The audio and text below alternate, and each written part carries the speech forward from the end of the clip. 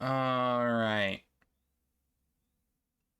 I think I fixed the problem. For some reason it was just happening, but whatever.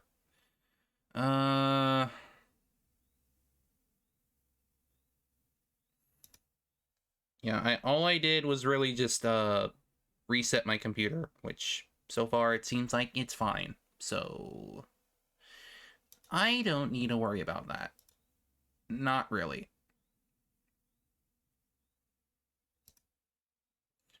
Okay, that's good. That's good. We're good. We're good in this department. Okay, that's working. That's working.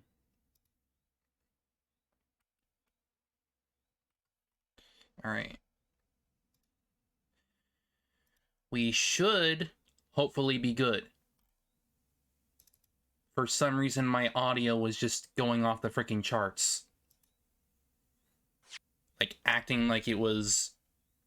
Like, it was deliberately going down for some reason, and I don't know why. But, as it seems right now, I think it's fine again. So, I don't know what that was.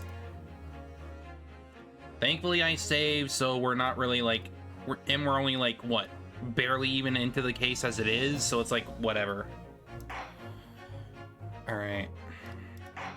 Let's actually continue and hope it's not gonna frickin' go weird. Good morning, boy. Kitty. That must be some sort of tiny door for cats to use. How did it get there? Well then, everyone. Time for breakfast. Oh, wonderful. Let me help you, Iris. Ugh. It would indeed be a fine day to die. Oh, no! Depressed, suicidal Sholmes. Oh, no. I knew something looked different.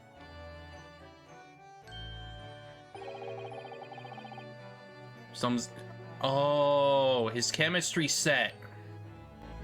Does that mean it was stolen? Or they had to take it away? Something's missing from Mr. Sholmes' desk. Well, I guess that's why he's depressed. You seem to be very unhappy this morning, Mr. Sholmes. What's happened? It used to be the case that in my hands, this violin sung like the dawn chorus, its melisant tones would make flowers bloom. It would? But now, the muses are unamused with me. The goddesses of music have thrown me over. Whatever do you mean, Mr. Sholmes? For hours I have bowed, for days even, though the night I have endeavored to no avail. That sound, my tone, is lost.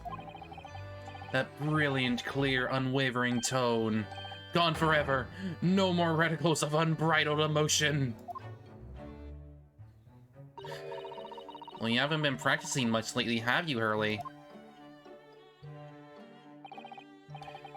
Don't worry, I'm sure we'll come back to you in time. Heed my words, Mr. Naruhodo. The goddesses of the arts are fickle.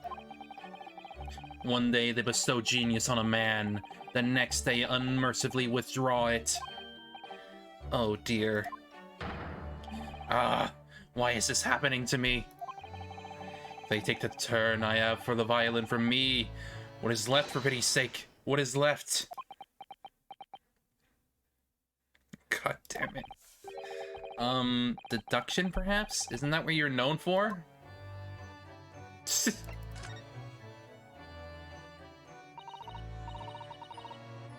Mr. Sholmes, I don't like to pry, but... your desk looks rather empty today. Well done, Mr. Soto. Your observational skills do credit. Oh no, Mr. Sholmes, they pale into insignificance when compared to yours. You struggle not to notice, would you? Wouldn't you?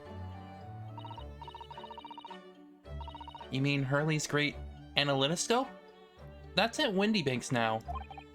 Sorry? It's at a Windy Bank? No, Windy Banks, the pawnbrokery. Pawn? What? You mean you pawned that enormous machine of yours? It has some considerable value, you see, quite undeservingly. But isn't it a very important machine for your work? I do wish you had consulted us if you had a situation that had become so desperate.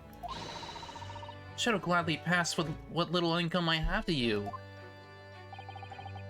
Dear madam, things are far from desperate. But the pawnbroker has your wonderful machine. How can it be anything but desperate? Making use of a pawnbroker is quite ordinary here in London, I assure you. It is? It doesn't sound ordinary at all. It would seem that neither of you fully understand how pawnbroking works. Oh my god. Oh, what's to understand exactly? Oh, tell us, dude. What did you mean when you said we didn't fully understand how pawnbroking works? To the people of London, pawnbrokeries are akin to banks. Banks? On Mondays, merchants relinquish their finest jackets and trappings to their pawnbroker of choice. With the money they receive in return, they are able to trade happily through the week. Oh. And then on Saturdays, they go to recover their things using the money they earned. Oh. I had no idea. This has been a fascinating lesson for us. Wild. Everyone does it, you see. Especially people in inner London. And should they have money to spare, they would purchase another fine jacket. Not to wear, obviously, but to pawn, should the need arise. Oh, how ingenious. So whenever we have something that's getting in the way, we leave it at Windy Banks, you see. A pawnbroker can be thought of as an extremely secure vault. Who would have thought that even pawnbrokers are different here in Great Britain? Of course, you have to watch Hurley with it. Sometimes he pawns things he really shouldn't. Don't you, Hurley?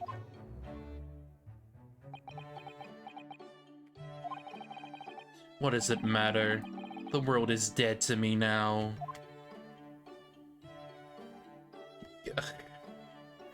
Sir. Sir.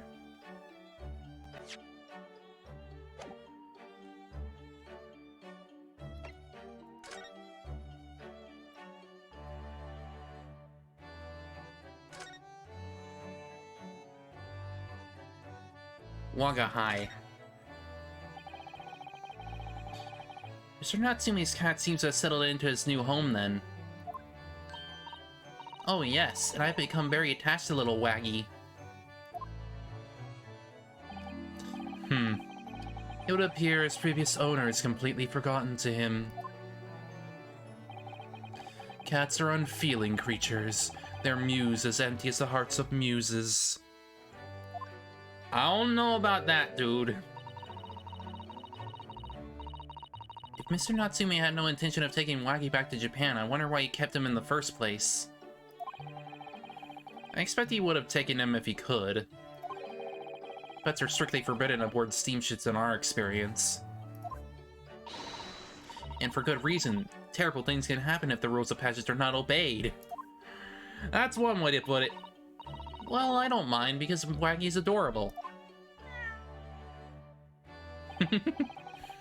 Yes, he really is. Oh yes, what about the door? I don't remember seeing that tiny thing in the main door before. Where did that come from? Oh, you noticed? You're observant, Bruno. Look, I use this. It's my latest invention. It's a door maker. What is that? I call it the cat flapomat. Gosh, a machine for making doors just for cats? That's right, it can make a cat flap for a little furry friend like Wacky in seconds. And it can do in any door at all, no matter what it's made of. It's very powerful, you see. Wouldn't it have been quicker just to make the cat flap rather than making a machine to make the cat flap? Well, yes, maybe, but now I can make cat flaps anywhere I like. She has a point. She definitely has a point that she can now make it at any time. Oh, I think it's wonderful. You must make one for us in the door of our office upstairs, Iris. She really knows how to come up with unconventional invention, this girl.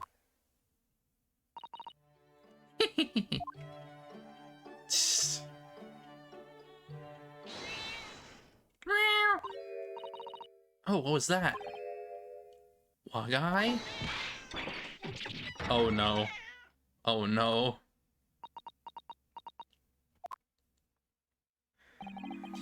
What was that? Oh no. Wagahai's tangled up in your violin. I think he thinks it's a toy. No, what's he doing to it? Oh dear, Mr. Shullen's pressed his violin. Why should I care? What? I shouldn't be surprised. If the cat is a more accomplished musician than I now. Oh no! Help him. Mr. Shullen's really is in poor spirits, isn't he? Well, anyway, I'll put it back where it lives. Shall I, Hurley? And the cat's reach if possible. Maybe we should assess the damage. Probably.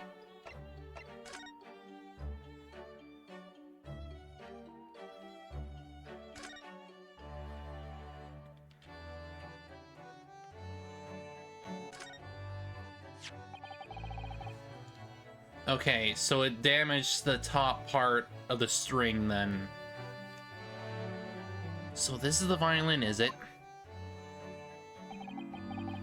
It's a Stradivarius, one of the finest violins in the world, made by the renowned Italian luthier Antonio Stradivari. Oh, I see. Doesn't really look like anything special to me. I happened upon it covered in dust, languishing in a pawn shop down a nondescript back alley. Help him. The pawnbroker had no idea of its value, so I was able to purchase it for a mere 55 shillings. How honorable of you. And until today, it's been my faithful companion in every Pagani-inspired performance I have made. I ask you, is there a reason to live in a world devoid of music? To tolerate this blanched existence? No. There's none.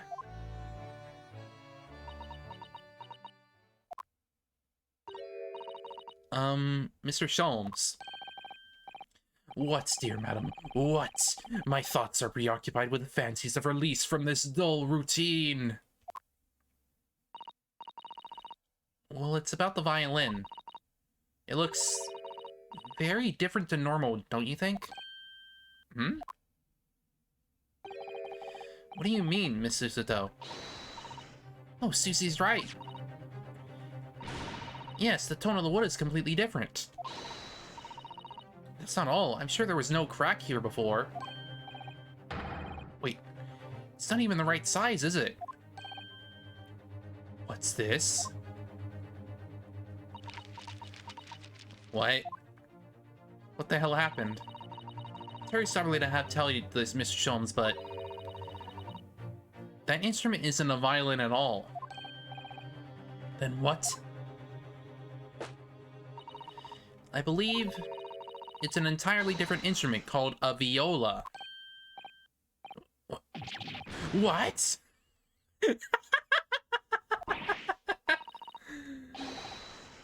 You're right. You're quite right. This isn't my faithful Strandivarius. So what, pray, is this piece of stringed flotsam? Not your faithful performing partner, then? I see what must have happened. You do, Iris? This is just a simple mix-up. Sounds like Iris might be able to tell us exactly what happened if we ask her. Well, yeah. I'm sure it's like very easy to understand what happened. It was the pawnbrokery or whatever. They mixed up a violin and a viola. What do you mean by a mix-up, Iris? You see, this viola, I mean, was at Windybanks until last week. At the pawnbrokers? Not Mr. Sholmes' beloved musical partner. There is a proverb from the East, which you are no doubt familiar, my dear fellows. Always let a beloved child travel. Yes, indeed. So you sent your beloved violin to the pawnbrokers in the hope that it would experience personal growth?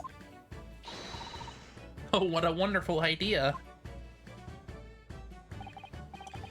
Last week, I pawned my great analysoscope in order to release my precious instrument. But it would appear Mr. Windybank mistakenly furnished me with this tawdry fiddle instead. But my ears cannot be deceived by the hollow timbre of this piece of timber. No, but your every sense was derived by the fact that it just had strings. Pshaw, a fine state of affairs this is. And why I always say, Mr. Nodohodo, never trust a pawnbroker. They will try to fiddle you every time.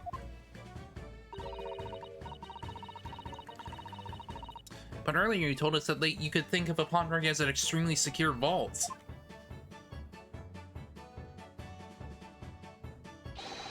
Come, Mr. Nodohodo, dilly-dallying will get you nowhere. Sorry? Crunching your toast with that vacant aspect, pressing your coffee so obtusely. Are you not a little embarrassed about your own conduct, considering the urgency in which we are faced? We must visit Mr. Windybank's brokery at once. That's right, isn't it, Mr. Sholmes? Precisely, Mr. Sholmes. Without a moment's delay. But I haven't finished my bacon and eggs. My dear fellow, sure you do not still intend to crunch your bacon with an increasingly vacant aspect, to press your egg even more obtusely? Alright, say no more, let's go then. Don't worry, Bruno, I'd be happy to heat it up for you again later. Oh, thank you, Iris.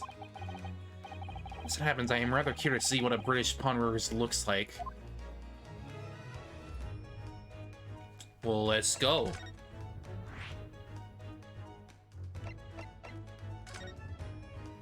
To the pawnbrokery! I'm seeing dolls immediately.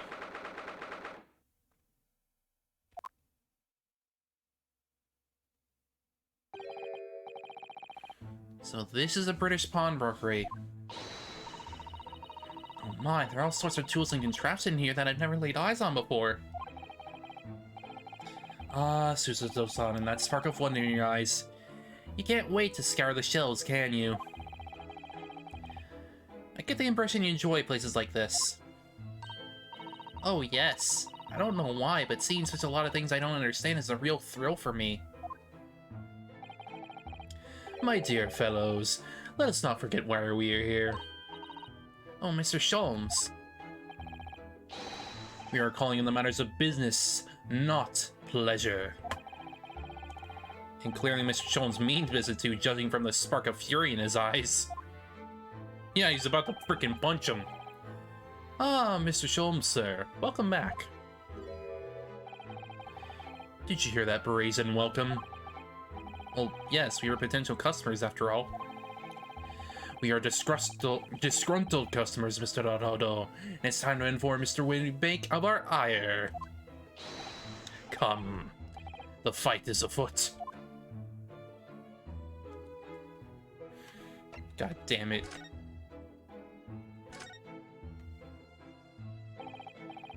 Naturally, you will recall this, which I retrieved from you some days ago. Yes? This second-rate fiddle is not my faithful instrument, Mr. Windybank. The color of the wood is different. It has holes in it. It's not even the same size. A wonderful summary of our observations, Mr. Sholmes. I'm so very sorry, sir. How utterly unforgivable of me. An excusable mistake for a pawnbroker. There's only one way to make amends. Oh no! No! No, no, no, no, no! I shall have to take my own life. Sir, no! I don't think that will be necessary, do you? If I may just say one thing before I pop off. Yes? It was you, sir, Mr. Sholmes, who took it upon himself to remove the item the other day, I believe. Sorry? As I recall, I entered the storeroom to fetch your violin when I heard, "Ah, here it is." You did? But when I turned to convert you, you had taken the viola and left, sir. Yeah, that's... He's the one who caused this. He looked at the viola for 1 second and said, "Oh, this is my violin. I'm going now." And then he's the one who made himself depressed. However, there can be no doubt that the blame lies firmly at my own door for allowing you to leave. So I shall not grumble or grouse any longer. May this guilt die with me. No, no, no, stop, my dear fellow. The fault is mine. Sir, please, put the gun down. It's fine. You didn't do anything wrong. It would appear that the fight is over. I too humbly apologize, Mr. Windybank. After my questionable disposition pre-estimated this tragedy. Well, you wouldn't be Mr. Herlock Sholmes without that questionable disposition, would you?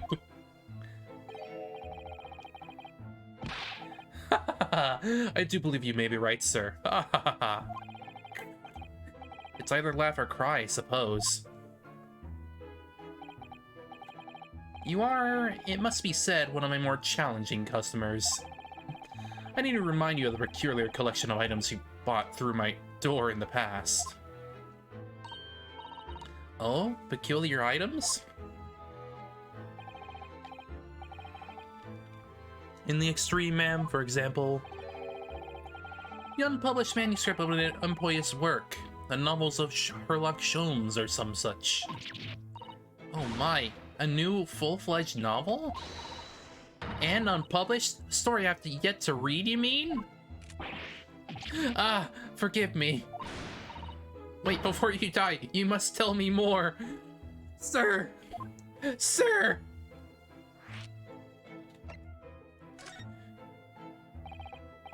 I wonder, could I ask you something? Ah, a gentleman from the East, I see. Yes, that sable suit. I suppose I could offer you 6 pence for it. Without wishing to offend, the tone is somewhat dull. Sorry? Aha, but for your splendid attire, ma'am, 5 guineas no less. The colors are exquisite, the design exotic, Eastern artistry at its finest, may I say. My, 5 guineas, you say? How interesting. Well, you wouldn't have any clothes, unfortunately, if you did that. Why do I feel as though I've suffered some sort of defeat here? Actually, I was hoping to ask you about your business. I heard it said that pawnbrokers are used rather like banks here in London. Yes, sir, indeed. Many of my customers utilize the establishment as you describe. I appraise their items and offer them a proportionate loan in 2 months of secure stowage. If in that time they repay the original sum to me plus the agreed interest, their items are happily returned. Loans! Yay! Well, what happens if they don't pay you the money? Then the items are offered for sale in my shop, as you can see on the shelves behind me. So you never sell items before the 2 months have passed, then? That's right, ma'am. That's right. Which means some considerable responsibility rests on my shoulders. Should a customer's precious belonging be lost, the only recompense is for me to end it all. Sir, please. The very idea, Mr. Mindybank, is absurdity. One should never talk of one's demise so casually. Says the man who was telling us all it was a good day to die only this morning. Got him! And let's not forget that I have already helped you take measures to ensure that tragedy never occurs. Oh, what sort of measures? Engineered a simple device which Mr. Windmake has installed here in this shop. I call it the red-handed recorder.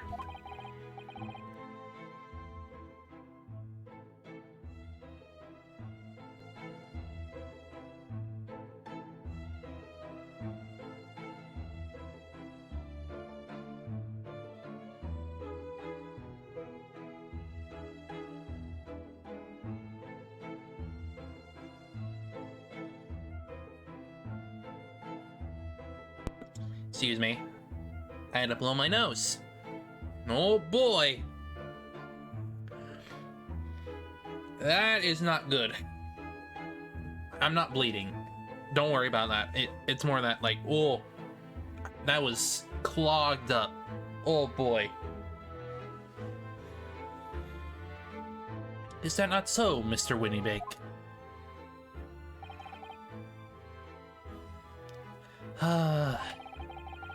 What's that deep sigh about? Well, I guess first of all, what's with the unpublished story? I must know more. Tell me everything. Wow, Susato-san is really fired up now. Is there really an unpublished story under this very roof? Well, one day, the gentleman here brought in an old metal chest, you see. I should like to entrust you to this care for a while, Mr. Whitman-Bank.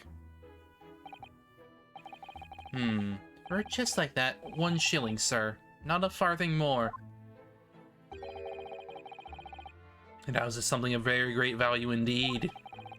The latest manuscript, recounting the adventures of one Herlock Sholmes. I beg your pardon? A manuscript? You wish to deposit a manuscript? Indeed I do, for I am confident it will be quite safe here. And that was that. As such, Mr. Sholmes' latest tale of otherworldly mystery lies dormant in my storeroom. Sholmes, is that really true? Do I sense that someone doesn't want to talk about this? I can either pay you your fee, do I not? Then kindly continue to store my belongings securely. Of course, sir, of course. They're safe and sound with me, I assure you, on my life.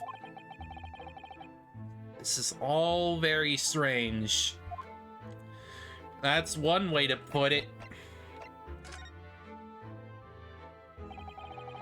What on earth is a red-handed recorder? Use your eyes, my dear fellow. There are 2 just below the ceiling.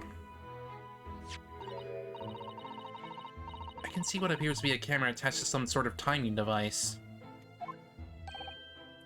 Very astute. It's indeed a camera, furnished with some hundreds of pieces of celluloid film. And every 30 minutes precisely, the camera automatically records the appearance of the shop. Here I have an example I can show you.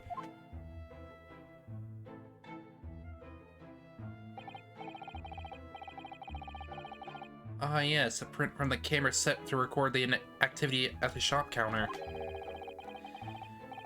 I've developed a special type of film so that it produces a crystal clear image even in darkness. Really? That's extraordinary. Yes, you can clearly see the counter and the door behind it. Look.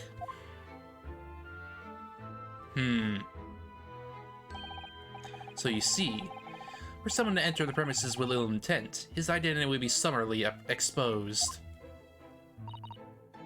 But did you not say that the photograph prints were taken at 30-minute intervals? Indeed. As you say, my dear madam. And what if the incident were to occur in between times? One could only say, that would be a cruel twist of fate. Well, that's the thing though, it's not perfect.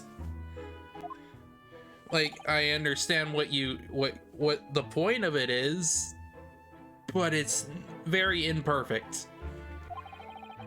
I must confess your advices have been giving me some cause for distress of late. I beg your pardon, Mr. Whittymaker. Surely they are anything but distressing. Reassuring is the word. It's the cost of film, sir. You most graciously placed not one, but 2 cameras in my shop, after all. Which means I must pay for nigh on 100 utterly useless prints every single day. Afraid the cost of film will break me before I'm very much older.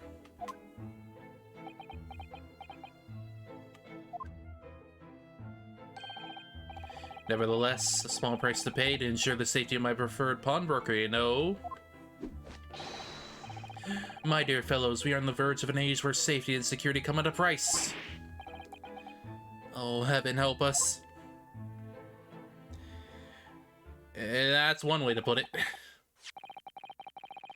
Now then, Mr. Sholmes, allow me to return your precious violin. Ah, the very thing. Thank you, Mr. Whittymaker. Perhaps this might mark the end of the peculiar items we try to pop. Because if anything were to happen on one of them, this would be the only answer. I really ought to stop waving that gun around. Someone could get hurt. Fear not. Sorry? I've only looted a single bullet, so no one but myself could possibly be harmed. That's not really what I meant. Good day to you then, Mr. Whittymaker. It's been a pleasure as always, Mr. Sholmes. God damn it.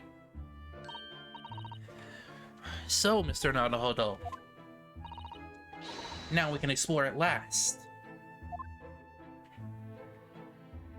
And it is true, yes.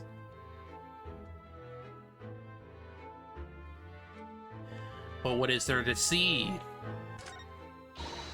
Look at this. Look at this lovely big shiny box bee. That, my dear madam, is a music box. Surely you have such things in your own country. Oh my, yes. I've certainly never seen one as so large before. Shall we listen a while?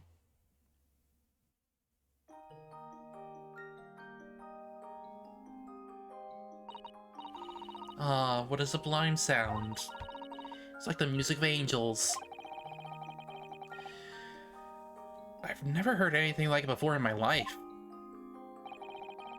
This particular specimen is the larger variety, commonly found in public houses and restaurants. There's a metal disc inside in which the notes to be played are recorded. Simply by replacing the disc with another, any music you care to imagine can be played.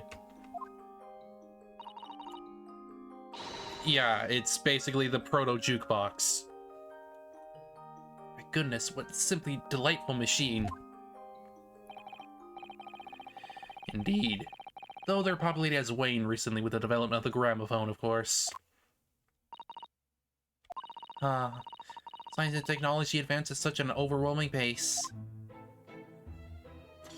The gramophone! There seems to be a little door hidden behind that curtain there. That leads to the storage room where Mr. May keeps articles that are currently in pawn. Ah, I see. There's nothing of particular interest inside. I certainly wouldn't recommend any larcenous activity. Recommend it or not, it's not something I tend to do. There's about one key, and Mr. Winnybig keeps it in his pocket at all times. Where he sleeps, he places it in a small pot, which he slides under his pillow. How on earth do you know about that, Mr. Sholmes? I am a detective, sir. It's my business to know what others do not. I am frequently assailed by information that I neither care for nor wish to retain. Sholmes, you're a wonder.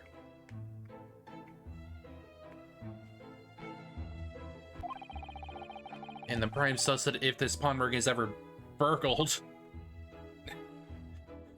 Sounds about right. Look at the enormous ledger open on the counter there.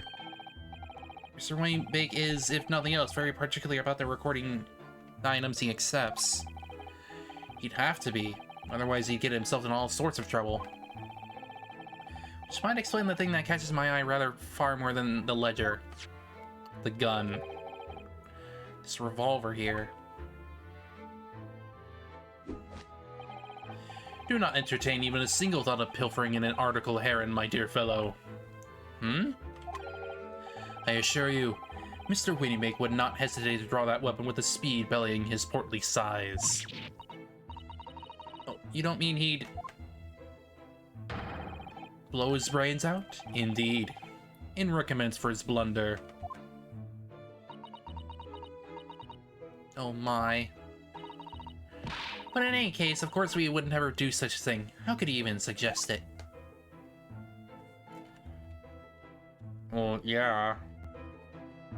That's kind of bad. You know? I'm gonna sort of things there on these shelves here. Crockery, footwear, clocks and watches, almost anything you care to imagine. Those are forfeited items, offered for sale by the pawnbroker. What does that really mean, though?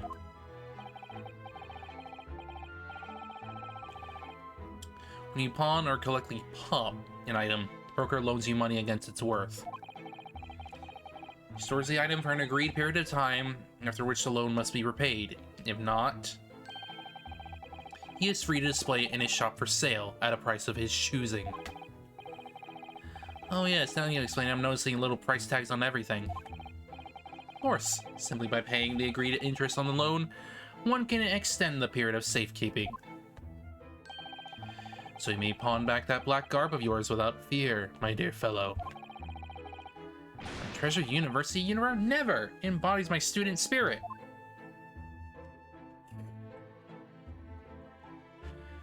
Wild.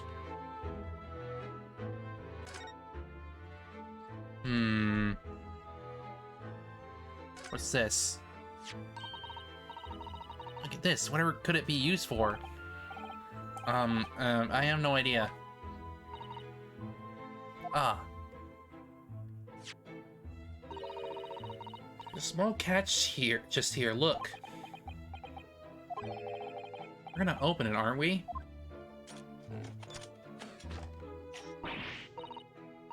Oh my, amazing. It's some sort of spring-loaded mechanism. Which we'll never manage to put back to the way it was before. What are you two doing? What? Us? Nothing. No, nothing at all. Whatever this device is, it seems to have a pair of little windows to look through. I feel as though I've seen something rather similar to this somewhere. Well, it seems like it's, you know, one of Sholm's stuff, maybe? I don't know. What do you suppose this rather enormous machine does? Seems to have two little windows for looking through. Allow me to enlighten you, my dear fellows. What are you looking at is a stereoscope. Fascinating. It's aptly named, I assure you. Look through the eyepaces and see for yourself.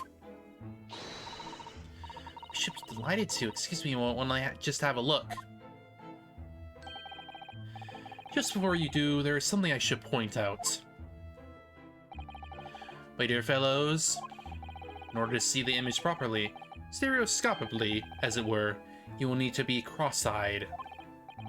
However, if that is beyond you, it is little of consequence today. Alright, then I'm going to try it.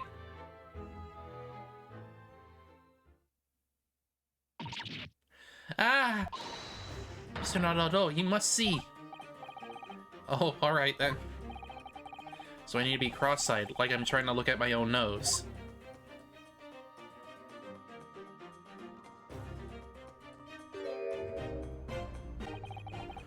What the? I don't believe it.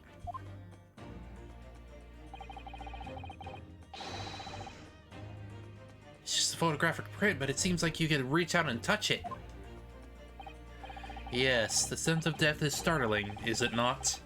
Stereoscopes are one of London's many fads. They are often found in little stalls in the park. People queue for hours to see them. Why? Why are people meddling with such black magic? It is no magic, my dear madam. It is, well, far too complicated to explain at present. We shall save this lesson for another day. Oh. Black magic.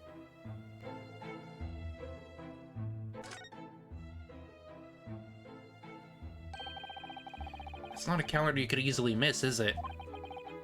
It's in April, today's date. Yes, that's not for sale, I must point out. It's an Eastern-style page-a-day calendar. Every night at midnight, I tear off the page to reveal the following day's date. The perfect calendar for a tearaway fellow such as yourself, Mr. Windybank. And who was it who walked out of here with the wrong violin before?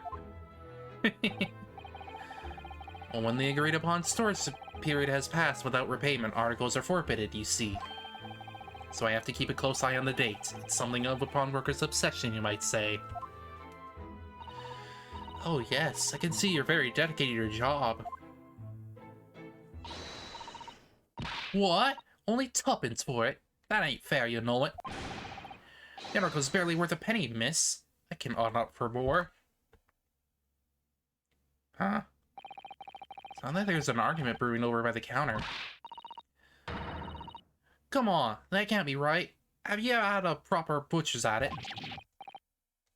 Seen all I need to see, young girl. Oh, it's Gina. It's Gina.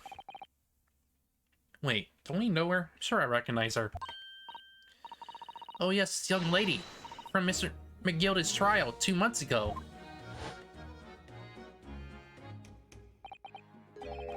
Her name is Gina Lestrade, my lord. She's a chancer. Earns her crust among large crowds, relieving people of their purses. What's commonly called a pickpocket.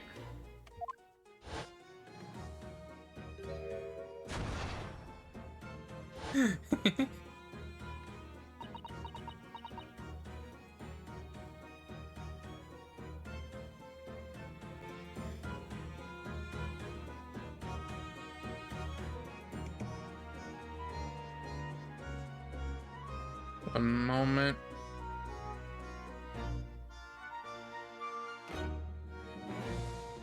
Just check it on something.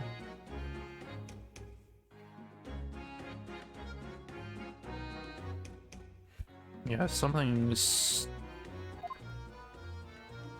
weird. Cornet Bennett, you lot!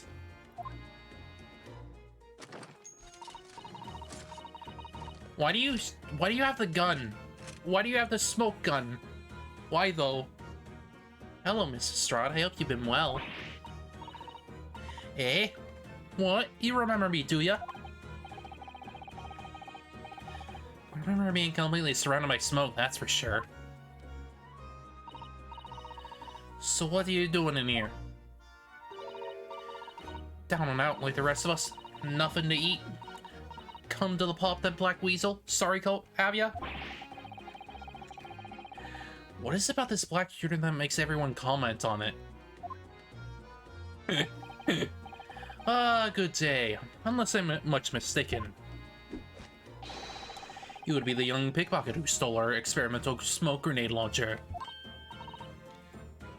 Ah, Mr. Sholmes.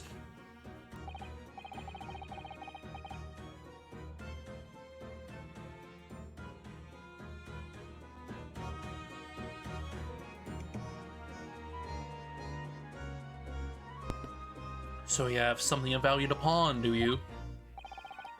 Allow me to see the article. I shall negotiate with Mr. Winmig on your behalf. Pull the other one. I don't need no help from some stuck-up D. Get out of my business. Don't want to no make trouble for you. God damn it. As you wish, Mr. Strahd. I will happily remove myself from your presence.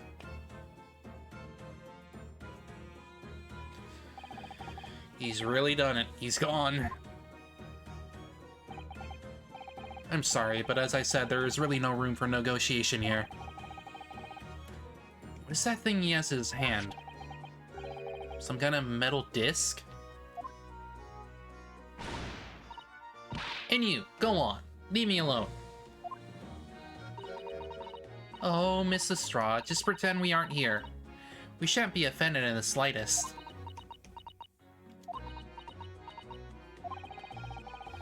Sudoku can really stand her ground when she wants to. Whatever.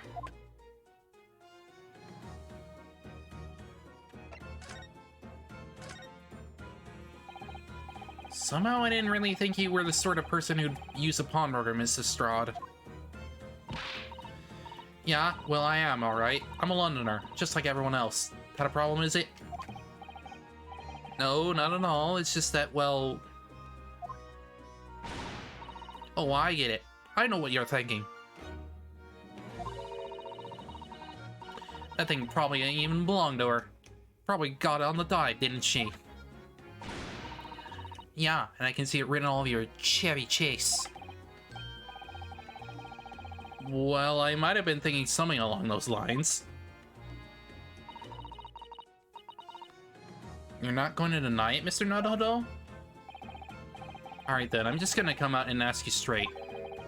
Do you pawn things that you steal from other people? Well, I don't know how best to answer that, really.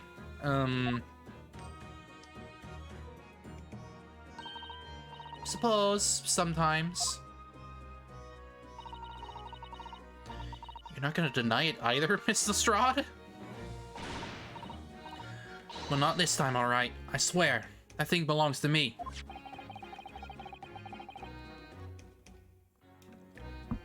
Thing that Mr. Winmig is holding. Aren't we see what he has to say about all this? Maybe.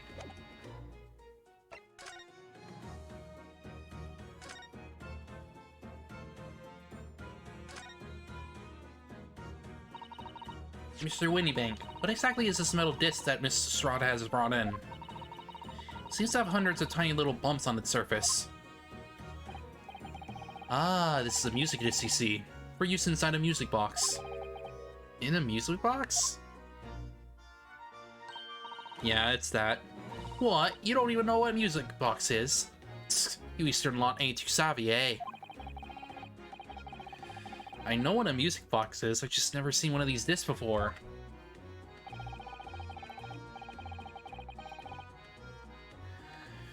The small producers on the middle disc encode the tune to be played by the music box. You simply insert the disc and set the machine going, and beautiful music plays. So incredible. Tell us, what tune is on this disc? Well, I'm afraid I couldn't tell you that.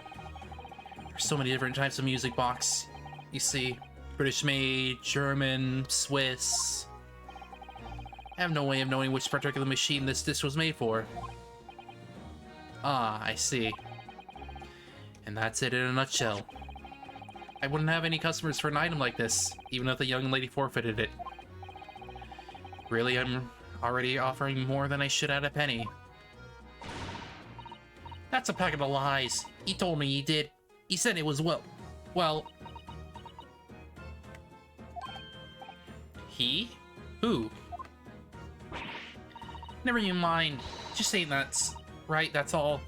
That disc's worth a good money, I know it is. Well, then you have to try your luck at another pawnbroker, won't you? Ah.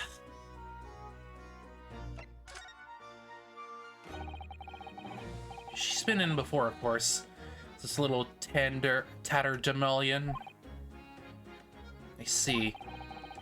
On some dubious article or other with her every single time, I might add.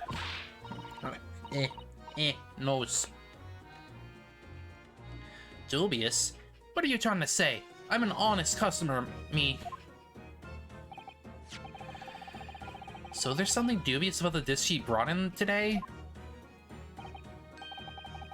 Well, if it only were that simple. Sorry, what do you mean? What she actually brought in was a storage ticket. Ah, a storage ticket, so... Strada's actually come to redeem an article from you today, is that right?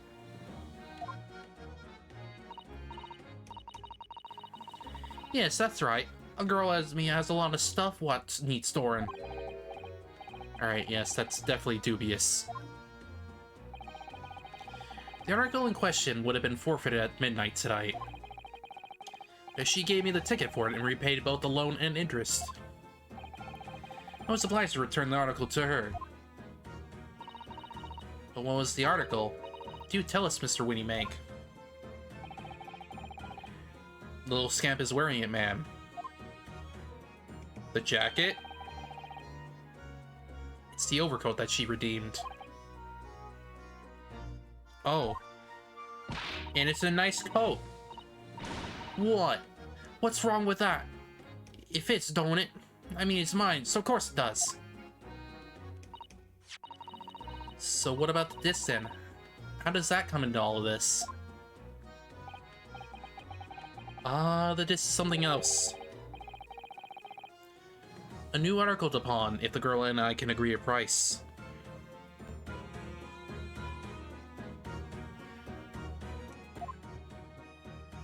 I'm confused. I thought you said that Miss Lestrade bought in a storage ticket today. It's really quite simple. Yes, the child brought me a storage ticket and the money owed on it, as you say.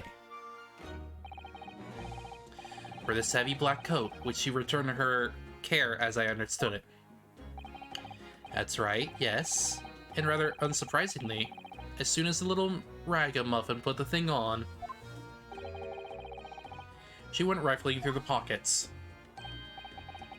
Oh, you mean... What? Don't you know it's rude to stare at a lady? Oh, I see. So it came from the pocket of the overcoat, did it? If you mean this, that's exactly... Yes, ma'am. She mainly tried to pawn it. Quite a high price as well. This is all rather suspicious, I think. Give it up. I'm just trying to pawn something like anyone else would. Strawn may ask who deposited the overcoat here in the first place. Well, me. Doesn't really appear to be your size. The old man. The old man's ain't it? Is it, Miss Lestrade? Yes, this is definitely all rather suspicious. Suspicious Gina. Out of my way, please.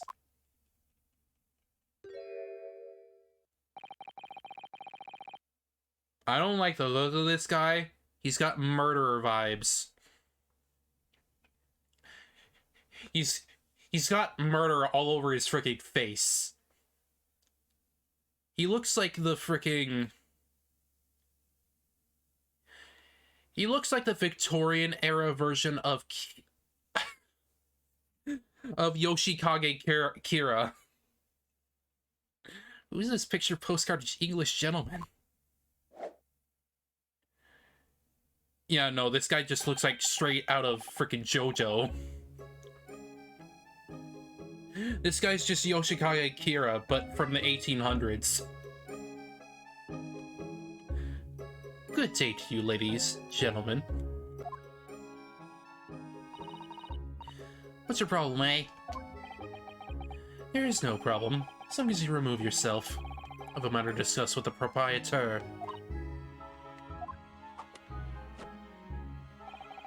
And if you intend to make a problem of it, I shall see you outside, little girl, for the hiding you deserve.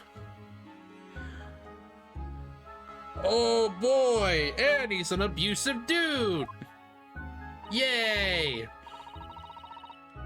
Look, ain't it obvious? I ain't talking with him yet. If you think you're such a gent, you should know how to wait in line. Well, you are an impudent little brat, aren't you? As well as the pickpockets. Eh? Who are you? How do you know who I am? The question is, how do I know? How do you not know who I am? You haven't the courtesy even to remember the faces of your victims, it seems. What? You mean from you? Broker? Yes, sir.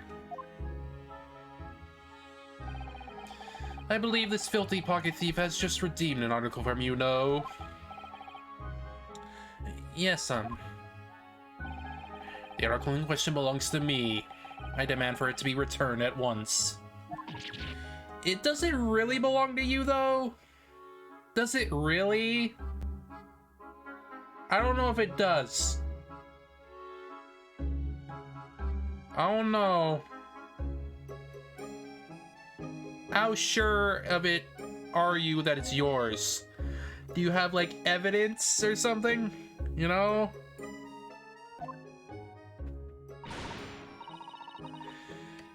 Now that's a lie. What are you trying to pull? Give me back my overcoat, you wastrel. And needless to say...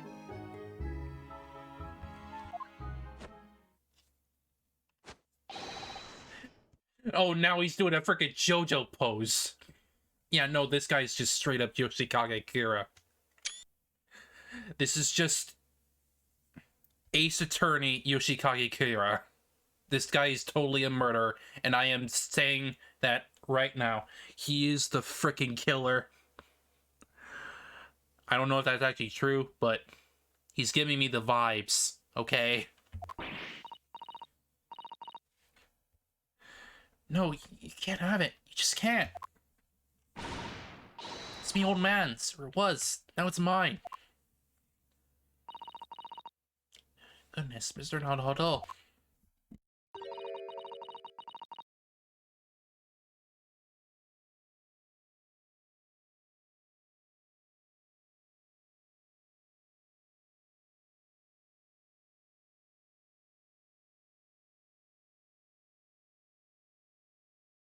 Oh, my freaking nose today. Oh, jeez.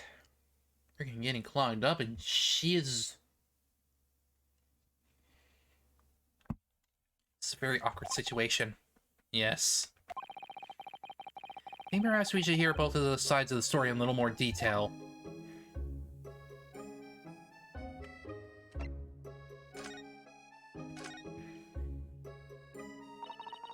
Mrs. Strahd, is what the gentleman's saying... What do you think? It's all lies, ain't it? Obviously. I swear on my life, I ain't never had on that dandy before. Let's hear it now, you little ragamuffin. stole it, didn't you? That ticket you brought in here just now. No, I swear it. Swear to God. It was barely an hour ago. I was walking along the street, minding my own business, when this little gutterling ran into me, and I knew at once what had happened. I've been robbed yet again, I thought to myself. Those wretched pickpockets. Yet again? Oh yes, as you can see, I'm a man of impeccable style. I mean, honestly, you look kind of gaudy, to be honest.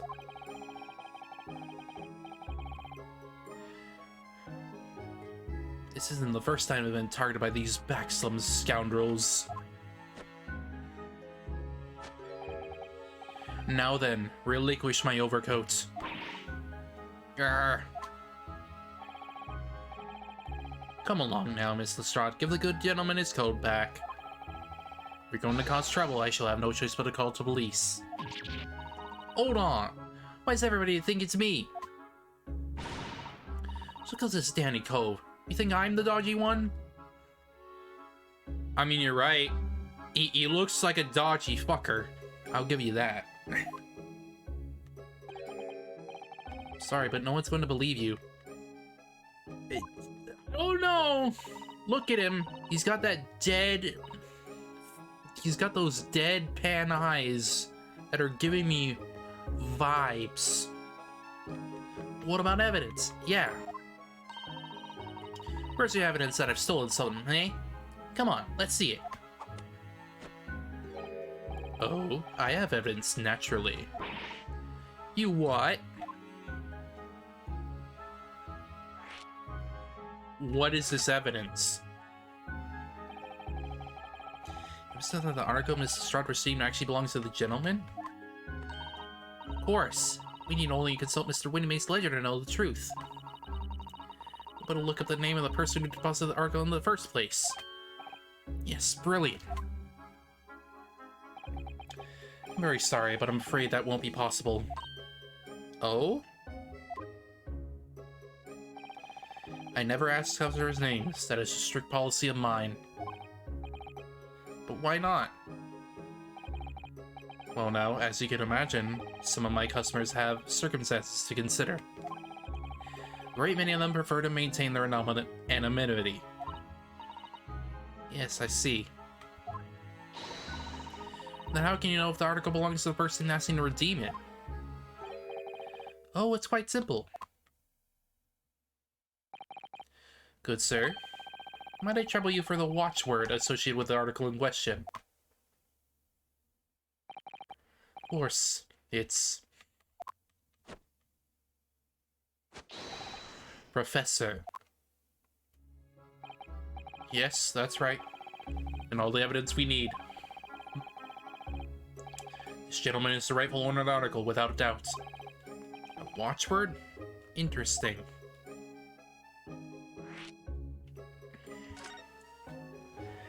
Yeah, but how do we know that he didn't just take the information from her? You know? So about these watchwords, Mr. Winnymag. As I just explained, I never ask customers' names when they deposit items with me. There are many reasons why certain customers would like to keep their activities secret. Looking straight at Sholmes.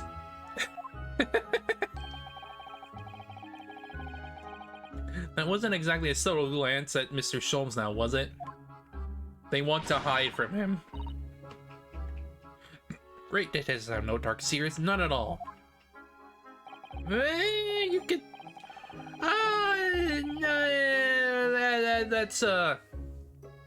That's hard to believe. Because I don't know, you've seen plenty of like detective stories where the detective in question is not exactly the most moral upstanding guy. Like, he may get the job done, but he's still not exactly the greatest person around in the room or something. Yes, well, anyway, that's why I always ask for a watchword whenever I accept a new article. Anyways, it's like the secret combination of numbers used to unlock a vault. They need a deposit, a description, and a watchword uniquely identify each item. Of course, then I give a storage ticket to the customer. And when someone comes to redeem something, I ask for the ticket and the watchword. And that if that someone tells you the correct watchword, you return the article? That's right, sir. Yes. As soon as the requisite fee is paid. And I have supplied you with the information you require already, but for the avoidance of doubt, the article in question is an overcoat deposited 2 months ago on 15th of February. My birthday! With the watchword of Professor. All perfectly correct information, sir. But how? Really, this is beyond a joke now. There's no further room for doubt. Ugh.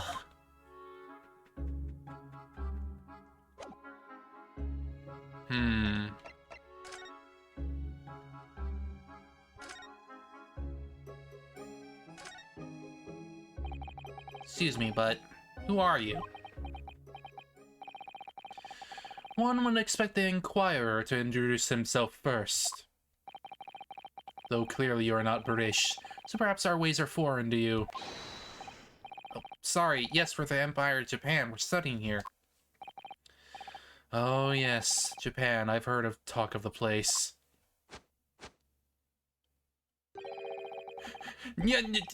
No! Again! This guy is just straight up from JoJo. Look at him! He just keeps going off with the poses. Its inhabitants live on a fiery brown-colored soup dressed up with exotic spices. You might be thinking of somewhere else. What was that theatrical gesticulation about? Perhaps. Anyway, if you're a gentleman, sir, you offer your own name first before inquiring after the name of another. Of course, yes. I'm Ryunosuke Nodohodo. I'm a lawyer and, well, a student of law, really. My name is Tsutomu Mikotoba. I am Mr. Nodohodo's assistant. I see. My name is Benedict. Yes, Eggert Benedict.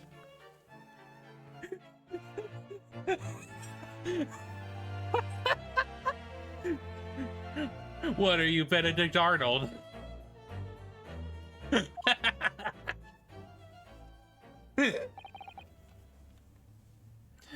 Enchanté.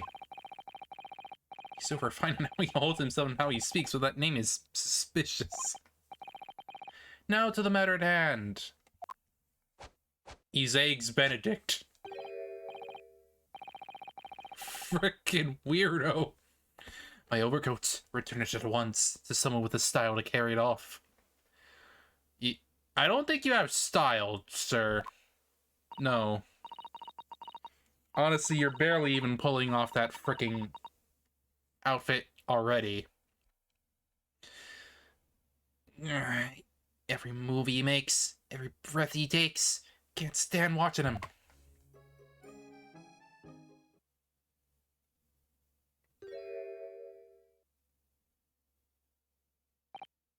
So let that be the end of the matter.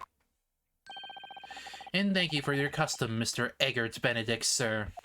Eggs Benedict! With such a reasonable rates of interest, I may even decide to come back. This is why I ate grown-ups. Just because I'm a diver. Everyone thinks that makes me a liar. And the contents of the coat pockets, if you please, broker. But of course, sir. Here's the disc for you.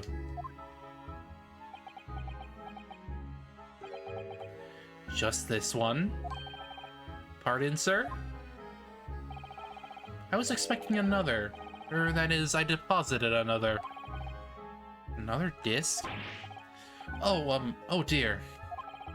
I regret to inform you, sir. That was deposited with me was merely the overcoat. This happened to be the one in one of the pockets, but I was completely unaware of it until now. So, Gutterling, you're hiding more of what's rightfully mine, aren't you? Says who, eh? I don't know nothing about it. Very well. Then I shall bid you farewell. Say goodbye to style. Wait a minute. That disc is mine. What do you think you're doing, you little tramp? You've drawn blood, you filthy animal. Oh my yes, there's blood on the disc. It's those little sharp little bumps. Wait. Wasn't he wearing gloves? Isn't he wearing gloves? What? The man must have scratched his finger on him. No, he's wearing gloves. There is no way. There is no way that freaking disc did that. No way. I refuse to believe that with those freaking gloves on. I owned it first, alright? I mean, it belonged to me, old man. So you're not having it. Oi, you take it. Me? If I hang on to it, they'll have it off of me again. So you keep hold of it. Strahd, why is this so important to her? He probably did. But those are gloves on. There is no way, no absolute way he bled on that freaking disc. You there, in the Black Library. Hand that disc to me at once, please. No, don't. He's lying. Grown-ups are all liars. What do I do now? How am I gonna resolve this?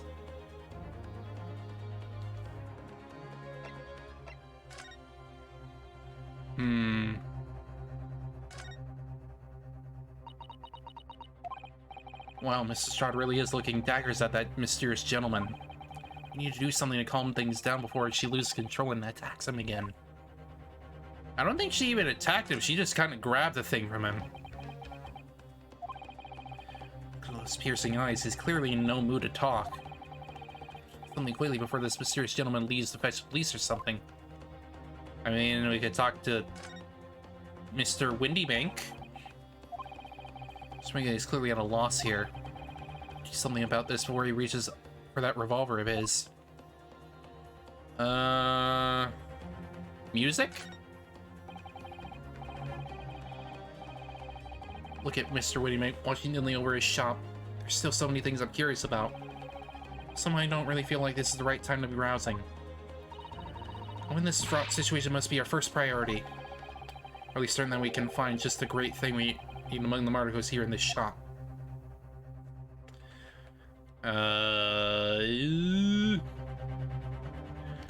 What is it good? I mean, oh, we could definitely use Sholmes, yes. Mr. Sholmes, what are you examining with such keen interest there? Are you enjoy a bar of caramel, I see.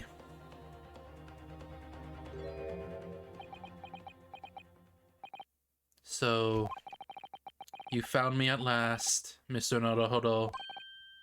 Sorry? After that young pickpocket set me on my way, I was forced to lurk in the shadows. Cruelly ostracized, as the rest of you partook in the jovial atmosphere of fellowship. I had nothing to occupy my mind, but was too ashamed to let society see what my downfall had done to me. So feigning mock interest, I pretended to examine the tedious trinkets in this desolate place. Whilst, as you shrewdly observed, gnawing on the only friend I have left, this 7% solution of caramel. Pray, do you claim to understand the depths of my despair, Mr. Nododo? But how could you? I was so lonely, so desperately lonely. Then why on earth didn't you join the conversation? Things have gone from bad to worse here, you know. Yes, I overheard much of your conversation. Or rather, in my craving for human contact, my ears devoured every word that was uttered. You really were sad, weren't you? Poor Mr. Sholmes. Feels simply awful for you. It would seem that my interferences are correct. Oh, surely you're not about to tell us that you solved the entire case once again. My dear madam, sometimes I wonder where my genius for deduction become commoditized. How much could I pawn it for? Oh no. Seems for Shilma as another of flashes of inspiration. Who knows if it'll help or resolve the situation between Miss Lestrade and the mysterious gentleman. What's the right thing to do here? We should listen to it. We can always just fix it up later. Well, Miss Lestrade, it would appear you find yourself in something of a predicament. Where the blue blazes have you been, eh? Pardon? When a lady's in trouble, a true gent's supposed to be there at L. Straight away, not an hour later. Harsh. And who, pray tell, are you?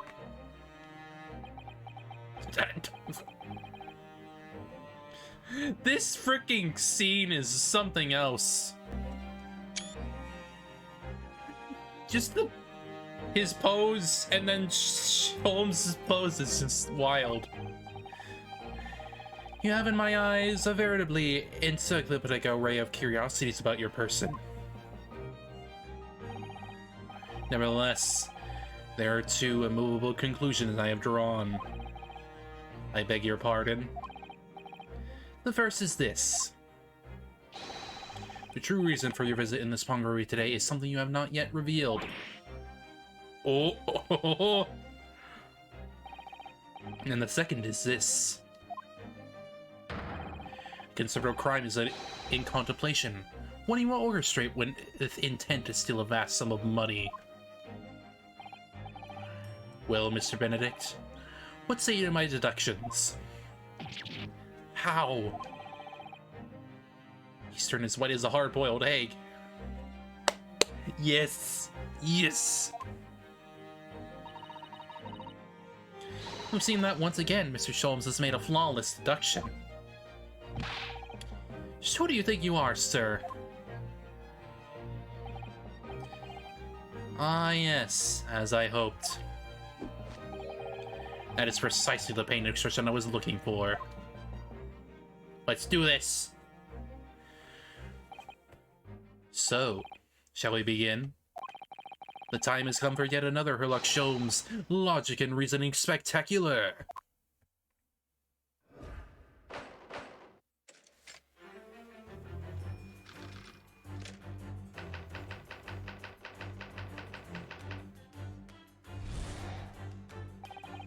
First of all, we must ask ourselves on what business you ventured upon Mercury today. You claim to have followed this pickpocket here, having the redemption ticket stolen from you on the street. But that is most certainly a lie. The real truth is something quite different. Oh, what's that? As revealed by what you hold in your hand. Yes, what brought you to this shop in the first place is a staff recruitment flyer. Oh no. You spread your hands the staff wanted advertising from this very shop. And yet even the most observant would soon realize that a man of your experience has no need of such employ. In other words, there's some ulterior motive for your actions. The cane, which you unwillingly clutched to your person, exhibits an intellectual contradiction. What a rot. I've had this cane for years. Contradiction of the speak is this, of course. The Missing Pharaoh. The end of any walking cane would be terminated with a metal vehicle to protect the wooden tip. And yet, detailed analysis shows the wooden tip of this stick to be utterly bare. Therefore, there's only one conclusion. The rod that you hold in your hand, which appears to be a walking cane, is in fact no cane at all.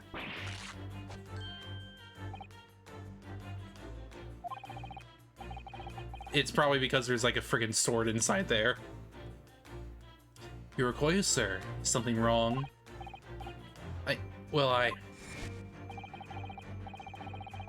And in your recoiling, you inadvertently facilitate the answer of the next conundrum to present itself. Namely, what is the truth beyond this rod you bear?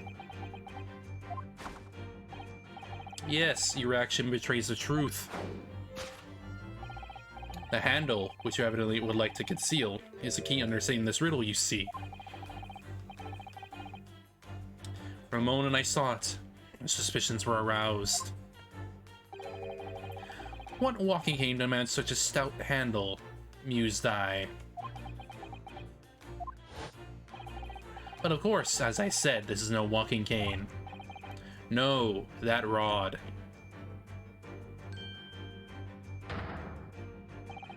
Is the broken handle a shovel? What? Are you insane? And now, having determined this undeniable truth, the conclusion is clear. Your true motive for coming here was to take employment of this establishment in order to excavate the ground behind the premises. What a calculated crime you have conceived, sir. A wickedly calculated crime.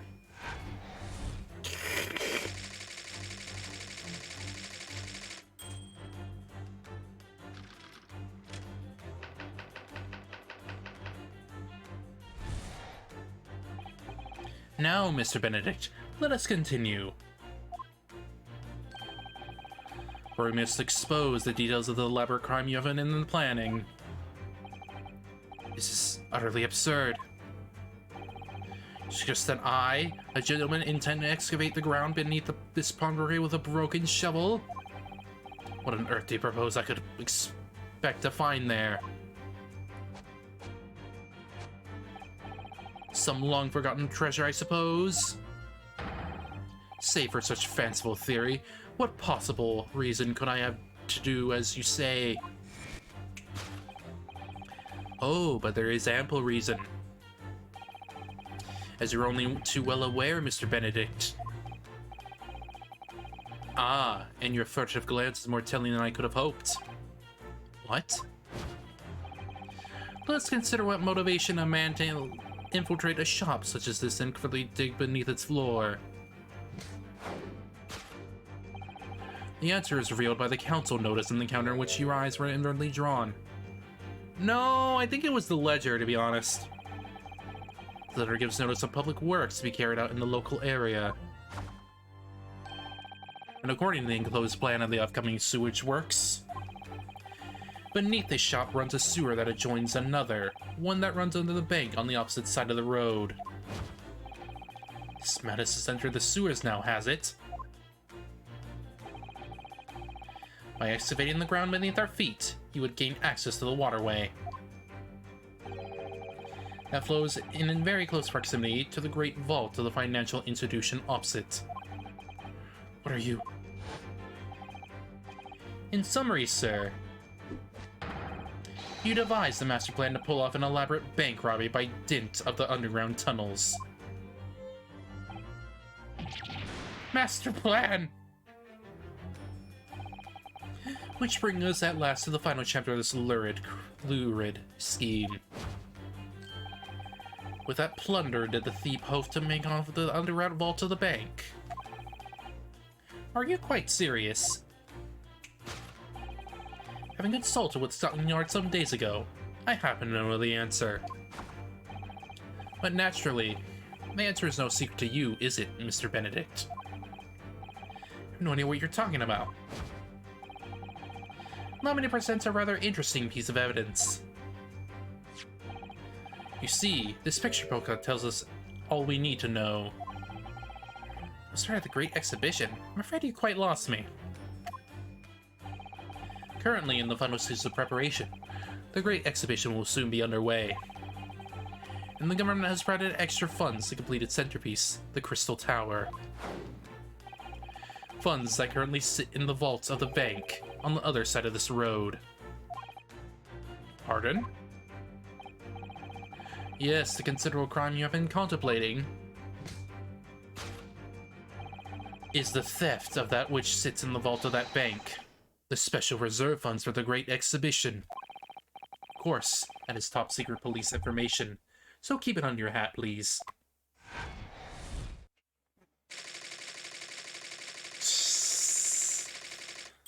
Oh boy. Thus concludes Herlock Sholmes' great deduction of this pawnbroking puzzle.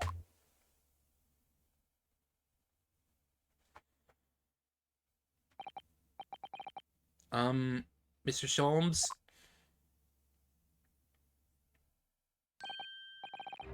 Well, Mr. Nodohodo, an impressively upbeat deduction for a detective wrecked with loneliness. Would you not agree? Was it true what you said about the bank over the road and what it has in its vault? Indeed, though few know of its existence. It is one of the government's most closely guarded secrets. Rexon told me in the strictest confidence. But you just announced it to everyone here, rather loudly in fact. Ah. It was such a big secret. How would Mr. Benedict have come to find out about it? There can be one explanation for that. Clearly it's because the man is a criminal. What if he hadn't known anything about the money in the vault? If he is a criminal, as he said, then buying a brand new shovel is sure to be the first thing he does now that you've revealed the secret. Oh. Or if he doesn't. Maybe Mr. Minibag will. Here I have plenty of shovels here after all. All my life, I assure you I'm not so unscrupulous. Well, hopefully this taught you a valuable lesson. Sensitive information must be handled with the utmost of care. I mean, that's on you, dude. That is completely on you. One can never be so sure that someone privy to secrets won't disclose them, and once the word is out, it's out. Perhaps I'll think twice before confiding in you next time, Mr. Sholmes. An excellent idea, Mr. Nodohodo. An excellent idea. Ha ha ha ha.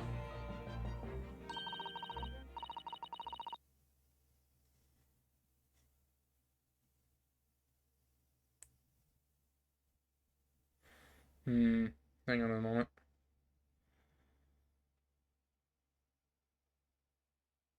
What's that doing there?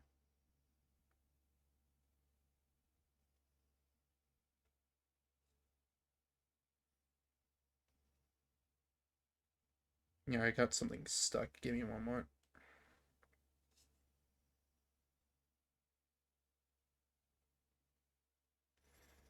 Why is this here in the first place? What the hell?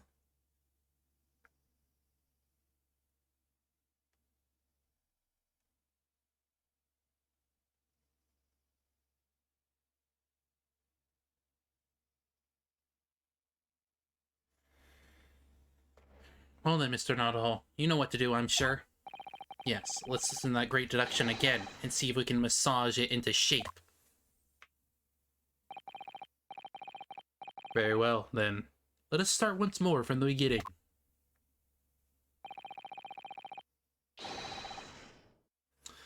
of Herlock Sholmes, magnificent, logic, and reasoning spectacular.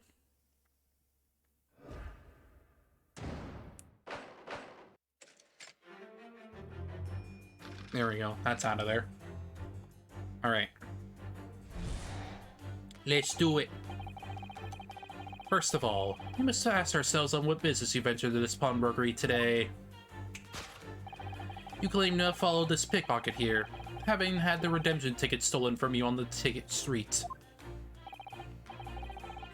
Well, that is most certainly a lie. The real truth is something quite different. As revealed by that which you hold in your hand. Yes, what brought you to the shop in the first place is a staff recruitment flyer. So by Mr. Sholmes' reasoning, Spadedek came here to apply for a job so he could dig down through the floor. Yes, an attempt to tunnel into the sewers to gain access to the money in the vault across the road. Wouldn't get very far with a broken shovel, would he?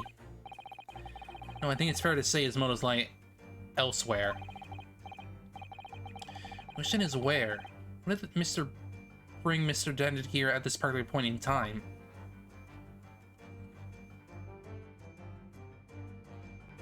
Oh, what's this? Oh, look at all the scribbled notes on the back of the flyer here. I don't believe it. What is it? Listen to what it says.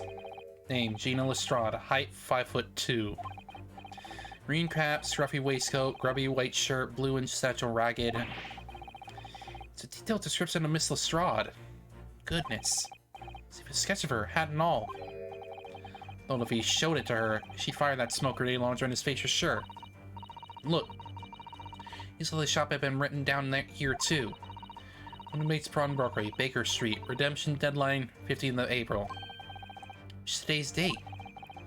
Mr. I have all that information scrawled on the back of the piece of paper.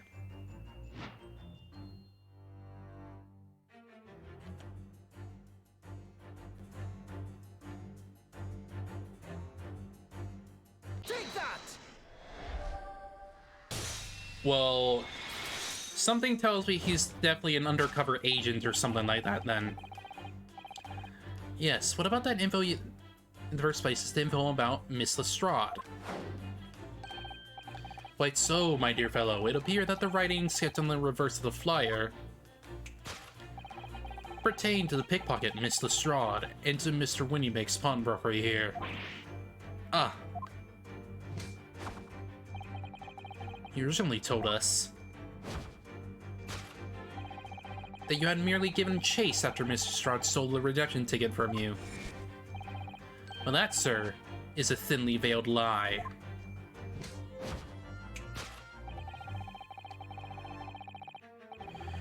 It is the information on the back of the flyer that led you here today, by which I mean...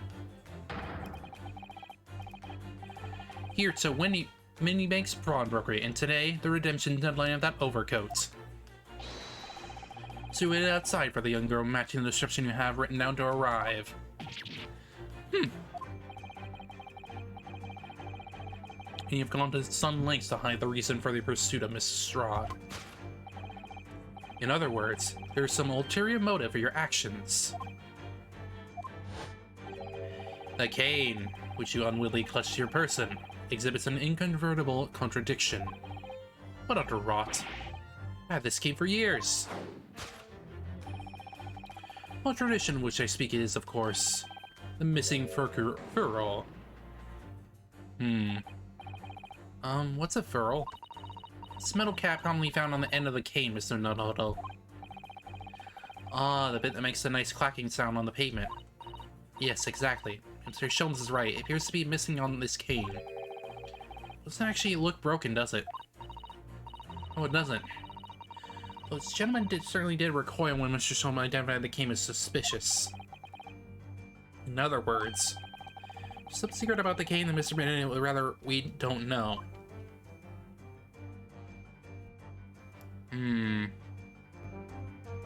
Well, look where he's looking.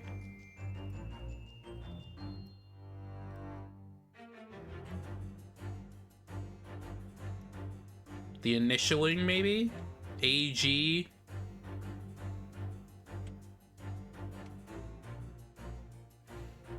That's not even your name. Look here, Mr. Stowe. There are some letters on the handle. Yes, also must be initials, I think. And once it's customary for people to engrave their belongings with the first letters of their names. So her electrons will be HS, you mean? That's right. Initials on the game, obviously. Oh. AG? Why does it feel as though that's not quite right?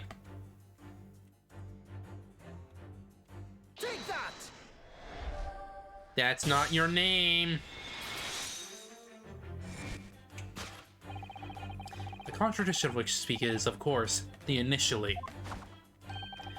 A most astute observation when you say Mr. Eggert Benedict. You're led to believe, sir, that your initials are EB. Yet, in a most possessive manner, you have in your grasp a cane bearing the initials AG. Inconvertible contradiction indeed, would you not agree? No. You're wrong. This cane isn't... You said before that you had that cane for years. So don't try to tell us that you just borrowed it from a friend or found in the park. In short, though you hold yourself to be a gentleman, you have withheld your true name. You recoil, sir. Is something wrong?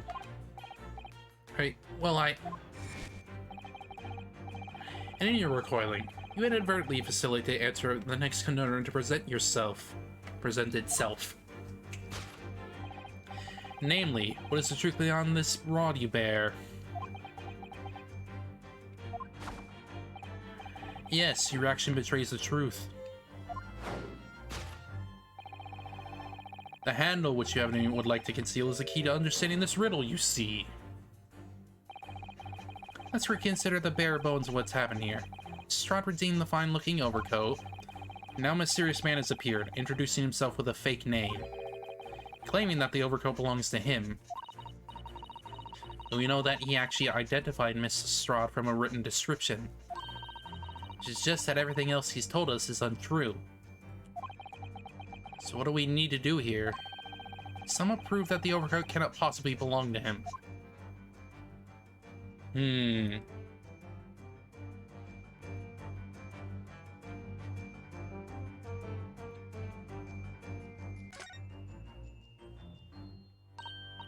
Oh, the seams on the shoulder there is coming apart, look. So it is. You know, a moment ago when Mr. Benning was surprised by something that was said? I heard him make a rather strange noise. Sounded a bit like a tiny growl. That was the ripping. Now I think it was probably the sound of the seam ripping open. If you look closely, it doesn't seem to be a very tight... does seem to be a very terrified fit. Which means it's not your coat. Sleeves are stretched to bursting and you wouldn't have a hope of fastening at the front. You're to run around in it. Sure, the whole thing would fall apart. I'd like to see. Sorry. So how can we make Mr. Benedict run around? She's really giving this some thought.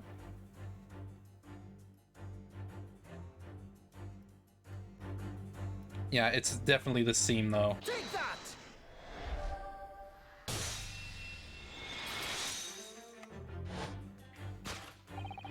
The split seam, which you evidently would like to conceal, is the key to understanding this riddle, you see. Ah. Yes, because the overcoat is rather obviously a poor fit. Having forced it over your broad shoulders, the seam is already breaking apart. My suspicions were aroused from the outset. When you so boldly lied about your name and so boldly would lay this pickpocket. Ah. This catalog of untruths has been for one very specific purpose. To steal the article that the young girl redeemed from Mr. Windy Bank. Got him. But what really irks me is this. The considerable crime I initially imagined has been considerably curtailed.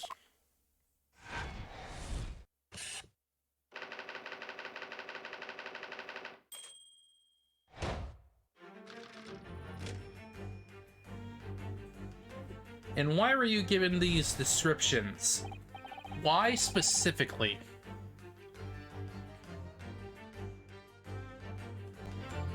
Now, Mr. Benedict, let us continue.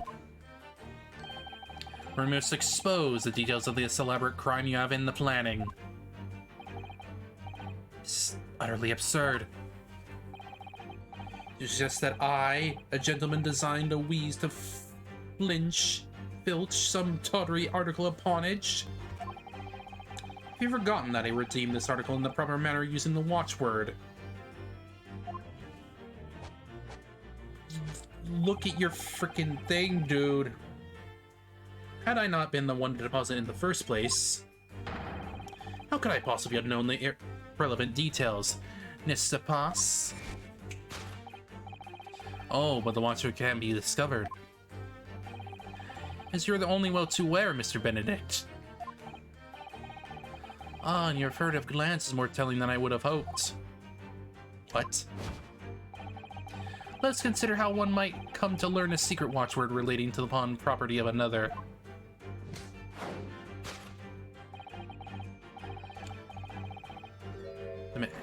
It's not the council notice. Direction of deduction must be change rather than dramatically low, I think. There's no more talk of a tunneling into the sewers. Which is a pity because it all sounded rather exciting. Anyway, can't deny that this mysterious gentleman didn't know the watchword. Yes, Professor. If you didn't know that word, Mr. Winnemake would never allow you to redeem the article. Or look at it another way.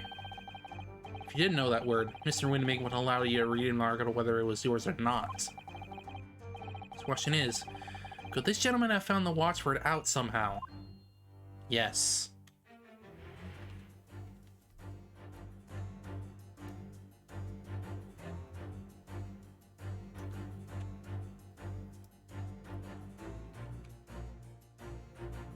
I guess it's maybe the notelet? Look at this, Mr. Sato. That appears to be a memo that Mr. Winnemake has scribbled to himself. Let's see. What does it say? Oh, Professor!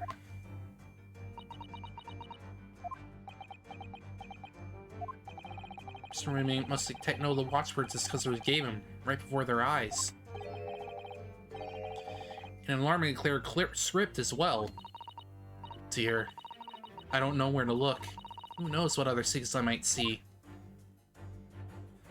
Well, clearly, he found out because of the notelet. Take that!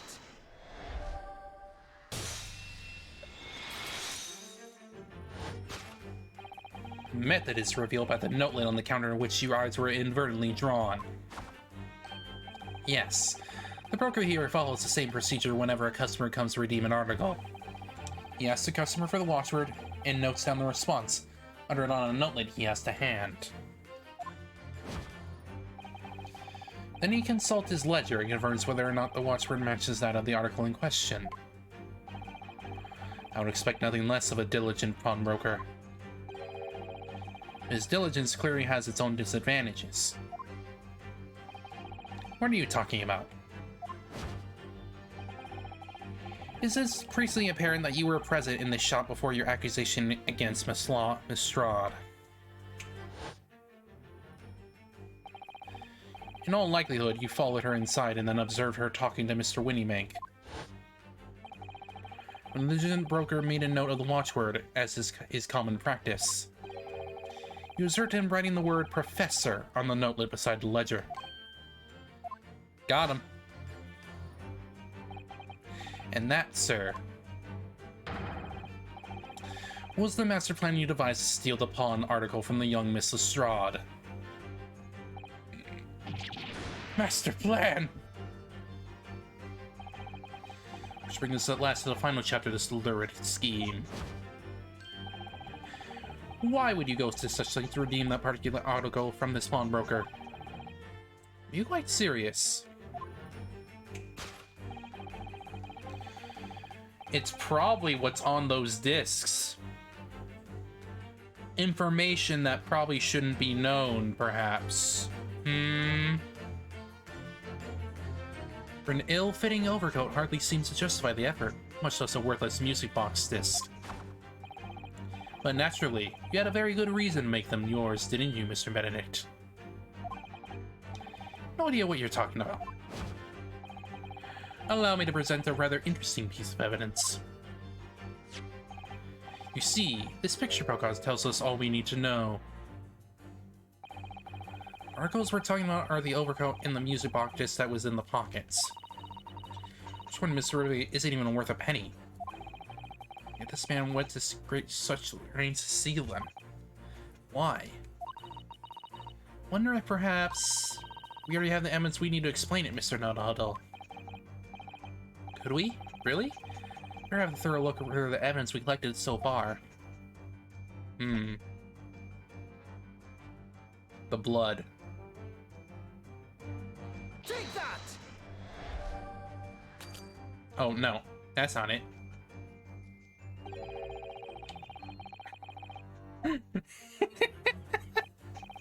Oh, well, I suppose this be a lot to your reasoning spectacular, so I thought I'd contribute to the show. This is my show, Mr. Nodoho. Kindly perform any peculiar experiments on your own stage.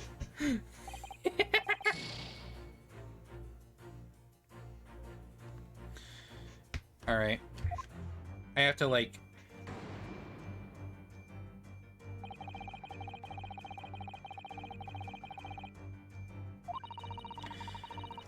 go through this. Yeah. Better have another look through the evidence and see if there's any clues hiding. Well, first of all... why? Oh, what's that?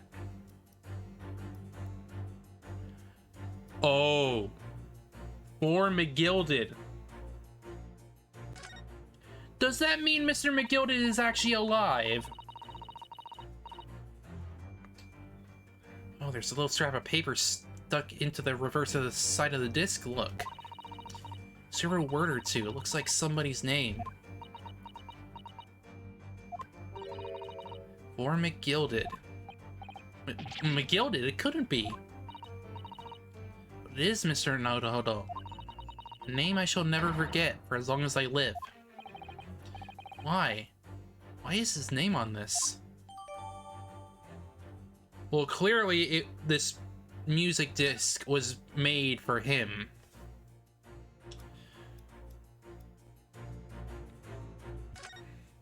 Clearly. Little bumps on the disc, they're so tiny.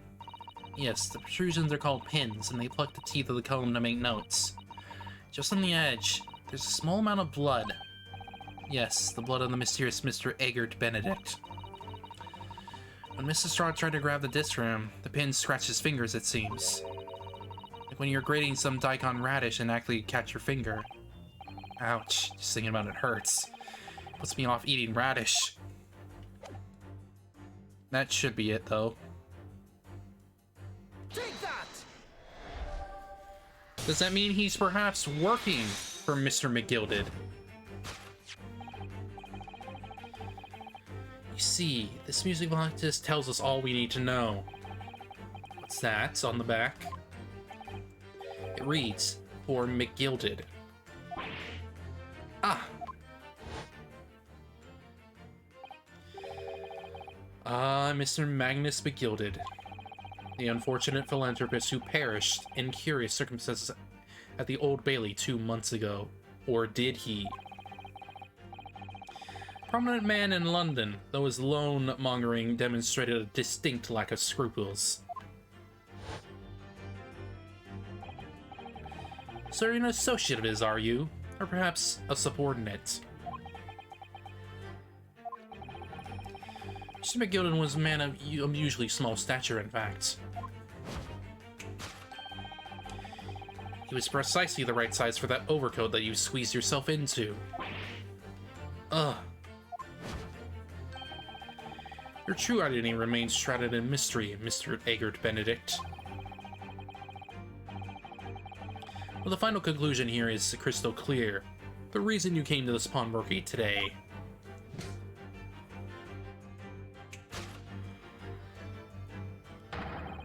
was to retrieve an article left behind by the late Magnus McGilded. But for what reason? Is it because it hides information that he did not want to be known?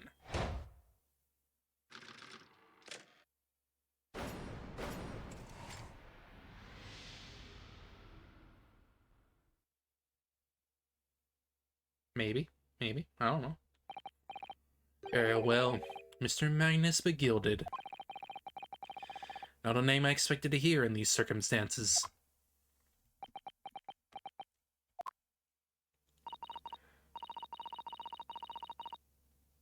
Mr. Sholmes, I'm afraid there's something very troubling on my mind. Pray tell, Miss Sutoto. Well, according to what Mr. Winnymake told us earlier,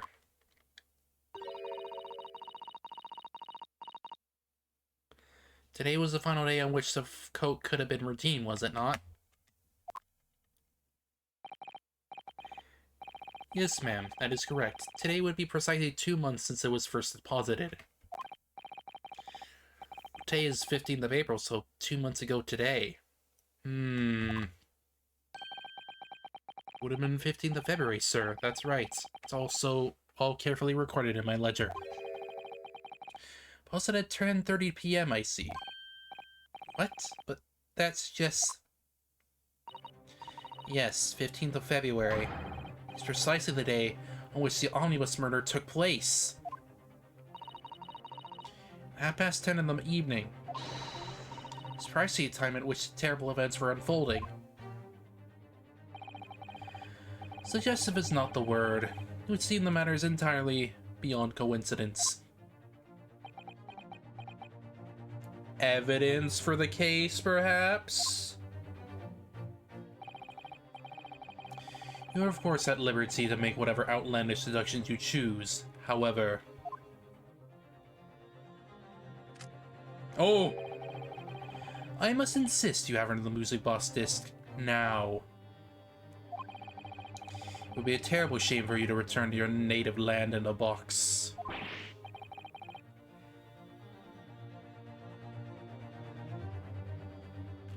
No. Some things a man must protect at all costs. This may very well be one of those things. Then again, it may not. Mr. Winnymake, this is my shop. I cannot allow any harm to come to my customers. If that were to happen, I should have to take my own life. Mr. Winnymake, no! Alright, that's enough. Inspector Gregson. Inspector? That's right, Sunshine. The alarm was raised on one of our dedicated emergency lines. So we got here as fast as we could. Now, what's all this about, eh? Oh, praise be, you're here at last. I was almost away from forfeiting my own life in my own very own establishment.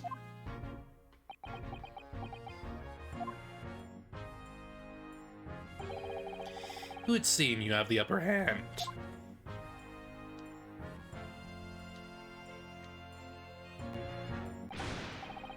Right, you lot have a lot of explaining to do. I don't appreciate being bothered with some petty argy-bargy. Petty? Mr. Winnymake was very nearly met with his end. Yeah, by his own gun as far as I can tell. Oh dear. And the whole of Britain could meet with its end if it couldn't get to the bottom of the case I'm supposed to be working on. What? What on earth is the case, Inspector? Spare no detail, Gregson. I might have said a little too much. No matter. Something to do with you lot. Anyway, sir, you're gonna have to come with me down to the station. But of course, Inspector. Ah! He's getting away! Get after him, lads! Who's the lead officer, too? Sir. I'm pretty sure this guy is not gonna be coming back in the future, so... Just been a spot of thieves at pawn shops around here recently. So we even finished emergency buttons underneath the counters for brokers to let us know when there's trouble. Oh, Inspector, I was very worried for a little while. Very worried indeed. Now then, Mr. Permanently in mourning. Oh, yes? I'll be taking that, whatever it is, of McGilded's down to the yard, thank you very much. So hand it over. Oh, yes, of course. No, don't give it to him. It's mine, that is. Mine. Sorry, miss. But anything belonging to Mr. McGilded has to be taken in as evidence now. As evidence? If police demand something as evidence, my dear fellow, we have no choice but to capitulate. Oh, yay! It's all yours, Inspector. Grr.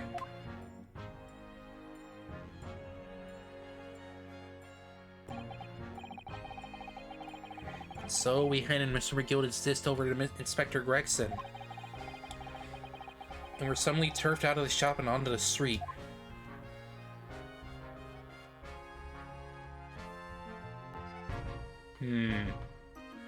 How will the case unfold? I don't know. Clearly that dude, that freaking wannabe Yoshikage Kira, is gonna be a part of this thing in the future.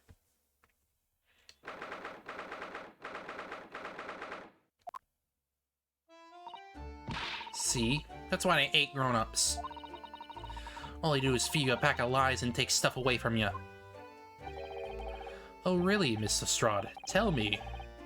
Is that overcoat keeping you warm? What? Why, surely you were given that. Yeah, the D let me keep it, after I looked daggers at him for long enough. He went through the pockets and said, go on then, have it, or telling me to scamper.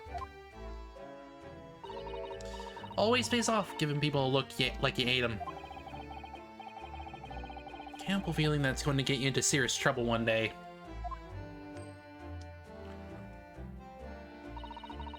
What I really wanted was that nice shiny disc of mine. The Music Box disc?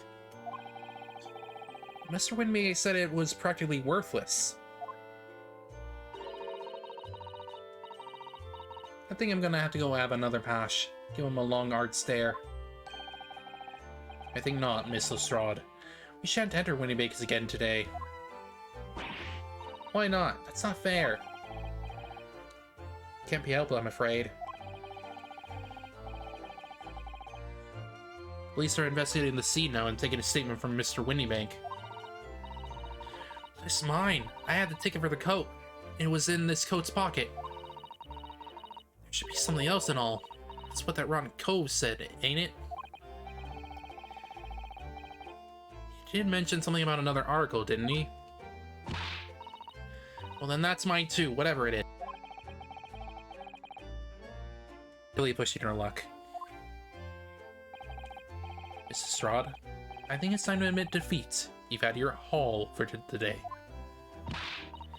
Yeah, and it's all your fault, Sholmes.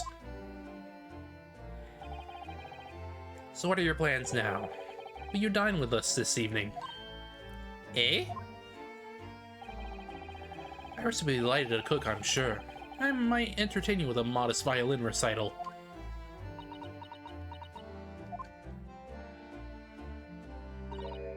No ta. Oh. I would have come around to your place, eh? Have you lost your head or something? Bye. Oh dear, she's gone. Having reviled on me quite unnecessarily, I might add. Can't help wondering. Perhaps she might turn up anyway. Interesting.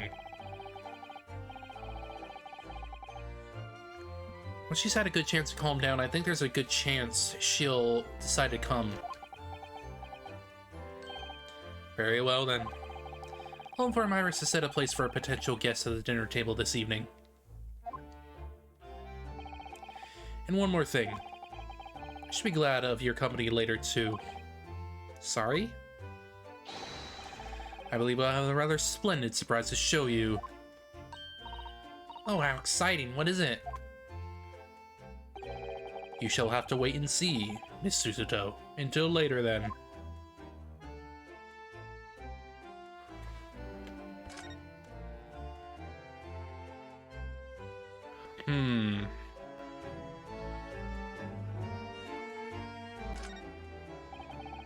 Look at all the different things in the window of this shop. Ah, that's Winnie Makes, the pawnbrokery. Looks much smarter than the pawnbrokers in Japan, doesn't it? Yes, you're right. I find pawn shops at home rather unapproachable, personally.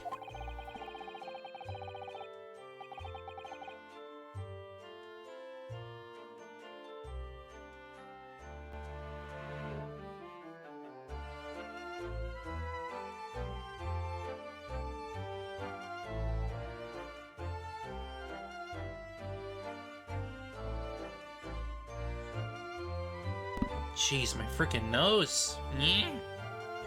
Freaking weird nose today.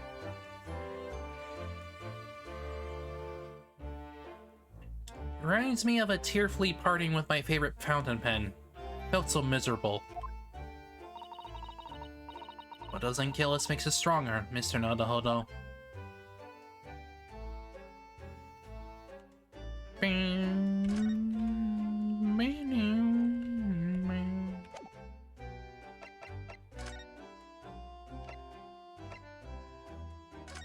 Guess all we have left to go to is here, really.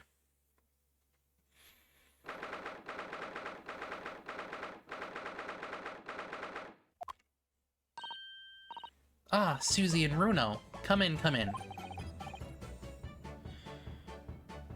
Good afternoon, Iris. Thank you so much for breakfast this morning. Oh, don't mention it. Goodness, look at the time already.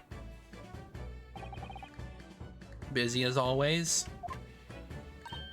I am. I'm preparing everything for dinner this evening. Already? You're actually cooking something special, are you? Oh yes, after all, we have a special guest joining us. Guess who it is? Go on. Hehe, you'll never guess. Look at those little eyes of hers shining. Oh dear, it's awkward when you already know the answer, isn't it? It's Ginny. Isn't that exciting? Oh, what a surprise. Yes, that's wonderful news. Wow, Iris seems overjoyed at the idea.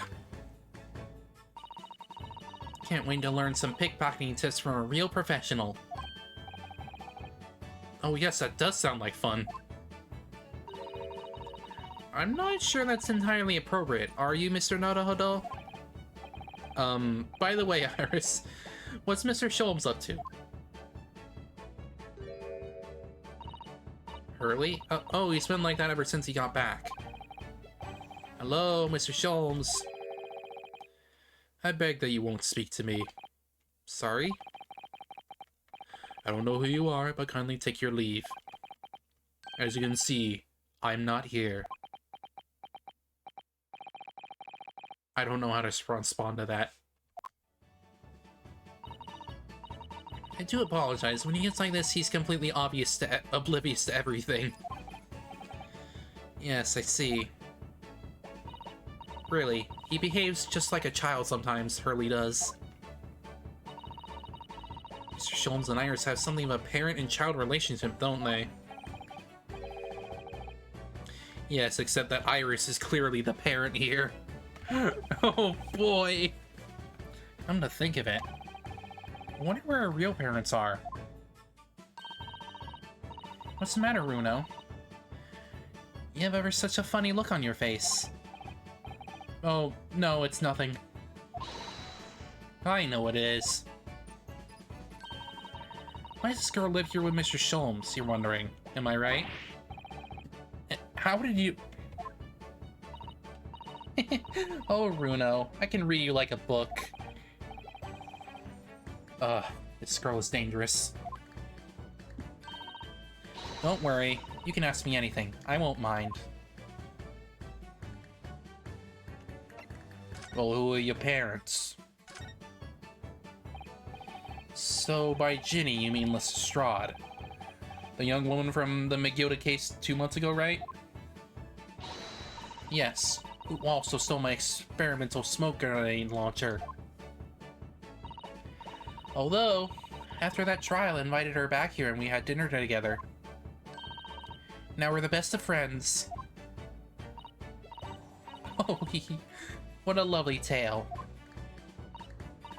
Yes, now I bump her into our street, she runs away as fast as she can.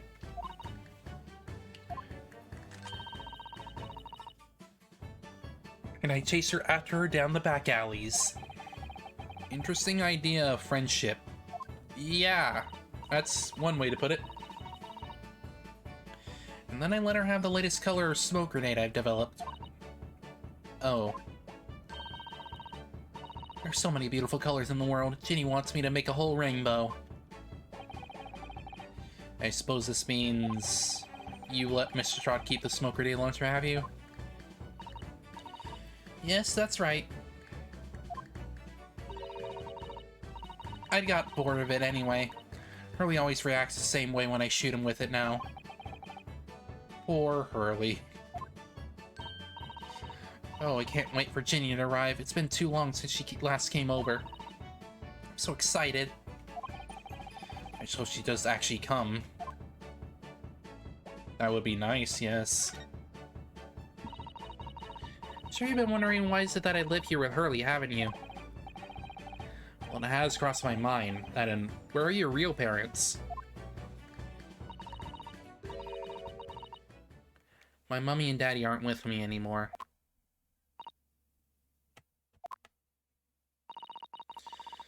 Mommy passed away when I was born.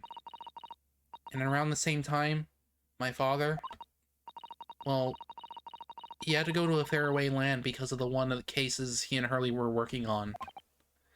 Oh. Wait a minute. Did you say he and Hurley? Yes. Danny and Hurley were always solving mysterious cases together.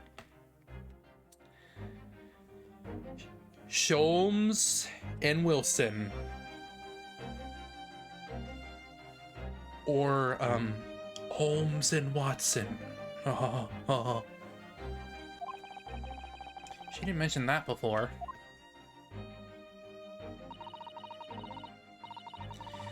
He wrote them all up in his diaries. That's what it's in the middle chest over there. Really? He recorded them all? So you mean it's true? Mr. Sholmes really did have a partner with whom he tackled some of his most taxing cases? Oh yes, I mean it's always nice to have one, isn't it? So Mr. Sholmes' partner was your father? Exactly. Hurley told me I wasn't allowed to look in the chest. That only made me want to look even more, so I opened it up. Found your father's memoirs. Yes, so I asked Hurley, who wrote these? He nearly fell off his chair. But then he told me. That's when I found out that the author of all those accounts was my father. Cyrus' father was Mr. Sholmes' partner. And he probably died.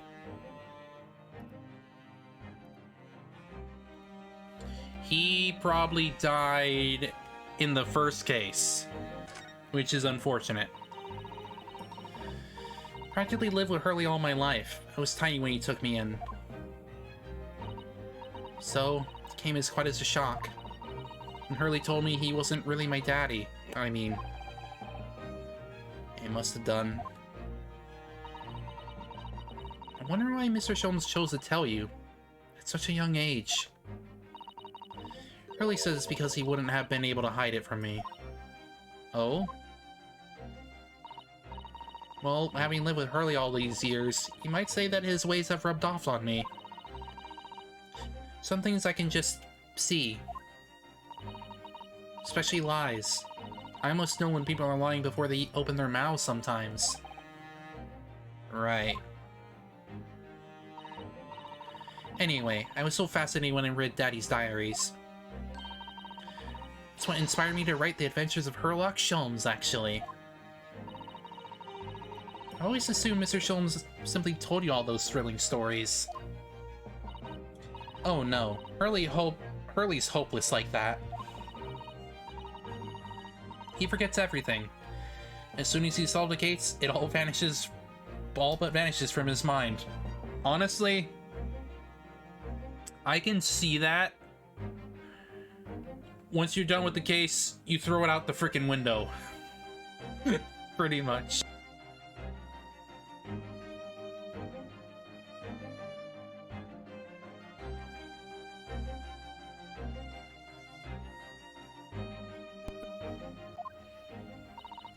Oh, I see.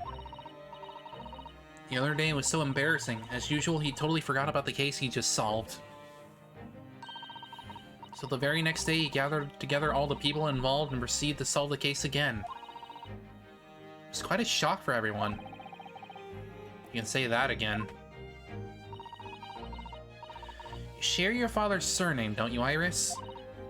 That's right, Wilson. Daddy is Dr. John H. Wilson. Yep, that's him. He died in the first case. I learned from his diaries that he's a doctor of medicine, you see. So probably need to study and study so that I could earn a doctorate as well. Iris' father, who went to some distant land, is a doctor by the name of John H. Wilson. The one you met in the first case. The court will now hear the trial of Ryunosuke Naruhodo.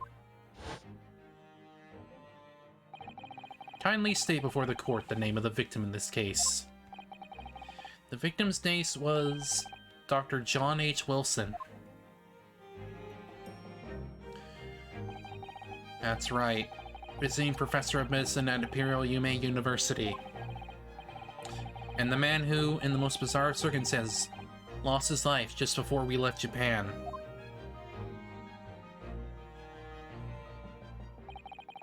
Miss Susato. Yes?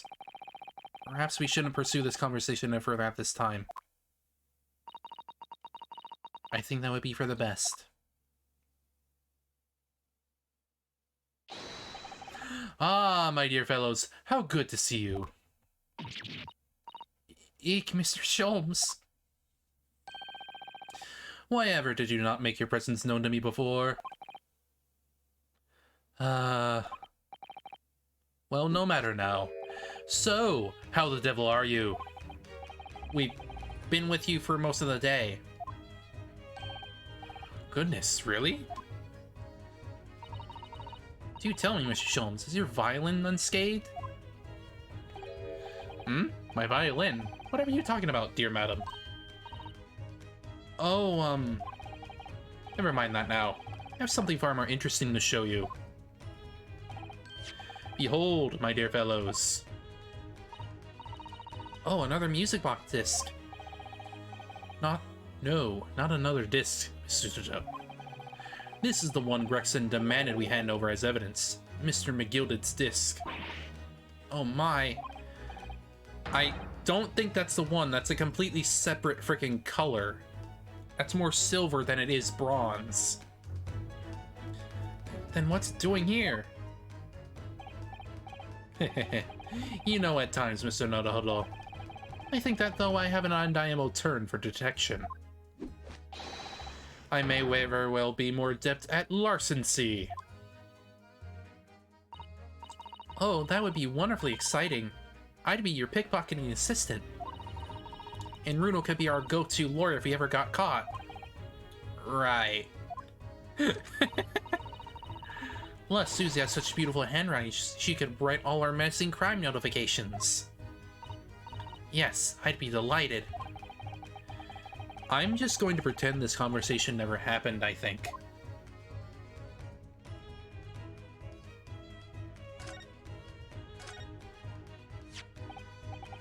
I don't understand. How did that disc come to be in your possession? I thought Inspector Gregson took it back to Scotland Yard. Quite correct. And that sort of uncompromising attitude is precisely why I always carry some of this.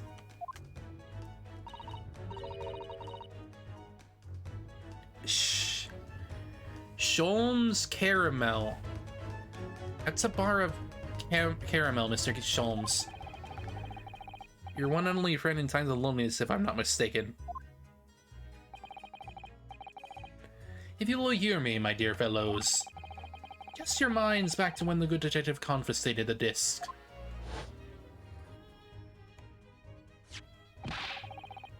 I'll be taking that whatever it is of McGilda's down to the yard, thank you very much. So hand it over. Oh yes, of course. If the police demand something as evidence, my dear fellow, we have no choice but to capitulate. It's all yours, Inspector. For the briefest of moments, I had the disc in my hand, did I not? Yes, you did, but I still don't understand. It was at precisely that moment I summoned my own one and only friend into action. I pressed into the disc into the pair of bars, like this. That's amazing. This and all the minuscule protrusions have been made an image in the caramel. Indeed, this caramel is quite exceptional. I developed it myself, you know. Suitably soft for making impressions, but resistant to melting. A result of precisely controlled solution. How extraordinary. Wild. Carrying a pair of these on one's person frequently proves very useful indeed. So you made a copy of it then. Take a house key, for example. A simple press in its unique form is duplicated. I can enter anyone's property at will, and never without high scrupulous nourishment. Yes, it sounds illegal. From the image, I was able to create this. Convinced I was most curious to know what manner of music would issue from the disc when played.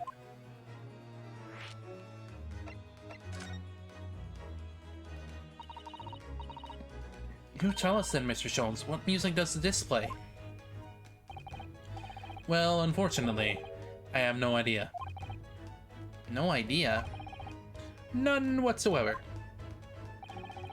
Are you familiar with the workings of a music box, my dear fellows? No, I'm afraid not. Goodness, you don't know, Runo?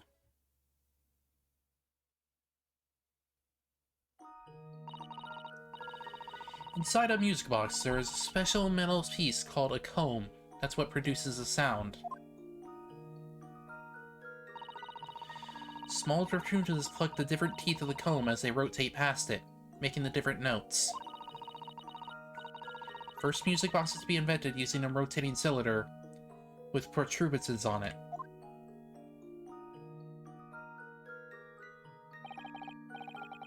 But over time, a new type of player was produced, which uses discs such as these. With that development, the popularity of music boxes spread far and wide, all around the globe.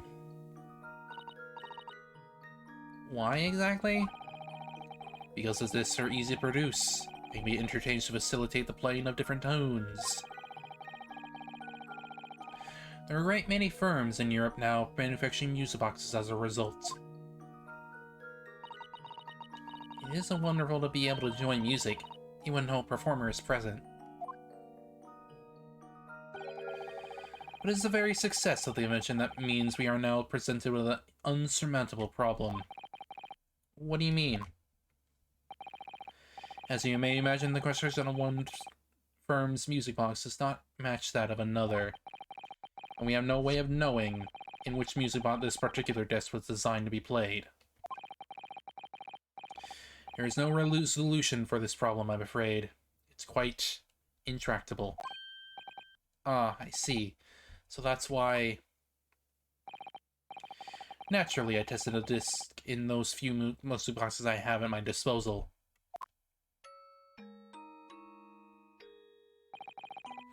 But as you can hear, to no avail. The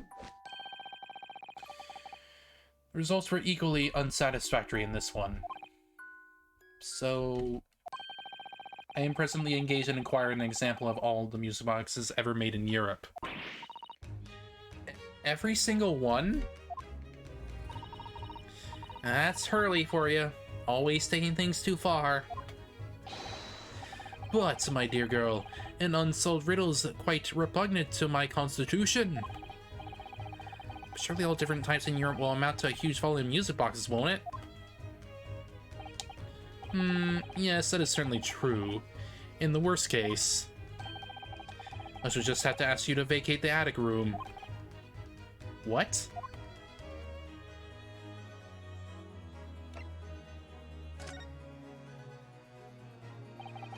Magnus McGilded. Not a name expected to hear again so soon. Yes, it's only been 2 months since that grisly case.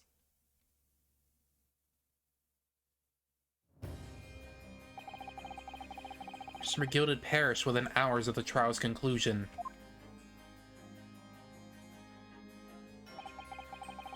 Was it the curse of the Reaper? No one knows, still now. I mean, it's kind of hard to say, really.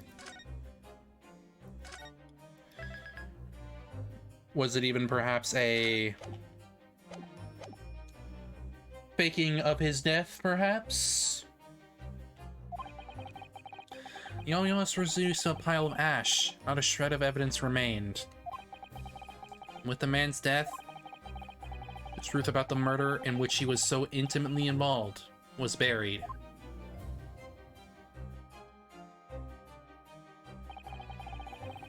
Even though we successfully established Mr. McGill's innocence on trial, the newspaper is still claiming that it remains an unsolved case.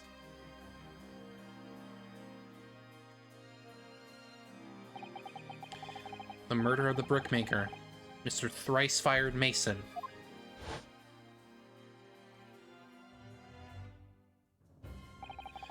In the end, the truth of the matter remains a mystery. We still have no idea what really happened that night.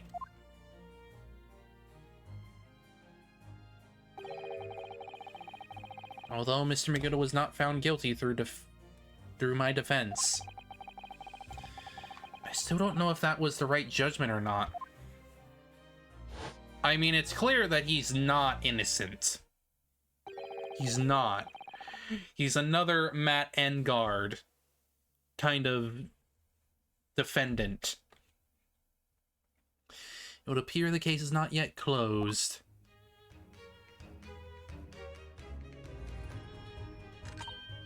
Well, it's time I start getting things ready for dinner, I think. Ginny will be here before long.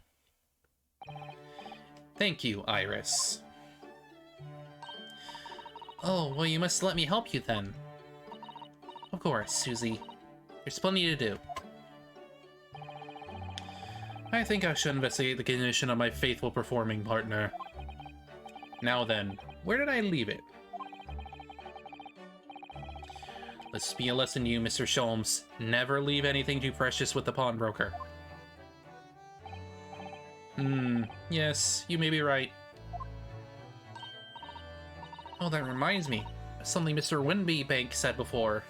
He said that he had a manuscript of Iris's in pawn, didn't he? Did he? Yes, he definitely mentioned it. Sholmes' latest tale of otherworldly mystery lies dormant in my storeroom, were his words, I believe. So you heard about that, did you? I expect you were as light incensed as I was. Oh yes, the idea of such a wonderful story languishing in Mr. Winnimake's storeroom, gathering dust. My dear madam, I'm quite sure I told you already. The pawnbroker's storeroom is the safest place for it, more secure than a bank's vault. And what about your Stradivarius, Hurley? Was that safe and secure?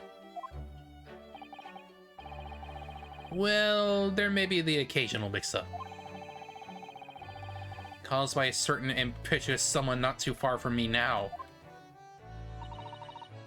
You have an idea how long it took me to write that Baskerville story, Hurley? It sounds so exciting. The Hound of the Baskervilles. I should love to read it.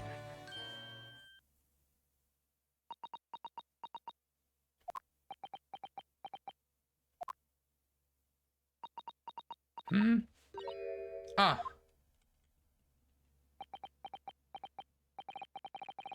What's going on here? Why does it feel like an icy chill just swept through the room?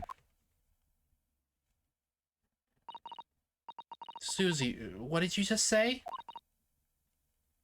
You said the Hound of the Baskervilles. But how could you know the full title? Oh, that's... She took it, didn't she? It's because Mrs. Do is such a great fan of all the stories about Mr. Sholmes, of course. No, she took it. But Runo, the Hound of Baskervilles, has never been published. What? When I showed Hurley the manuscript, he told me that I wasn't allowed to publish it yet. I don't understand. She took the manuscript. That's why he said that he'd keep it safe. Till it was the right time for the story to be made public, you see. So that's why the manuscript is at Windybank's? And yet, how could Susie here know its title? Well, Hurley, what's going on?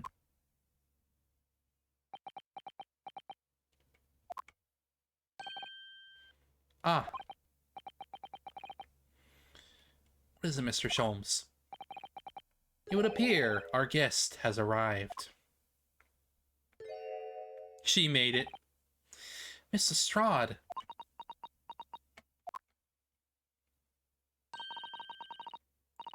This was a bad idea. I knew I weren't welcome. I'm going.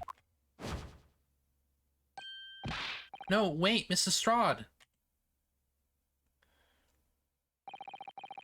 We've all been eagerly awaiting your arrival. Haven't we, Iris?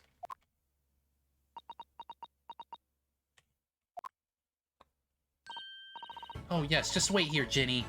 We'll have everything ready in a jiffy. Come along, Susie. Right, of course. It's a pleasure to see you here, Miss Lestrade. Please make yourself at home. Don't stand in the doorway, my dear girl. Come along in. What say you to some Mendelssohn? I won't take no for an answer. Meddlesome it is, then.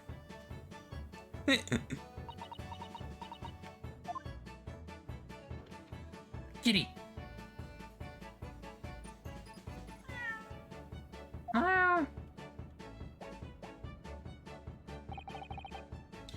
That evening, Iris prepared us all a meal that was even more delicious than usual. Sholmes' violin performance was in no way meddlesome, and Gina, as we came to call her, taught us all how to steal things from one another without being noticed. Everyone thoroughly enjoyed themselves, well into the night.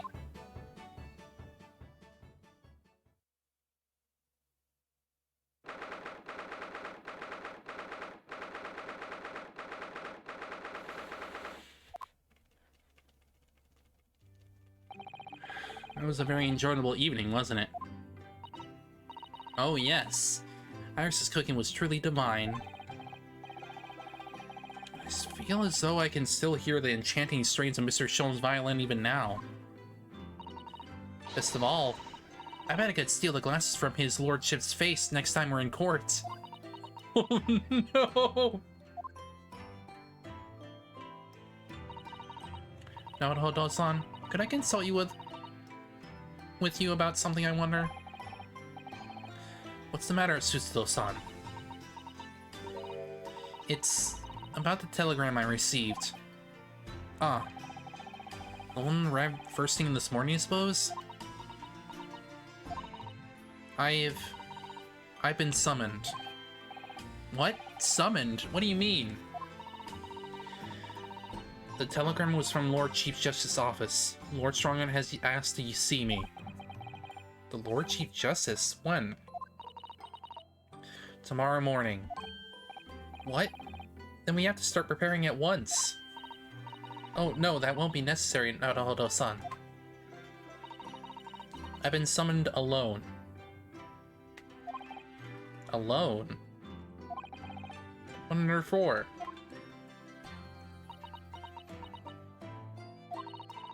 I have no idea. Suppose I shall find out tomorrow. What's all this about? Whatever it is, it's making me feel very uneasy.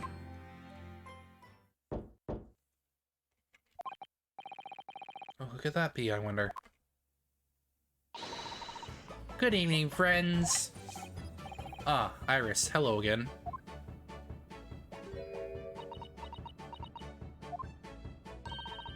And Gina, too. Yes, Ginny's going to stay with us tonight. She's going to sleep in with me. Isn't that right, Ginny? Well, yeah.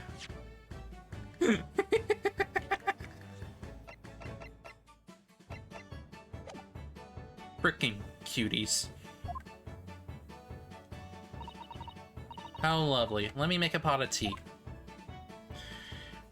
Silly girls.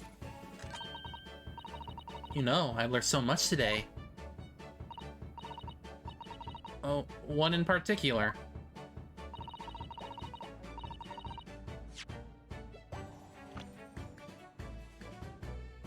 Oh, wait, I forgot Suzuto was like 16. I forgot.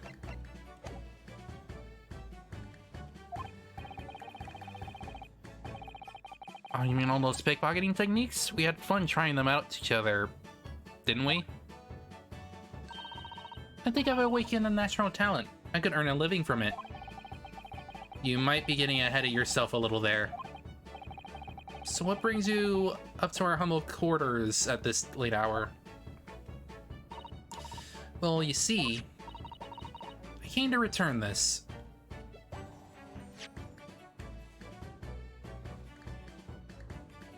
What? Wait, what? That's mine! Oh my, however did you... I told you, didn't I? I have a natural talent for it. Oh yes, I'd forgotten. Iris literally is a child genius. So anyway, here. You can have it back. Not that I really understand why you wear it, though. Ah, thank you. Alright then, good night.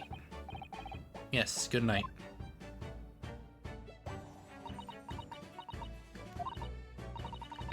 So this is your office, is it? What do you think, Jenny? I think it wouldn't fancy me changes with a lawyer.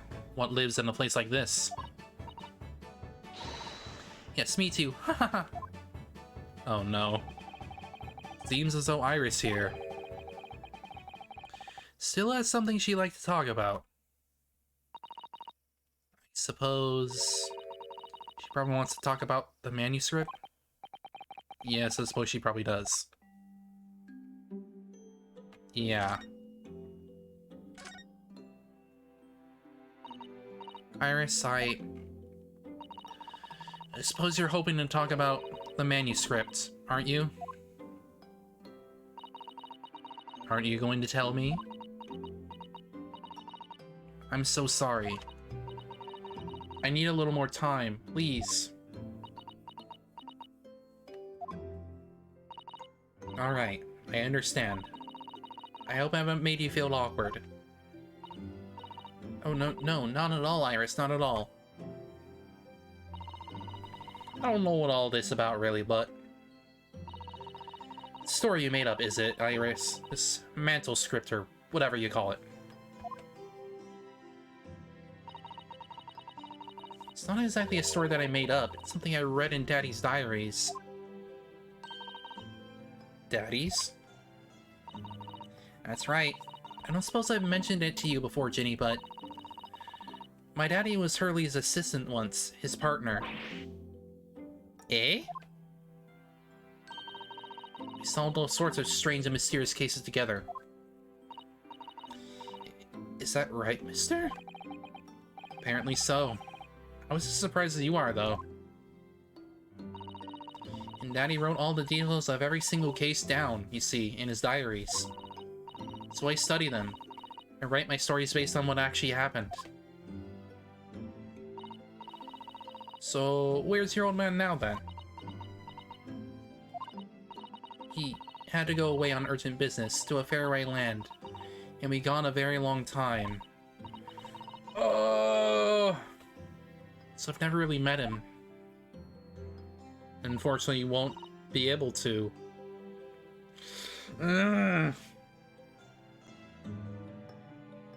Oh, right. Come to think of it. I don't know anything about Gina's parents either. Perhaps we should ask her.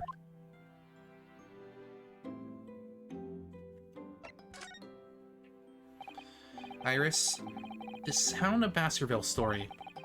I take it's another tale inspired by your father's accounts? That's right, I thought it was fascinating. But it's different somehow. From the other cases, I mean. Oh? How? I don't really know. It must be special in some way. Because after I'd written it, and I showed the manuscript to Hurley, he turned as white as a sheet. It was the first time I've ever seen him like that. Trauma, perhaps? It pains me to have to say this after you toyed over it for so long, Iris. But this story must not be published at this time, under any circumstances. It's probably the associated trauma with it, maybe. Why not? It's one of my best works. I'm not at liberty to say. Not now. So please, do not ask me.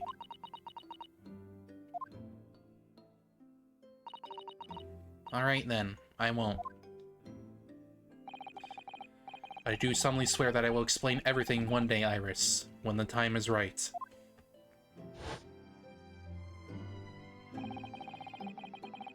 And that's how the manuscript came to be with Mr. Winnipeg, is it? Yes. Hurley said it had to be somewhere very safe. That really gets my goat, that does. He's treating me like a child. It's mean, that's what it is. Keeping secrets like that. I'm sure Mr. Shulman isn't trying to be mean. Eh? If he said he wasn't at liberty to talk about it, I'm sure there must have been a very good reason. I think so too. You lot are trusting for your own good. But you can't pull the wool over my eyes. Shulman is lying to Iris. I bet my life on it. What? Hurley's lying to me? I don't know. He could just not want to tell Iris about her father, you know?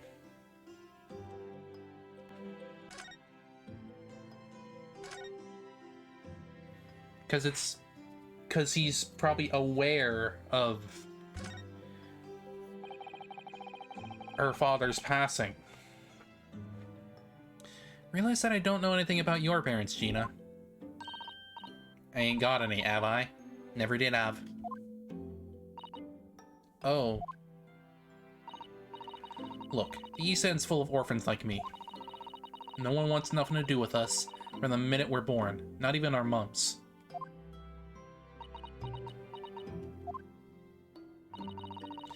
we all stick together. The older ones look after the little ones and make sure they get by. So that's why you're a pickpocket.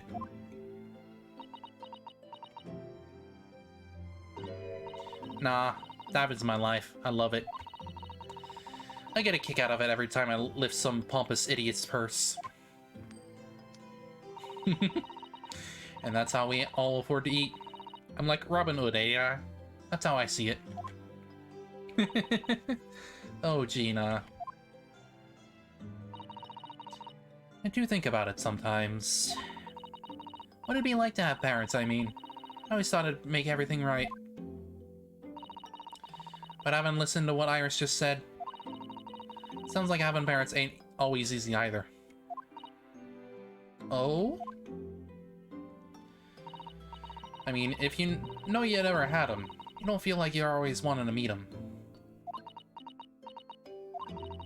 It's true. I do want to see Daddy. So much. Oh, Iris.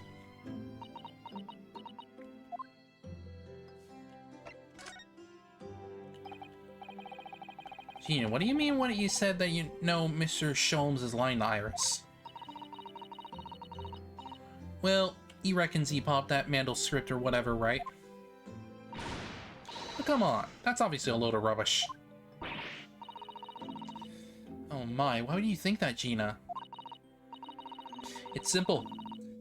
If that story was really an old Windy Bake storeroom, there's no way someone from half around the world, in other words, you could know about it.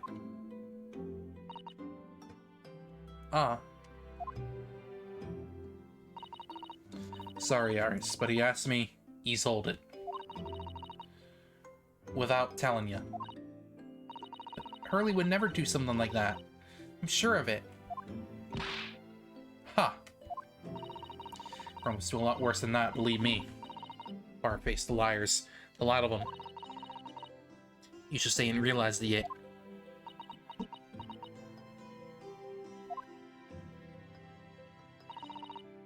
I'm telling you. That mantle script ain't at Windy Banks. You'd soon see it if you had a look. If you think you can trust him, I don't. That Jones is a liar like the rest of them. If I'm honest, I have wondered if Hurley's telling the truth sometimes. See? Oh, but I don't mean that I think he sold it. I mean that I sometimes wonder if he might have hidden my manuscript somewhere I don't know. I mean, what's wrong with me to doubt him? Don't be too hard on yourself, Iris.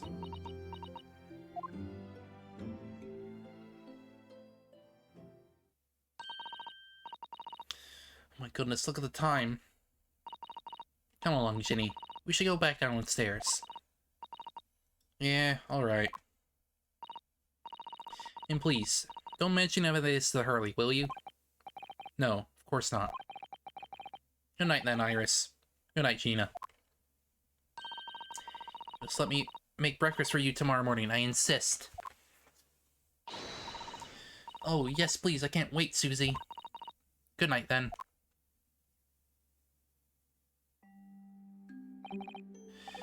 Iris, it sure is easy to forget, isn't it? Sometimes she speaks just like an adult. But deep down, she's still just a child. Well, I think it's time that I turned in for the night too, Naruto-san.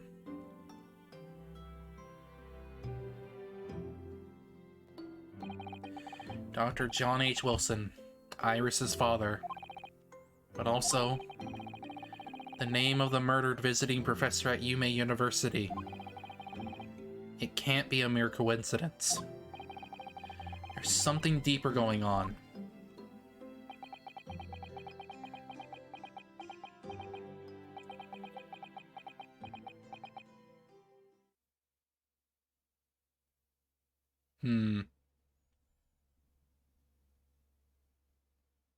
Mr. Naruhodo. Mr. Naruhodo. That voice. It's Mr. Sholmes.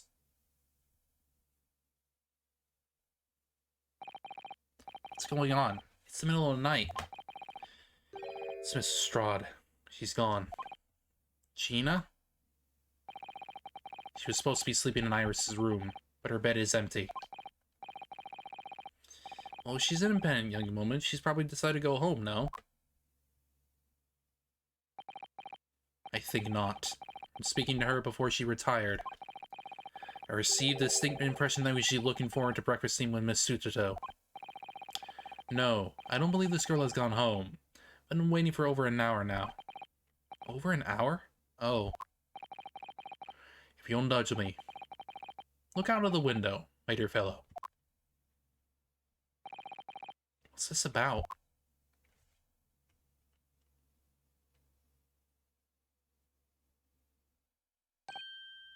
Oh. Wait a minute. Why is there a light on at this time of night? That's Mr. Windymake's pawnbrokery. Mr. Windymake's... Oh no. It's simple. That store was really in old Windymake's storeroom. There's no way someone from halfway around the world, in other words, you, could know about it. Sorry, Ice, but if you ask me, he sold it. I'm telling you. Could she have gone... Seems you have some knowledge of the situation, Mr. Naruhodo. Sorry? Oh no. No, not really. Well, anyway, we must investigate. At once. Miss Sutoto.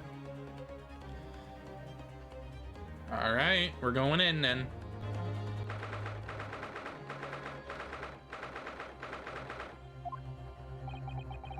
Door to Windymake's. It's open. And the lamp is burning. Must be Gina, mustn't it? Let us hope it's nothing more sinister. What? Come, there's not a moment to lose. Clearly something is afoot inside.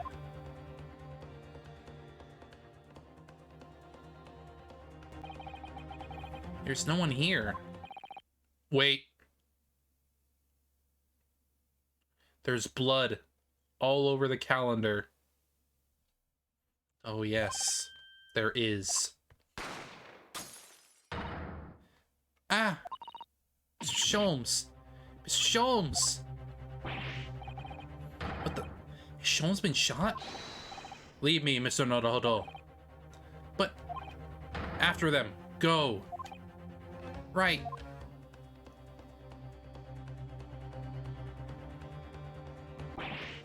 Blast. I've lost them. Hello, hello, what have we here?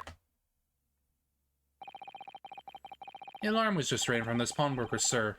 But you know something about that? Officer, come with me. It's my friend, Mr. Sholmes. He's been shot. Shot? Policeman close behind me. I ran back to Windymake's.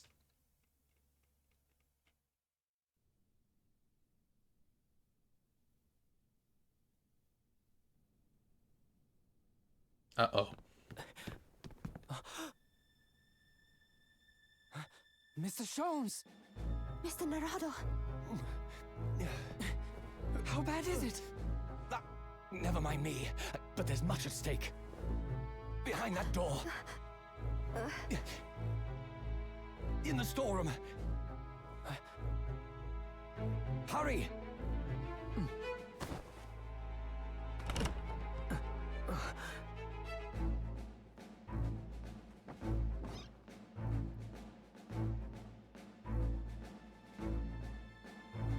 Oh!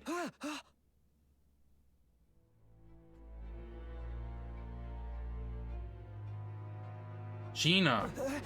It's Gina! Oh, great. And now she's going to be...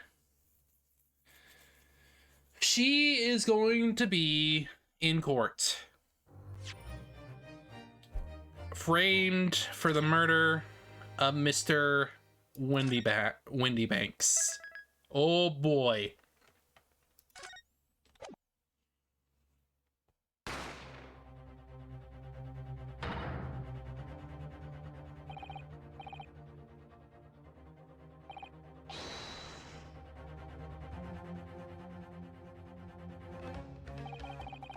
Behind that door. In the storeroom. Hurry.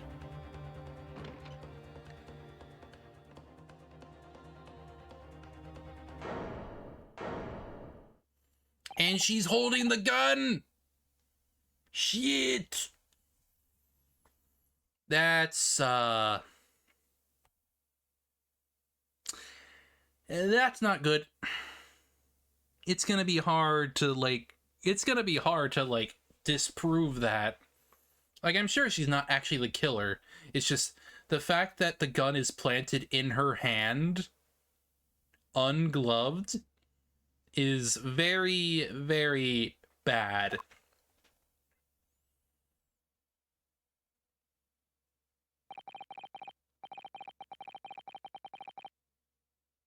From that moment, Windy Bank's pawnbroker became a crime scene. I mean, no, she definitely did not. I know Gina is a... Not really. That's not the case. It's more that Gina is not the type of person to kill.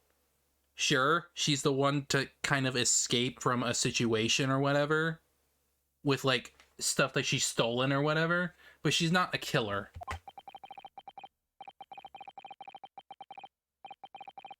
Besides, in this case, we would obviously be the defendant, defending her, so obviously she didn't. Arrival of the police, the preliminary investigation, the scene, the questioning. It was just before dawn, before I was allowed back to my lodgings at 221B.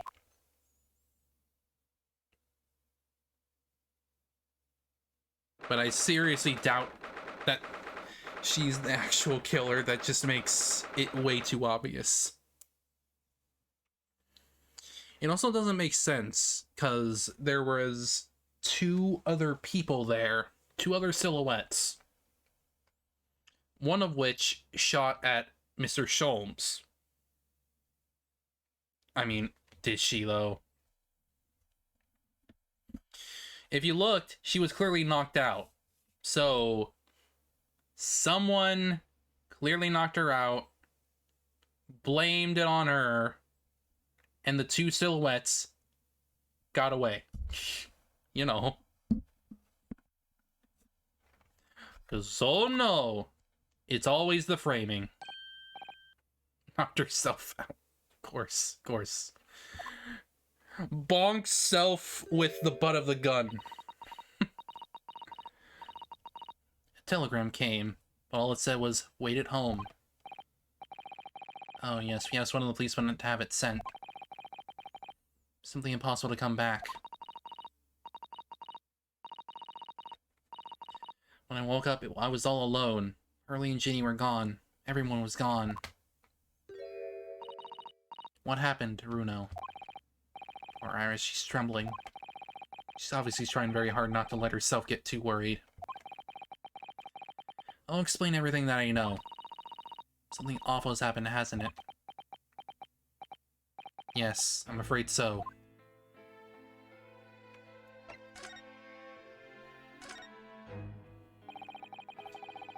Sorry I have to tell you this, but Mr. Winnebeck is dead. He was shot. We discovered it in the early hours of the morning. Oh, yes, I had a feeling. You did? Well, I saw all the police carriages pulling up outside his shop. So I knew something must have happened there. When we entered Winnebank's in the small hours, we disturbed a gang of 2 thugs. They ran out onto the street and I chased after them, but they got away.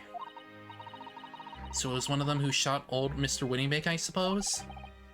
I don't know, but it's not what the police believe at the moment. Oh, why not? They arrested someone else up there as prime suspect, you see. Gina. Ginny? But why? Well, the thing is... No, Jeannie wouldn't do something like that. I know. None of us think she did it. And why have they arrested her? Because she was in the same room as the victim, and she was holding a gun. Sorry, there was nothing I could do.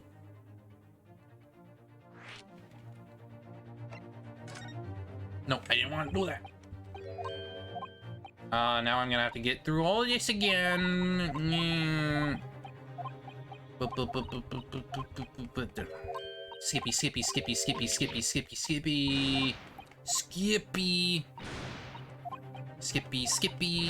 Skip. There. Now. So where's Hurley then? Is he still there investigating the scene? He really ought to have some breakfast. It's not good for him to miss meals. I don't want you to worry, Iris, but I have some news about Mr. Sholmes. He was taken to the hospital this morning. What? Well, we entered Windybanks, a gun was fired, and he took a bullet. Hurley was shot? No. Alright, his life isn't in danger. Really? Are you sure? Where is he? Which hospital? He's at St. Sinners. They're tending to him there.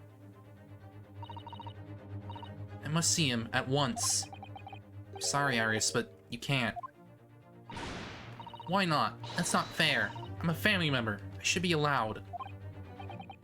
No, I mean, nobody can see him at the moment. He's not allowed any visitors. They're preparing to operate, you see. To operate? Oh, poor Hurley.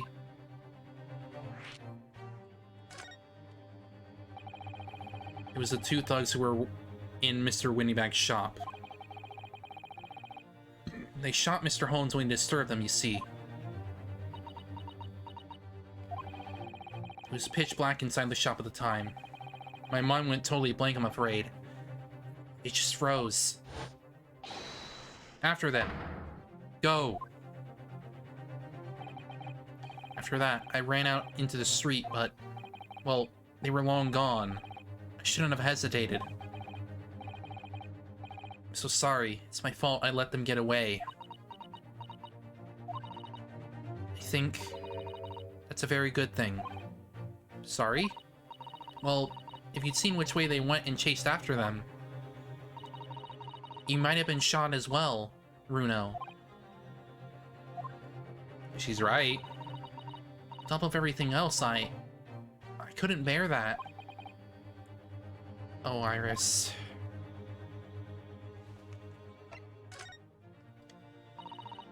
Where's Susie, Runo? She's still at the police station. Oh, why? She's still being questioned. Police said that we wouldn't be finished for a while. Aren't you there, then? Well, I didn't get a good look at the criminals anyway, so they weren't questioning me for long. And Mr. Zoe stayed behind at the scene to tend to Mr. Sholmes, so I didn't get started until later. Ah, I see. Besides, one of us had to come back with Iris, to be with Iris. Glad Inspector Gregson agreed to me leaving early.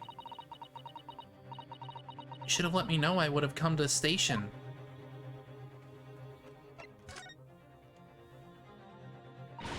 I don't understand when they arrested Ginny. It's not fair. What of the two thugs that were at the scene? Why aren't they the prime suspects? After all, they shot Hurley dead, didn't they? No, I mean, Mr. Holmes isn't dead, Iris. This is all so horrible. Thing is, Mr. Windybank was found on the floor in the storeroom where he keeps all the deposited articles. The storeroom door was locked from the inside. I see. But he wasn't alone in there. Jean was found next to him on the floor as well. Oh no. According to detectives who investigated afterwards. Don't tell me. There's no one else in the room?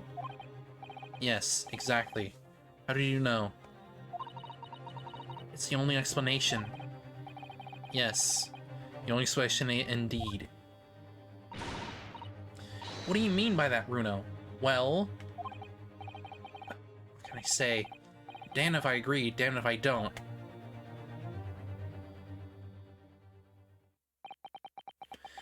I'm afraid I don't need to go out again now, Iris. There's not much I can do at the moment. But I can at least try to find out how Mr. Sholmes and Gina are getting on. I want to go too. Take me with you, Runo. I can't stand just sitting around here waiting. I'm not sure how I feel about taking a 10-year-old child to the scene of a murder. I don't want to leave her all alone here either. Alright then, Iris. Perhaps you can help me. Oh yes, I'd love to. Jean is at the prison. Mr. Sholmes is probably in his hospital bed. And don't forget, we have to visit the crime scene. We need to conduct a thorough investigation. I can see you're ready for action. Yes, and you look very cute. I imagine Iris would appreciate going to the hospital sooner rather than later. Yeah, she would.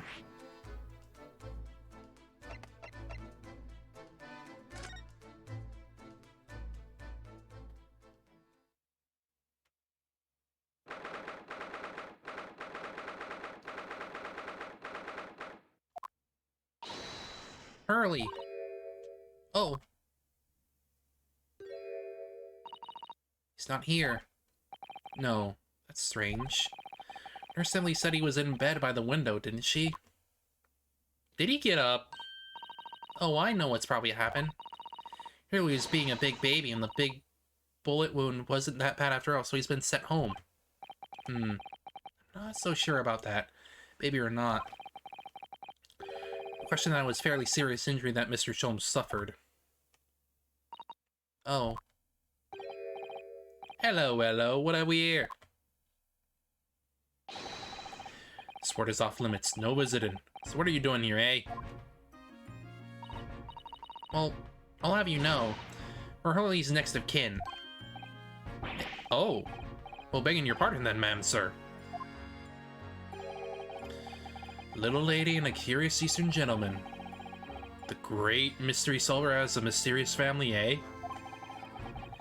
That's how you see us, sure.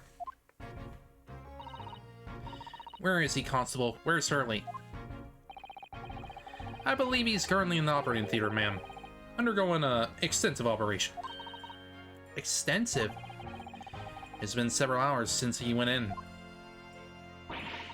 Oh dear. Is he going to be alright? Well, it doesn't appear to be working, you see. The anesthetic, that is. Oh. I have heard a report that gentleman claims he may have had a little too much to drink last night. Coffee, that is. Anyway, I think it would be fair to assume that he won't be back here for several hours yet. See. Thank you, Constable. Perhaps we should leave and come back later. Oh, poor Hurley. Well, we should probably go to the pawnbrokery because we gotta get some clues.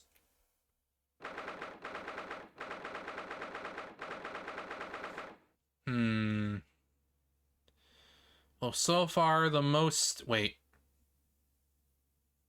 I don't remember that writing being on that bag before.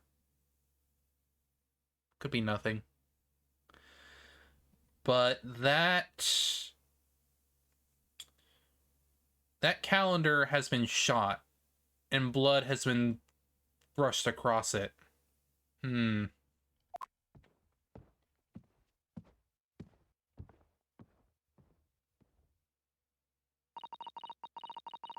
Swear it happened then, last night. That's right, the two thugs I told you about were obviously ransacking the place for valuables. But apart from the policeman in here, you wouldn't know anything had happened. There's no signs of a disturbance. No, you're right about that, actually.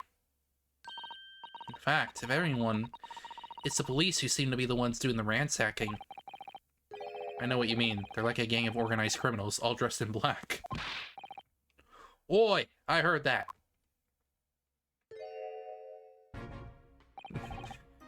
Oh, Inspector, good morning.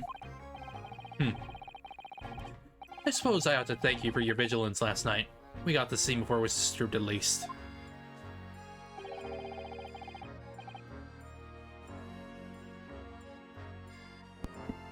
Shame you let the two rogues get away, mind. Yes, I'm sorry about that. I thought you'd assign extra men to beat around here, Rexy. Now look what's happened. Hurley's been injured because there weren't enough police on duty.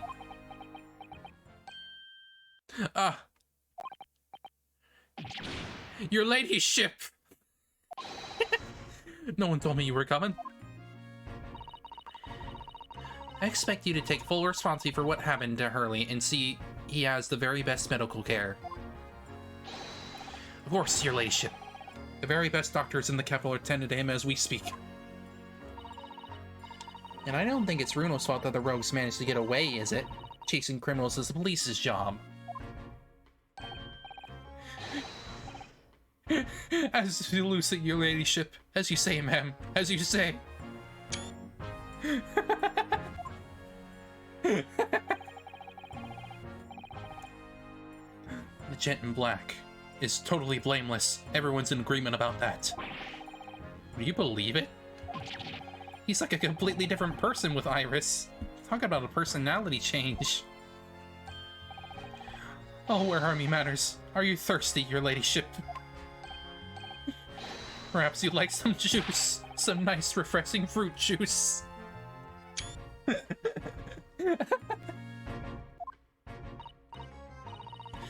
Oh, why are you thirsty, Gregsy? I have some of my special herbal tea with me, if you like some. Look.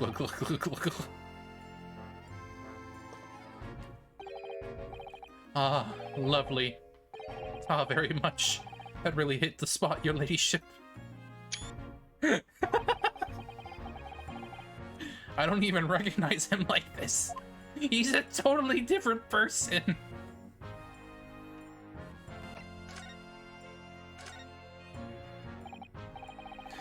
So how's the investigation going, Inspector? Nothing to it, really. Very simple case, this. Here's some very definitive evidence. We're just about to charge that diver you arrested last night, in fact. Gina? You're not going to charge her? You're going to charge her. Yeah. That's right. She'll be able to bring her before the judge at the Bailey tomorrow. Definitive evidence, you say? What is it? Come on, show me. Your ladyship. As much as I wish I could oblige you, I'm afraid. Oh! Ah, I see. You've already captured the pair of thugs who broke in here last night, have you? What the? And you're going to put them on the stand as witnesses, are you? How could you? How? How could you possibly know that? I had a feeling, that's all. Remind me never to try to keep a secret from Iris. So you've arrested the two men who shot Mr. Sholmes, have you? Well, yes, they were rounded up pretty quickly by the lads on the beat. And Miss Estrada's being held at the prison? She should be. That's assuming she hasn't lifted the key from the jailer, of course. Can you tell us anything about Mr. Sholmes? What's his condition?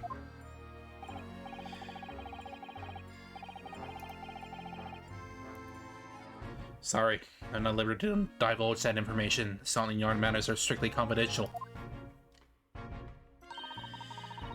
Well, I know he's been operating on at St. Sinners. Why can't I see him? I'm family, you know.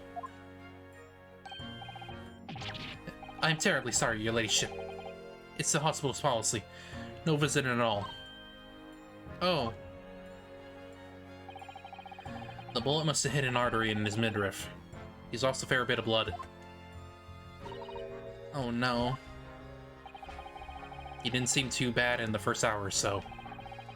But a hemorrhage like that is enough to make even the one and only Sholmes pipe down.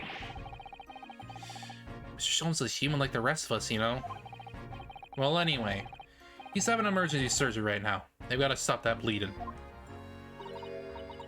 But he'll be alright, won't he? They'll be able to make him better? Of course, your ladyship. He'll be right at his reign before you know it. Really? How do you know? Eh? How do I know? Well, because, of course... Oh yes, because Mr. Sholmes is such a great detective, that's why.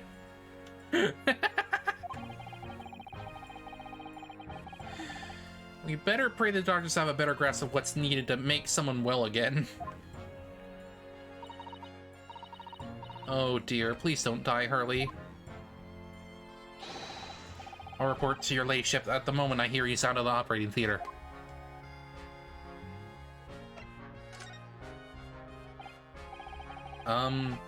Couldn't help noticing, Inspector. What? Out with it, sunshine. There seems to be a marked difference between the way you talk to me and Iris. Watch us off, Sonny.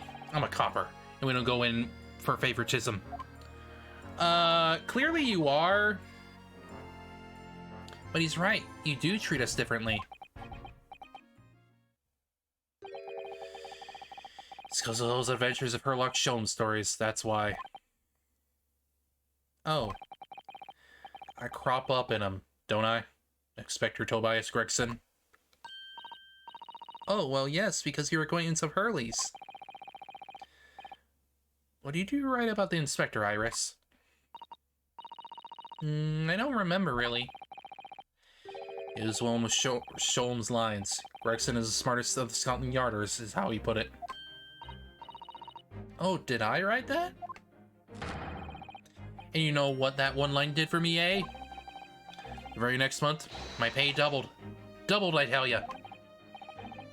Oh, that's amazing. Well, because everyone at the yard reads them. They read all the Herlock Sholmes stories.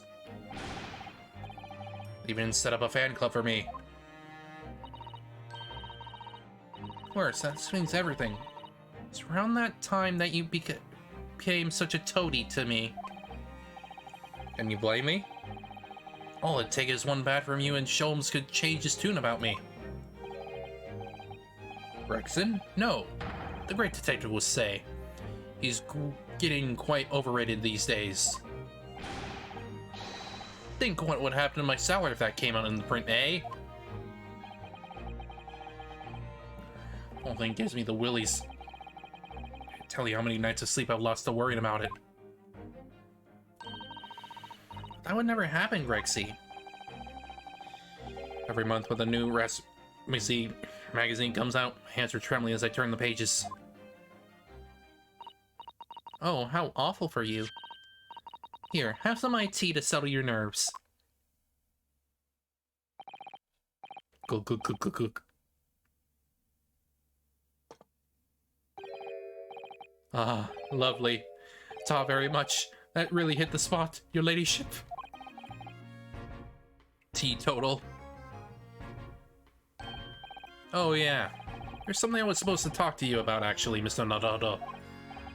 Yes? What is it? Got an important message for you. Forgot about it until now. An important message? I wonder what it could be. Well, yeah, what's it about? Are you going to tell me what this important message is then, Inspector? Yeah, it's about that young lady who's normally by your side. Your assistant. Your Susie, is she alright? She's at the station, isn't she? Being questioned, I believe? Nope, not anymore. She had to head off. Head off? Where? To Lord Strongart's office, of course. He summoned her. Ah, yes, of course, I forgot about that. One of the lift stops took her there in a yard's carriage after we'd finished questioning her. We asked us to tell you she didn't have the fare for the returning journey and to go and meet her there. She's got a nerve, using Scotland Yards as a bloomin' messaging service. I see. Well, thank you for passing that on, Inspector.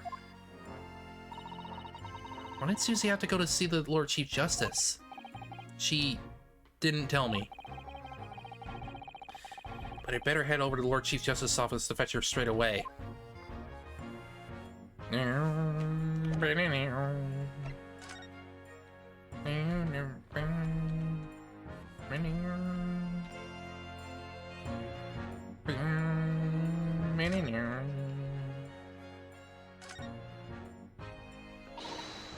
Alright then, let's see what we can uncover. Oi, what do you think you're doing, Sunshine? You can't touch anything in here. Oh, but we were hoping to investigate. This is a crime scene, for Pete's sake. No touching. What's the problem, Greg C? Runa's a lawyer, you know that? Oh, I'm ever so sorry, your ladyship. Ever so sorry. The rules and regulation are a thorn in my side. Of course, if Mr. Naruto was have to have been properly appointed by the accused, that'd be another matter. The accused? If you could show me some reputation papers, I'd be only happy to let you those around. Did you hear that, Bruno? You needed Ginny to sign some representation papers. Looks like presenting a detective here would put the correct paper is the only way. Yeah. Which means we have to leave.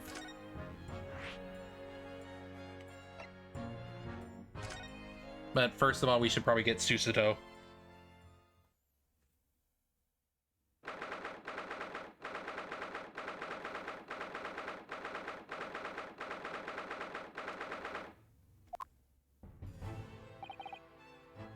Yes.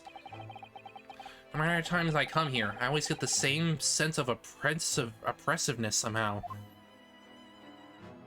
Do you think the place is oppressive? I think it's normal. How so? I mean, look at the suit of armor over there. You can't take that seriously, can you? Maybe it thinks the same of you about you. So everything is clear with regard to tomorrow's arrangements, I trust. Yes, thank you very much. There they are. Suto's-san and Lord Strongheart. I wonder what they're talking about. They both look very serious. Very good. There is nothing further to discuss. You may return to your lodgings. No doubt you have much to do in preparation for your return to your homeland. Oh. She's going home.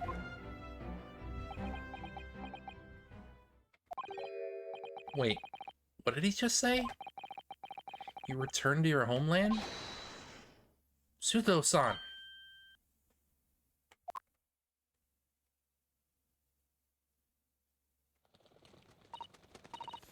Oh, Mr. Naruto.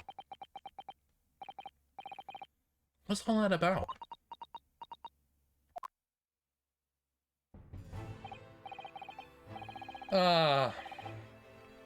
Mr. Naruto, thank you for coming to collect your colleague. What's all this about? Why are we talking about Miss Sudo's return to her homeland? And then... tomorrow.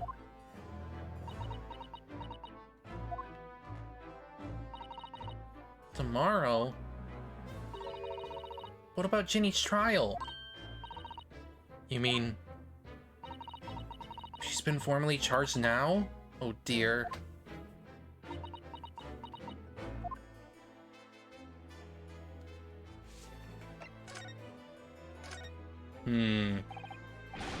Miss Sudo, what's all this about?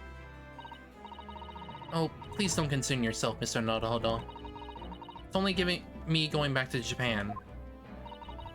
Your life here can continue just as it has. That's not what I asked. What happened? Why are you leaving? It's my father. He's fallen ill. Oh no. Professor Mikotoba? If I may. Yes, sorry?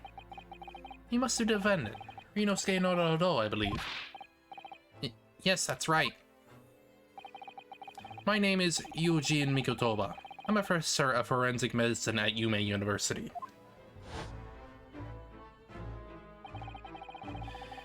We received an international telegram from the Empire of Japan informing us of the news.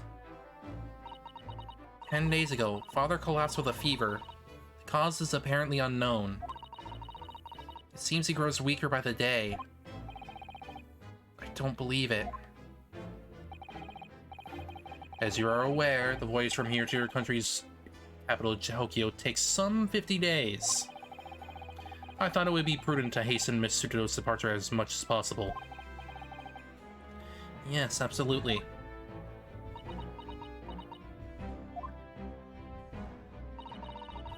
I will leave London first thing tomorrow morning. I can't believe this is happening.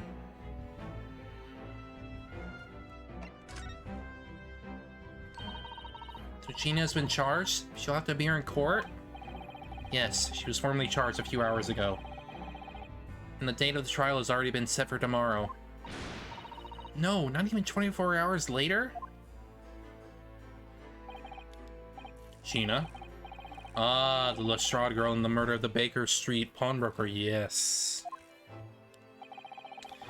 An all too conspicuous case. The pickpocket was clearly disturbed mid-mobbery and shot the man in a panic.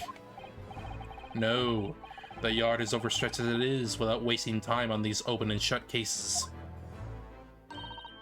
It's not wasting time. Ginny would never do something like that. Mr. Naruto? Oh, yes, Lord Strongheart? In deference of your fine service to date, I shall overlook this young girl's insolence. Oh boy. But I have no recollection of admitting a child into my office. Leave now. Of course, Lord Strongheart. Criminals will tell the most palpable lies in order to evade justice. The police can ill afford the time it takes to unravel their truths. Meanwhile, more crimes are perpetrated. We have far more serious matters which to contend. Serious matters? Didn't Gregson mention something like that yesterday?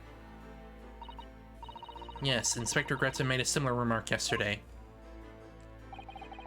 It's no concern of yours, though I'm sure I need not remind you of that.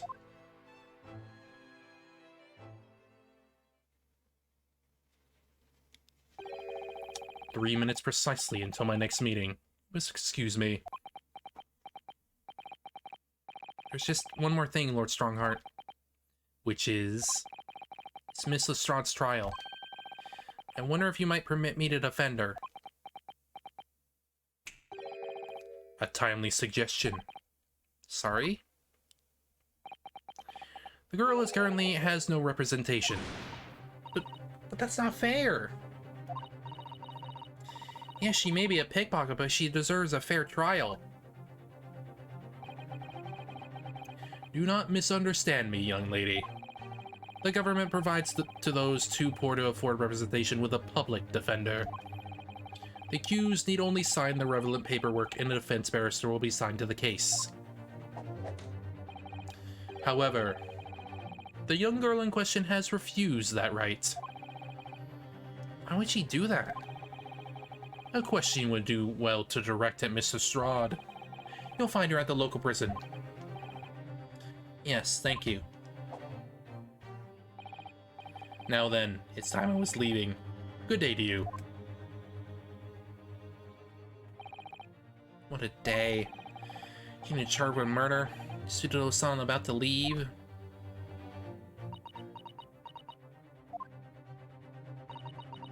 Come, Mr. Naruto. Iris, we must make haste. But, Susie...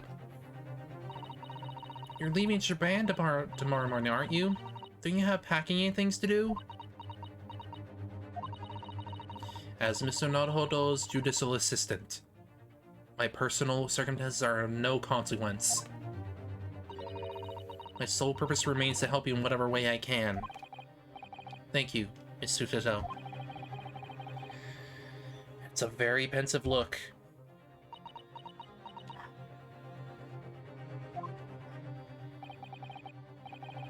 If I'm honest, that has completely thrown me off. I just have to do what I can as a lawyer. Well, let's go to the prison then.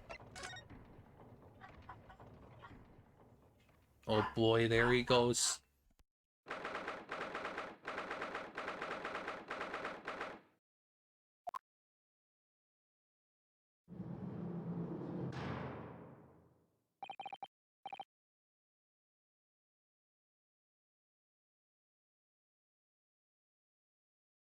Hello, Gina. Ma'am?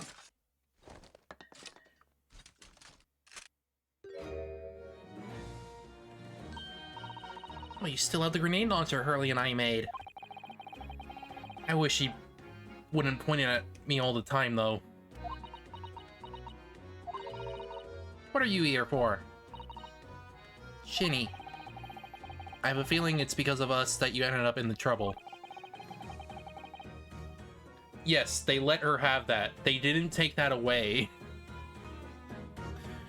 So we were thinking that we might be able to help you. Well, you can't. Sorry. You were. Get lost. Don't be like that, Ginny. I know you didn't do it. You'd never shoot someone. I just know you wouldn't. You think you know me? Pull the other one. Oh. You got the first idea about the likes of me. I'm a thief. I pinch people's purses when they're walking down the street. That's how I get by. Now I saw me chance, I'd sneak into a pawn shop any day of the week.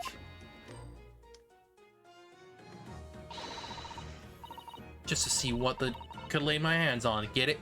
That's the kind of person I am. But Ginny, I'll be in court tomorrow, they said. Some cop came by before and said he'd be a lawyer for me or the like. Said it was my right or something. I'd have told him to get stuffed. I don't need no lawyer. I don't need no one. She's gonna be staring at me more obviously if she tried. Why are you being like this, Ginny?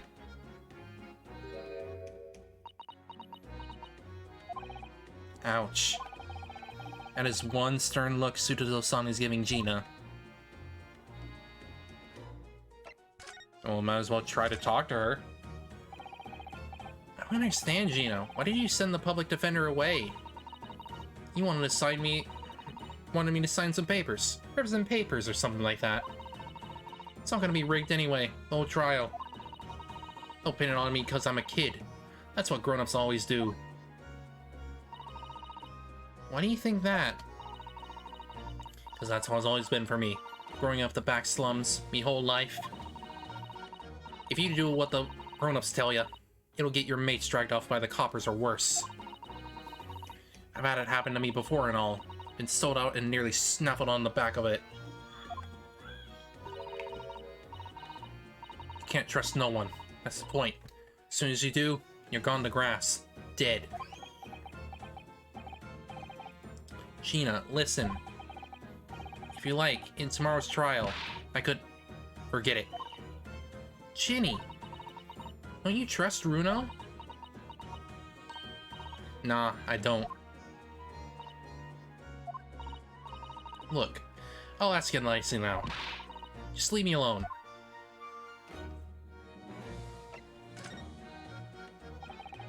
Will you tell us what happened, Gina? Last night at the pawnbrokers. There's nothing to tell. I figured it'd pay me, so I broke into the place and started going through the storeroom. The old bloke walked into me and you know the rest. But why, Ginny? Why would you do that? It ain't obvious. The place is full of stuff I could sell for a shilling or two. Diving ain't easy, you know. It's a lot of work. Half the time you don't get nothing. Is that really why you broke into the place? What? Are you sure the true reason wasn't something else? Oh, give it a rest. What'd be the point at A anyway? Nothing I would say would make a blind bat of difference. Please tell us, Ginny. We'll believe you, whatever it is. Believe me? Don't be daft. You can't believe nothing. Everyone lies all the time. And you know what? When it comes to liars, I'm the biggest of the lot. I've told some unforgivable lies, I have. What do you mean by that? What unforgivable lies?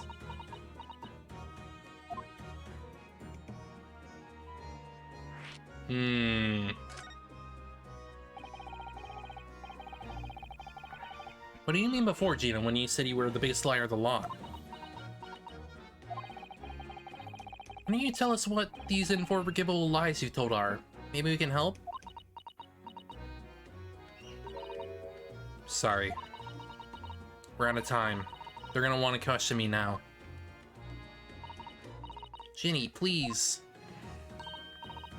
Oh yeah. I wanted to give you this. Something to remember me by.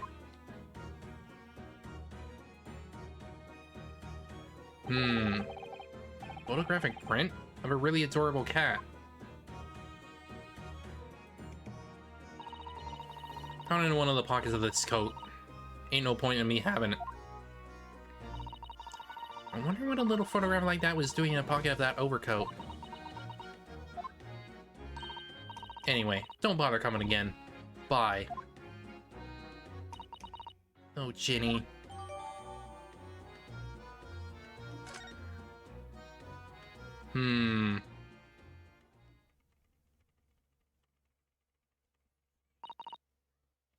Let me actually look at that.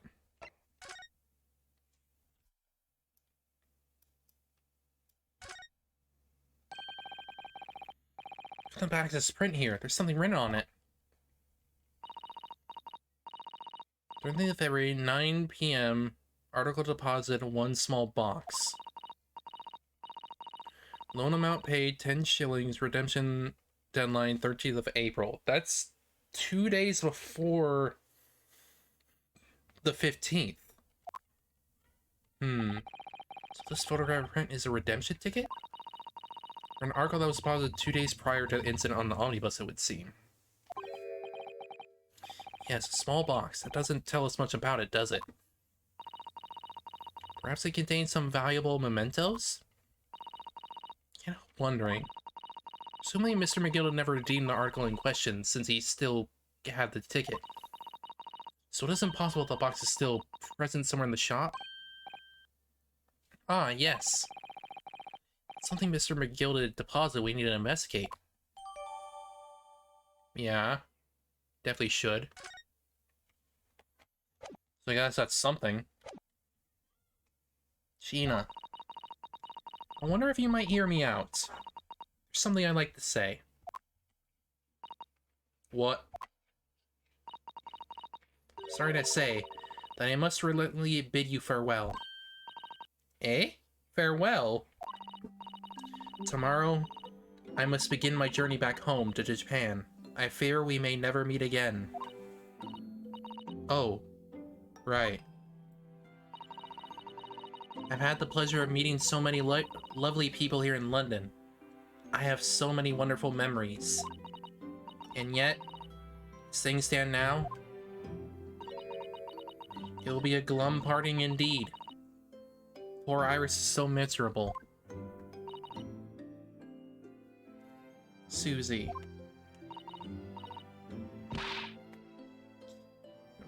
Well, that ain't my business.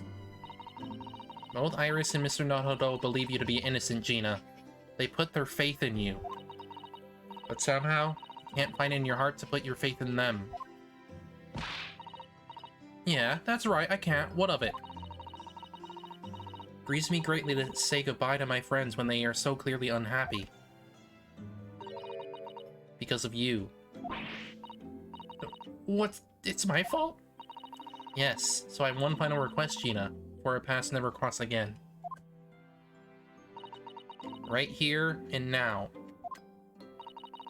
I want you to show both of them that you don't deserve the faith they've invested in you. Eh? Only by doing that will you truly be as alone as you claim to be. What are you talking about? What do you expect me to do, eh?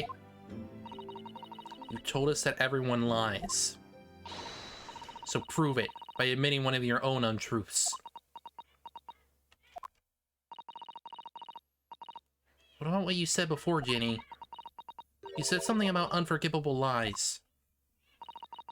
You must tell Mr. Naruto and Iris the truth now. That is my last request before I leave. My last request as a judicial assistant. No, I can't. Where these lies are, they're obviously weighing very heavily on Gina's mind. Gina? I could be wrong, but... is it something to do with what happened 2 months ago? Something about that trial?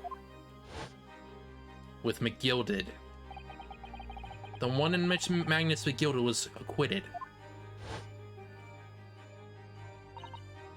Ah. The case of that mysterious murder that took place inside the omnibus.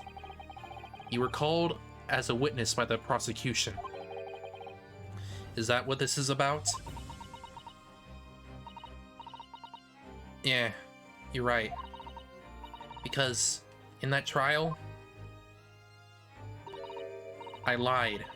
I like you wouldn't believe. That would make it a lot more understandable of why McGilded was acquitted.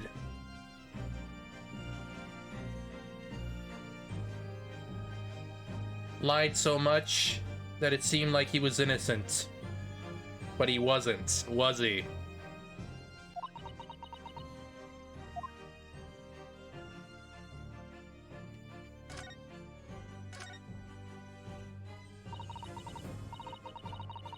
Like you said, it all happened 2 months ago.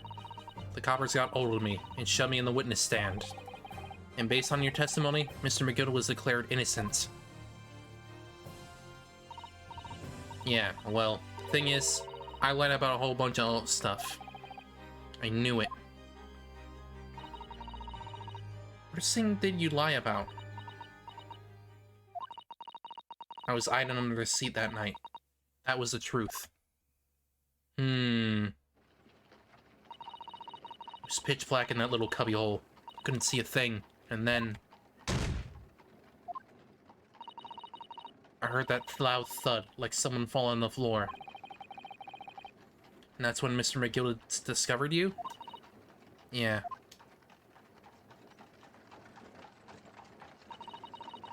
He pulled me out from under the seat and sat me next to the dead man.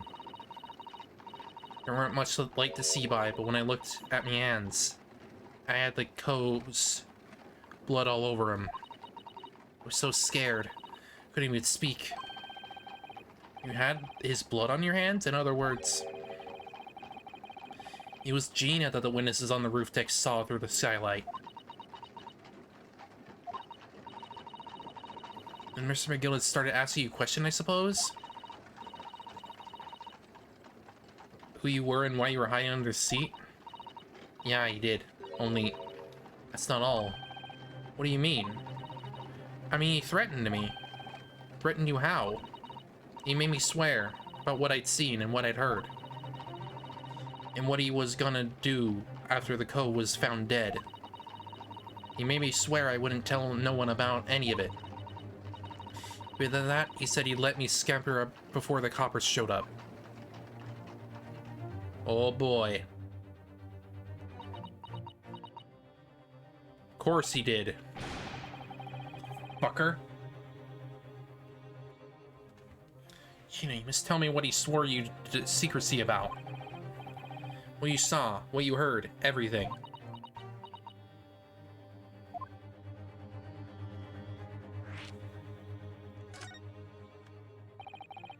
You said McGilden made you swear not to tell anybody what you saw. But you were in pitch black compartment under the seat the whole time, weren't you?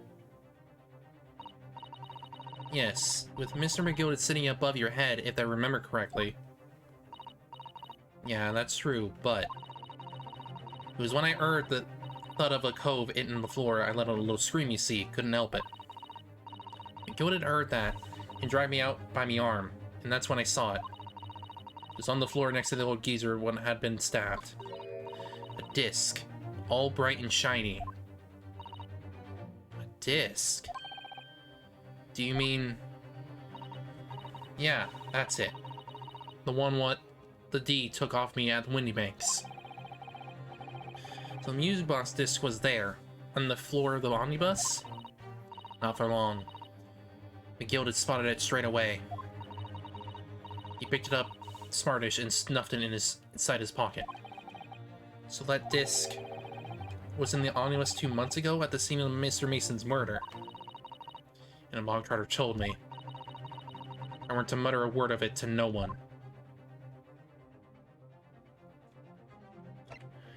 So McGilded definitely was hiding something on that disc that he didn't want to be found. It was so dark under that scene in the cab. I was straining my ears the whole time. After a while, I heard the door and footsteps inside the cabin. Presumably, that was McGilda getting on board. Nah, not only him. Oh, because I could definitely make out the footsteps of 2 people. In that case, it would seem likely that it was Mr. McGilded and the victim, Mr. Thrice-Fired Mason. In his testimony during the trial, Mr. McGilded claimed he slept during the carriage ride. But whenever I'm in the carriage, I'm taken with a fierce tiredness, and I always succumb to it. In your own testimony, Gina supported this. So obviously he lied about being tired. That way he could have an alibi. Oh, look at the ear, was the Irishman snoring.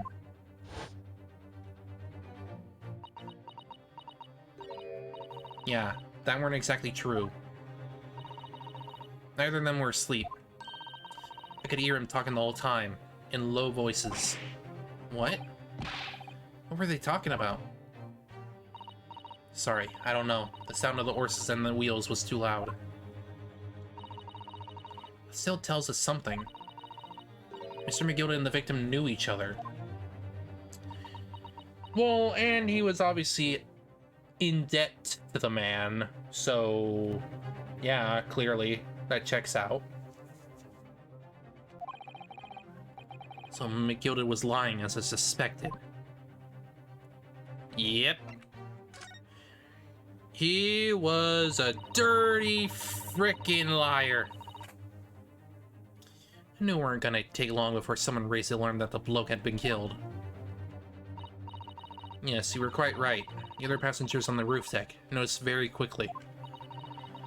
So when the cab came to a stop, McGilda told me to hide back under the seat again. Climbed in and waited. 2 cops from top ran off to get the coppers. Yes, Mr. Fairplay and Mr. First. Right. And after they gone, McGilda asked the driver to do him a favor. A favor? Now then, fella. What I need you to do is take this coat of mine and deposit it with a nearby pawnbroker. And for your troubles, let's see now. I'll give you 10 guineas. To hide the evidence. That's why. Nearby pawnbroker? You mean on Baker Street? Yep, you got it. It was Windy Banks. The coachie snapped up the money and ran off to pop this coat as fast as he could. So then there was no one left in the carriage. McGilda opened the box under the seat and let me get out of there. But not without conditions. I see.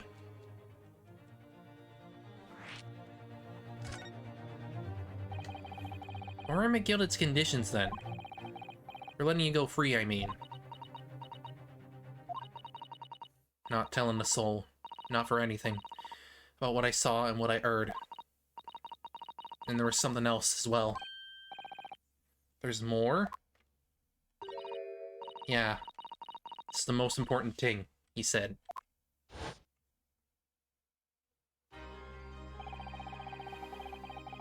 I'm after sending the coachman on a little errand for me, with some small change in his hand.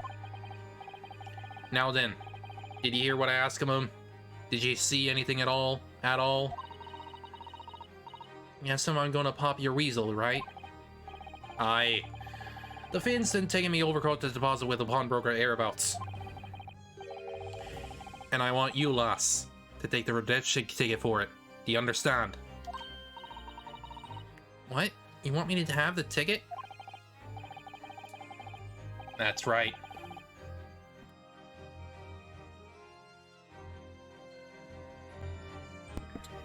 And I'll come fetch it from you later, sometime within the next 2 months.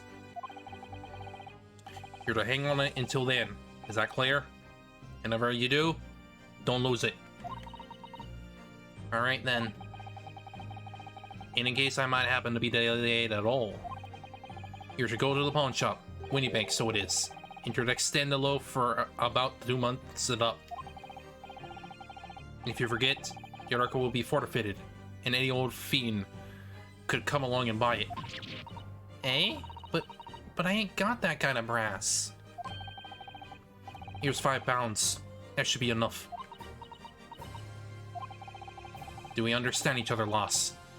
Don't try anything funny now, if you go against me. Yeah, I get it. Good. And more our thing.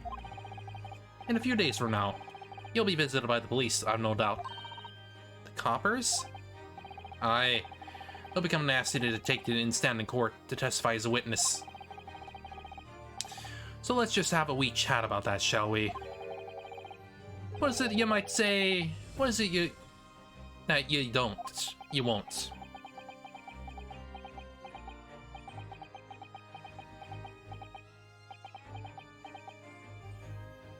The perfect crime. To make him innocent.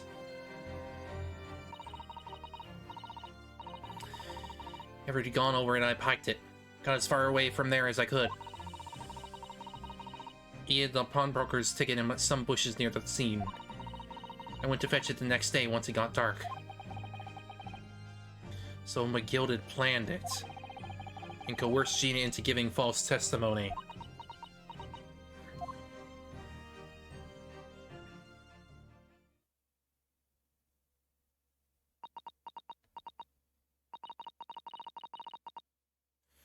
I bet you're gonna string me up, eh? I lied. In that big old courtroom. I told some corkers. The thing is, he said he wouldn't make it, so he wouldn't live in the East End no more. That's what he threatened me with. What a wicked man. He knew everything what went on in the black slums. He knew we had no one else to look after us. And we was all just looking out for each other, getting by together. So you mean Mr. Gilded would have... in an heartbeat, could have had a lot of us chased out so everyone wanted.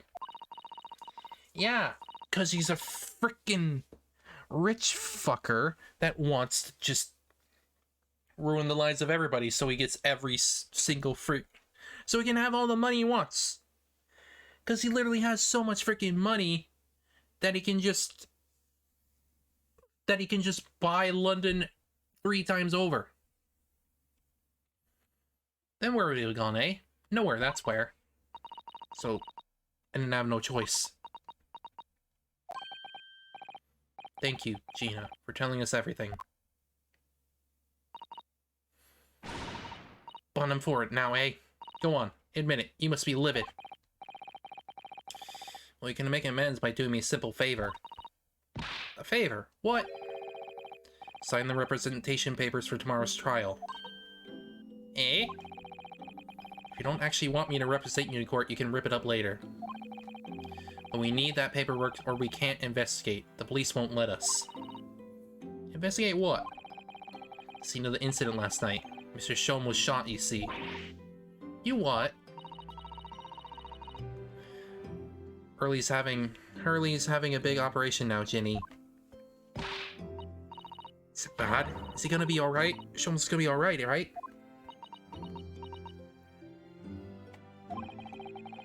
That's why I want to investigate, for Mr. Sholmes' sake as much as anything. Right.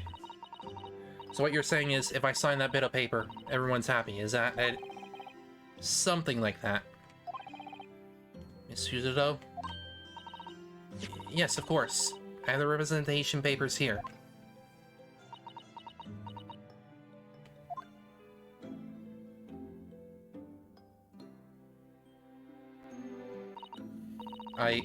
I don't need no one to stick up for me, though. No lawyer or nothing.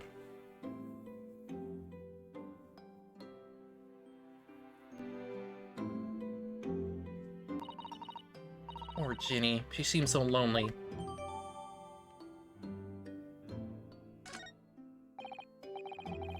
At least it should mean we can investigate the scene at Whitney Bakes now. Yes. Perhaps we can come back to visit Ginny when we're done there. We'll see. Feel like we finally cracked Gina. She's opened up to us at last. And now I have her representation papers. No one else knows just what a responsibility that is. Anyway, for now, it means Inspector Gregson can stop us investigating at... can't stop us investigating at Whitney Banks. Although, something tells me he's not going to be happy about it.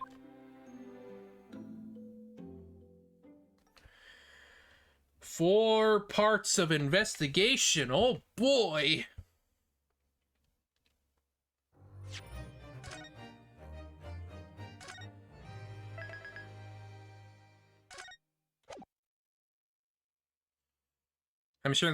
I'm hoping this one isn't as long, though. Because it just seems like we're just gonna have to, like, explore this whole place, and then we can go back to Gina or whatever. Here we go again at the scene of the crime. Now to thrust these representation in Gregson's face and see what he makes of them. Take the papers! Hello again, Inspector. Do you have a minute, please? What is it now? You should go home and get some rest. Here you are, Gregsy. Here are the representation papers. Your ladyship. How? I don't believe it. How the devil did you get that stubborn little ragabash to sign that? I salute you. That is good work, that is. I can see you've been very busy here as well. How about some tea? It's a special blend designed to relieve fatigue.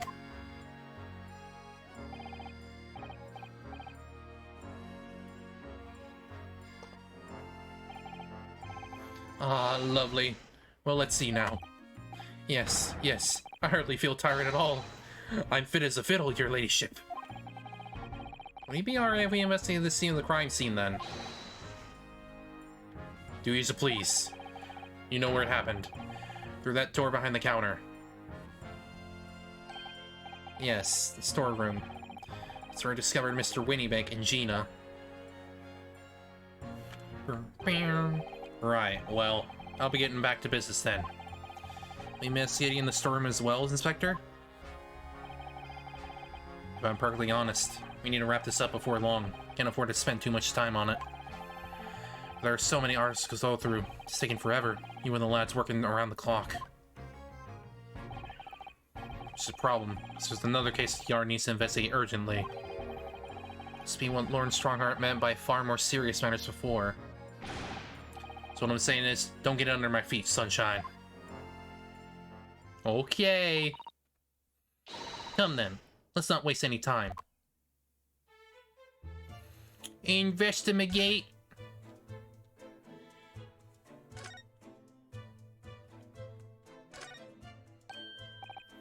Ah, look here. Oh yes, a bullet hole. And I can see the bullet is lodged in the wall. Presumably, Mr. Winnemate wasn't practicing with his revolver in this spare time. Ah, well... Miss Jones likes to practice in his drawing room whenever he can. He's very patriotic like that. Sorry? It's all there in the Adventures Sherlock Holmes, you know. Isn't that right, Iris? Ah, did I write something like that? Partly in jest, perhaps. In jest? Well, he doesn't do it often. It's quite a dangerous pastime. He doesn't do it often? He shouldn't even do it once! Forget that for now, Runo. Let's examine this bullet.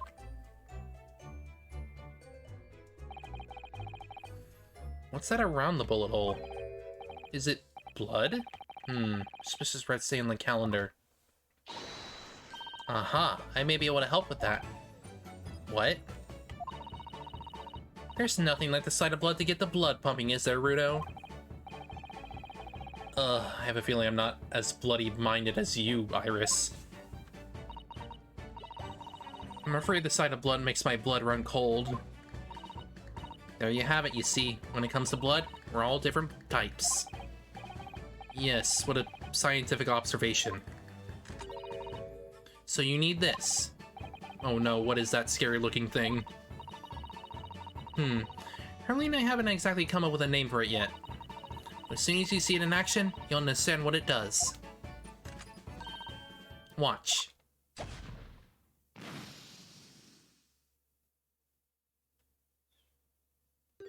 Green. Oh, the color of the bloodstain has changed. There, does it make sense now? Yes, I think I'm starting to understand. Good. It works on the principle that different people have different types of blood, you see. Yes, how wonderful. Chemical it fires combines with the blood and makes it change color. So you can identify whose blood it is that you're looking at in a flash. Oh, what a fabulous invention, Iris. Isn't it? Isn't it? I bet Ginny would say it's bleeding great. So, whose blood are we looking at, then?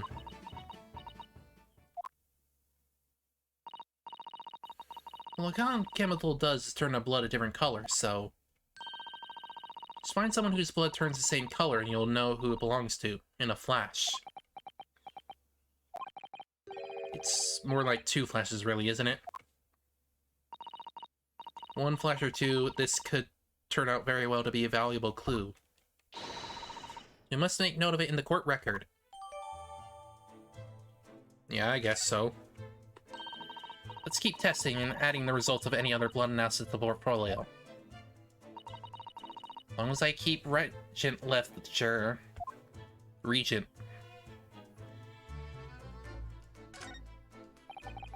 It's that strange contraption that lets you see pictures of things as if they're right in front of your eyes. Makes you think. When Mr. Sholmes literally showed it to us yesterday, we were blissfully unaware that any of this was about to happen.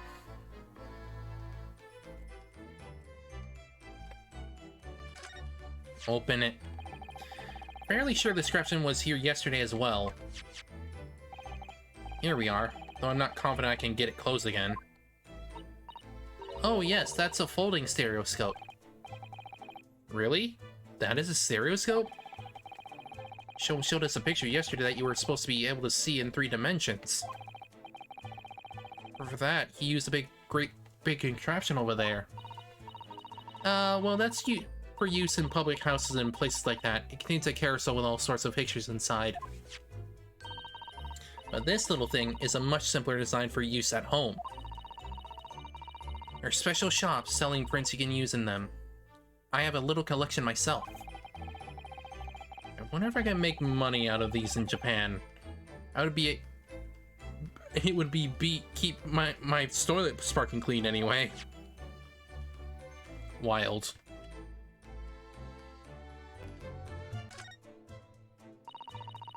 Shelves are where the pawnbroker puts articles that have been forbidden on display for customers to buy. Yes, it's really strange miscellany, isn't it? I mean, who would buy this horse statue, for example? Well, sometimes you can find some real treasures among all the junk, you know? Are you alright, Runo? Oh, well, it's just, look at all the collection of useless junk as a whole. When you pick out individual things, you can't help wishing you owed them. Even that horse statue. It's exactly how that pawnbroker works. They're very clever.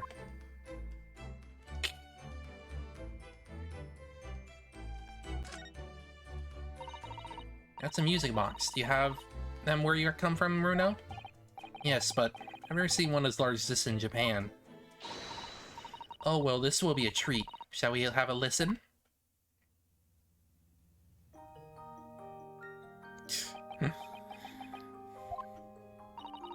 What do you think? Isn't it a pretty sound? It's a beautiful sound, yes, but it's a little hard to enjoy when all the policemen in the room are giving you fierce looks. Never mind that. If any of them say anything, I'll tell Grexy to have a word. Iris Wilson, Superintendent of Scotland Yard.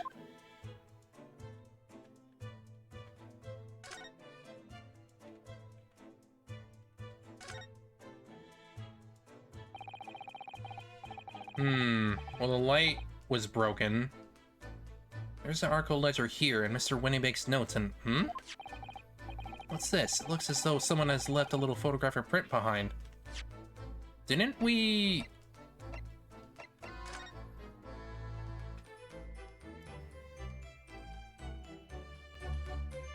Yeah.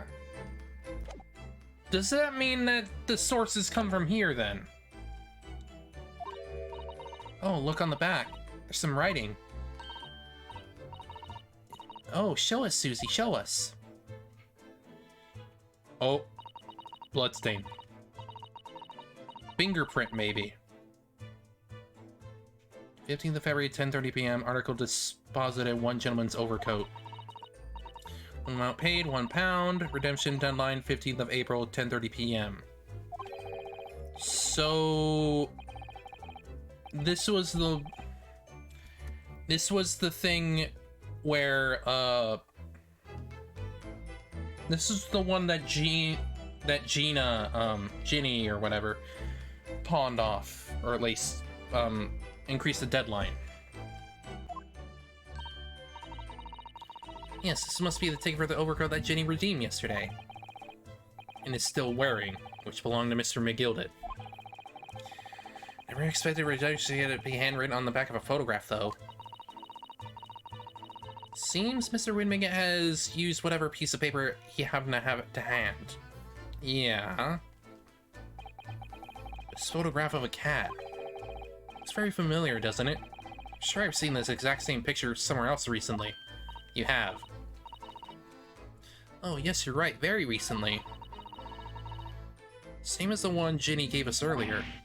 Of course, I was forgetting that she gave us that print. What are you waiting for, Mr. No? Get it out. Alright. Let the cogs turn. Yes, they are exactly the same. Well... I already looked behind the one that we had, so,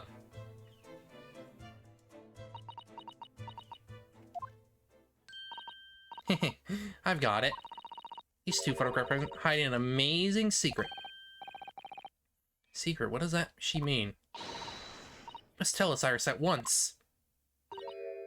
Do you really want to know? Yes, we need you to tell us all you know about this pair of photographs.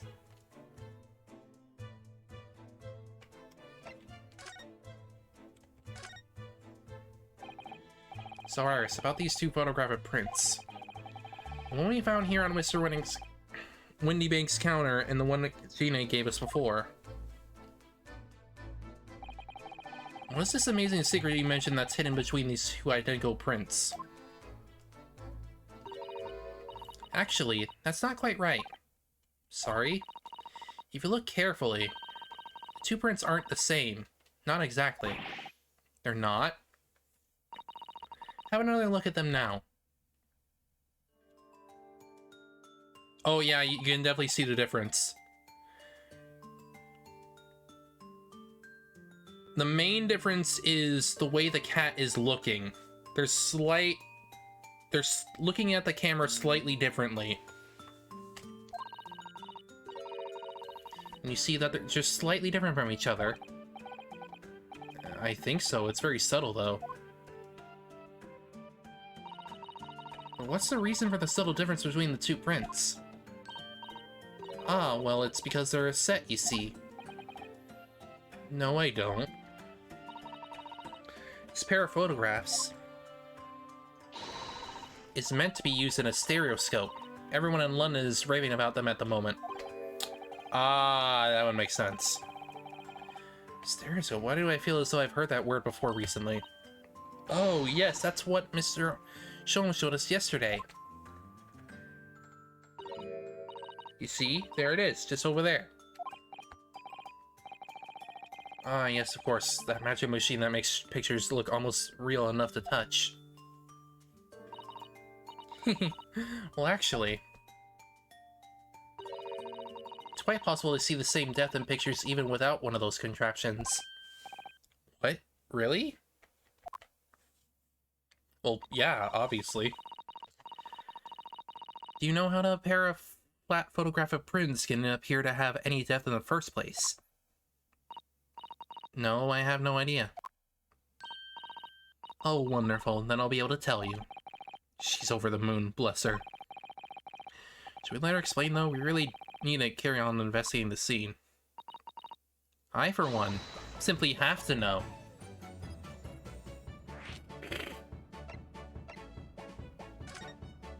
I'll indulge her. Have you ever considered, Rono, how our eyes see the depth in the world around us? Well, I just open them and it works. But the reason it works is because we have two eyes. Two eyes? Shocking. Try closing just one at a time. I think you see straight away what you see with your left eye and what you see with your right eye are ever so slightly different. You get a different view with each eye. Yes, position of object seems to shift slightly. Exactly, and in your head, the brain uses that shift to estimate depth and merges the two views into one. That's how we can see depth in everything we see. Ah, my brain really is amazing, isn't it? It does so much without telling me. Ah, I think I see. So the pair of photographs consists of a left eye view and a right eye view. Is that right? Oh, well done, Susie. You're so quick. So you can persuade your brain to merge the two pictures together in your head. You'll be able to see depth in these prints. Yes, Runo, you're beginning to understand. And stereoscope's function is to act as your brain and allow you to do just that? Yes, but as long as you have two images, two eyes, and one brain, you can actually do it yourself without needing a stereoscope at all. Can? Really? Yes. You literally just freaking put them up against your face and then cross-eye. Let's try it. Let's see if you can view this pair of prints without the help of a stereoscope. Oh yes, I'm dying to have a go. Susan really loves this kind of thing. You need to be able to cross your eyes. That's the main thing. And you both do that. Cross my eyes? I think I can. Watch me and see if you can copy. Make your eyes do this.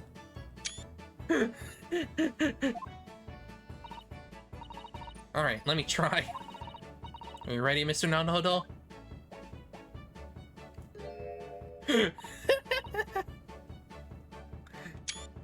There, how's that? Wonderful. Now it's your turn, Runo. You can concentrate on looking at the bridge of your nose with both eyes at the same time. Not exactly an easy task when two people are staring at you cross-eyed. Alright, that's enough practice. Now let's try looking at the prints. Start by staring at one print and slowly crossing your eyes. You should see two overlapping images like this. You try it now, Runo. Just going to have to give it a try, I suppose.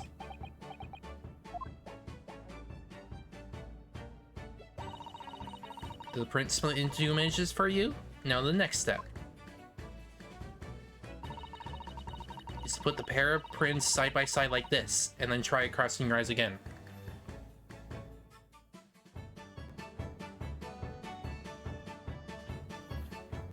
Yay. Prints should slowly merge together until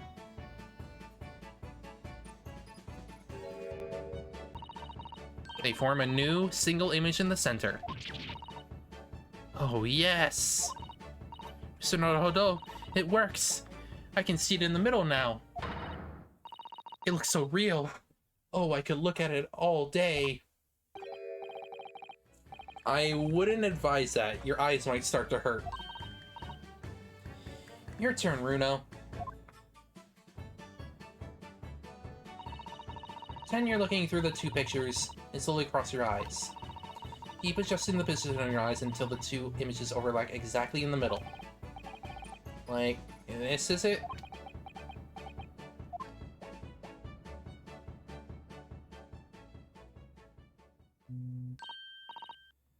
There, you managed it. So now you know how stereoscopic images work. Well, I don't know who discovered it, but it really is quite extraordinary. Sure. So what do you think of these stereoscopic prints then, Bruno? Certainly amazing, but it isn't easy to get the knack of viewing them properly.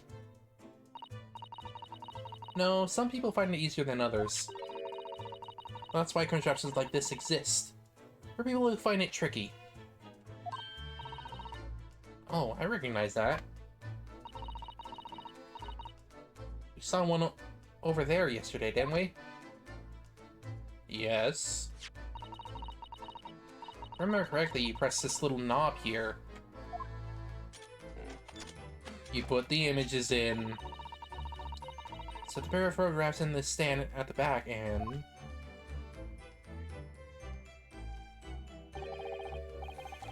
still amazing, even though I know roughly how it works now.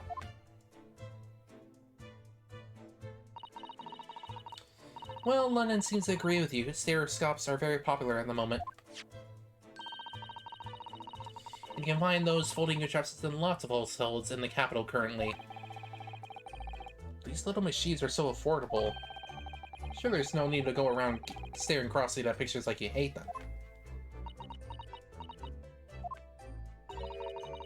But it's so much more satisfying to be able to see the effect with your own eyes. Well, I think so in any case. Stereoscopic pictures. Never even heard of them until yesterday. I've looked a lot about them, but I wonder if it's knowledge that I'll actually need.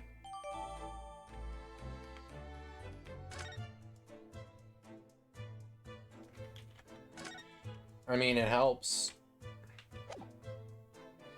Maybe we'll be able to use them? I don't know.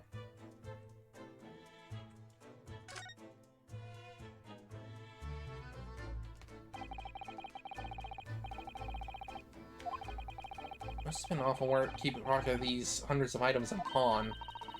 So much to think about. Better to sell it all and have a clear head if you ask me. William was very careful when it came to articles in his care.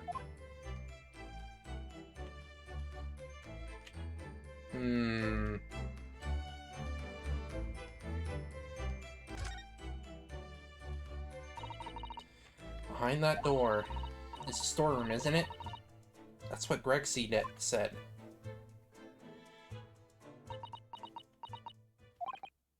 Yes, and that's where I saw that dreadful scene last night.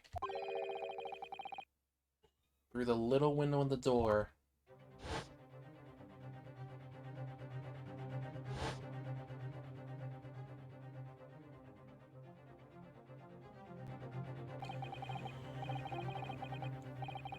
Mr. Winnipeg, face down on the floor, with Gina beside him. As the accused legal representative, you have the right to examine the scene, Mr. Naruhodo. You must make a thorough investigation. Yes, of course. And we will. Behind that door, that's the real scene of the crime.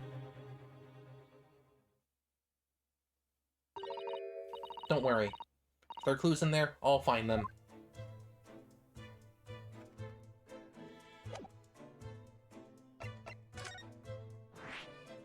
And then we go to the storeroom.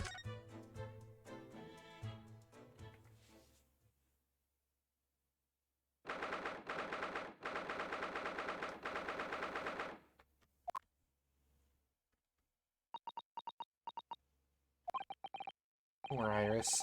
She's cleaned up completely.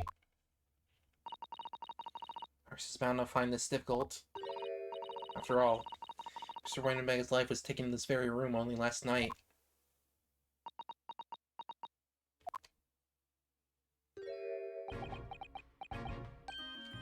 Ah! Wait, Inspector! What's it now, Sunshine? Took one look at me and tried to run away. Think it's not something your Inspector would run away from some jumped-up little defense lawyer, do ya?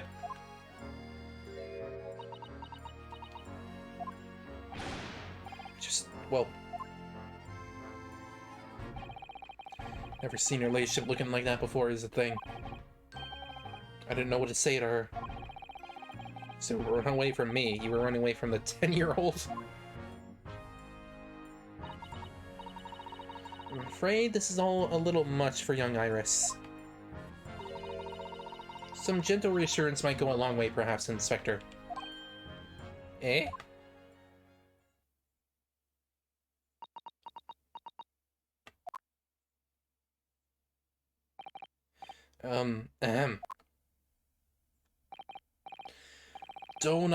Don't trouble yourself unduly, your ladyship. I mean, at least you're not dead, are you?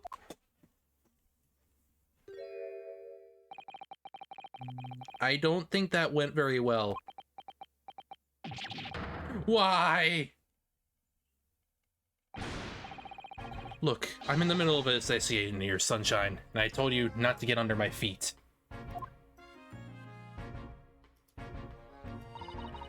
And we have an investigating to do ourselves. Yes. I'd like to hear more about what the socially inept inspector has to say. Oh, Hurley. Inquire into how Mr. Shulman's operation is going.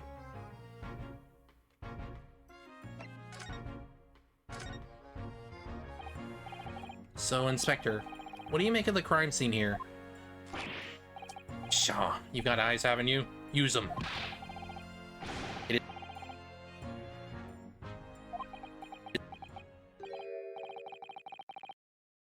Iris, could you lend me a hand? So, Gregsy, what do you make of the crime scene here? Oh, yes, your ladyship. Do allow me to humbly explain. Last night, at shortly after the hour 1 o'clock in the morning, Scotland Yard police attended the scene. The one and only door to this storeroom was found locked from the inside. So it was locked from the inside.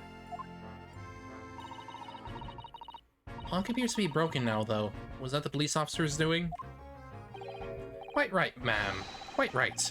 We took the liberty of smashing the door in as humbly as possible. Oh. As you can see, the victim was discovered, prostrate on the floor, thuswise. Next to the aforementioned body, we discovered the vile gutter child. Are you talking about Jenny? She's my friend, you know, Inspector. Mrs. Strahd, the hapless girl, was curled up on the floor, dead to the world. She's still alive, you know. Yes, when I saw her, she appeared to be unconscious.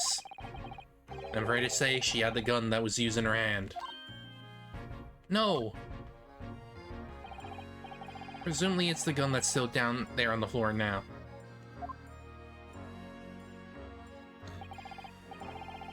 In her pocket, we found the key to the door as well.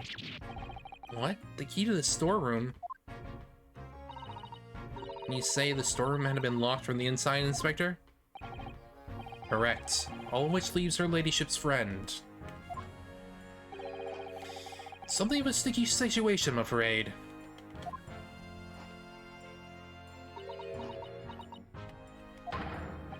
Obviously, my personal opinion is that it's all sort of a misunderstanding. Of course it is, Inspector, of course it is.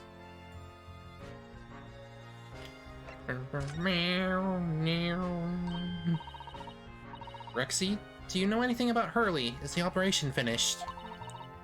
Is Hurley alright? Is he? Thing is, don't miss your words, Inspector, please. You don't mean to say that Mr. Sholmes is... No, the operation is done and dusted. It's just that, well, out with it. Yes, ma'am. They use something called a general anesthetic. It's the latest thing. Rendering the whole body insensitive. The whole body and anesthetized? Is that even possible? It means the operation can be completed while the patient is fast asleep. Goodness, in the Empire of Japan, we can just manage to provide laughing gas for tooth extraction. Trouble is, latest thing isn't always the greatest thing, if you all in my meaning. They couldn't get the medication to work at first, so it took hours for him to nod off. Or so I hear. Now that the op's finished, they can't get him to wake up, apparently. Oh my. No one knows if it's the anesthetic still in his system, or the bloke's just plain exhausted. But anyway, all they can do is stand back and watch until he comes around again. Hurley. The moment he opens his eyes, your ladyship, I swear I shall get word to you. What a surprise. Even in matters of life and death, Mr. Shulman has to do things his way.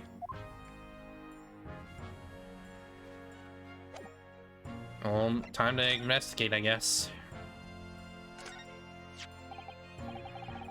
This is a revolver, a real one. It looks like a snazzy one, too. Might possibly be the murder weapon used to take Mr. Windy Bank's life. What's the matter, Susie? You and Real look like you're about to faint. Well, it's just that I've rarely seen a gun in the flesh. I've had issues with guns in the past. Yeah, it's one way to say it. But anyway, we saw Mr. Winniebank with this yesterday, didn't we?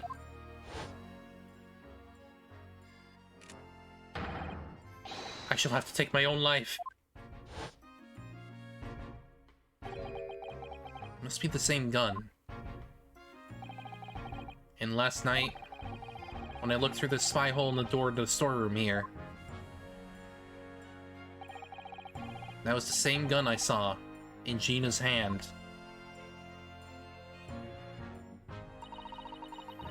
Mr. Winniebank told us that he'd only ever had a single bullet loaded in his revolver, didn't he? Well, it seems it's empty now. The one and only bullet he had in his gun has been fired. So we can be fairly certain that only a single shot was fired from this revolver.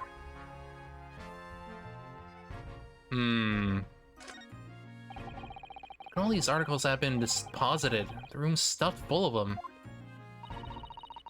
Can't believe how many there are. Bicycle, a gramophone, musical instruments, even some enormous paintings, look. Pieces of different people's lives, quietly gathering dust in here all together. There's something very peaceful about the atmosphere in here. Or at least there would be, if not for the chalk outline on the floor and the policemen shuffling around. Not much I can do about that, sunshine. What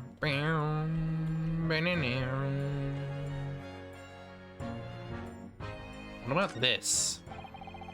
Out of all the articles in the storeroom, this is the only thing that shows any sign of being ransacked.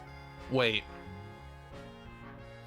Would that be the case that Sholmes perhaps brought in? Because he said he did bring in a case with a manuscript in it. What is it, Iris? That's the box file that my manuscript was being kept in. Yep, I figured. Oh. Iris' unpublished story, The Hound of the Baskervilles. Surely that's not what all this Sorry, Iris, but if you ask me, he sold it. I'm telling you. We should check inside the box at once. Yes.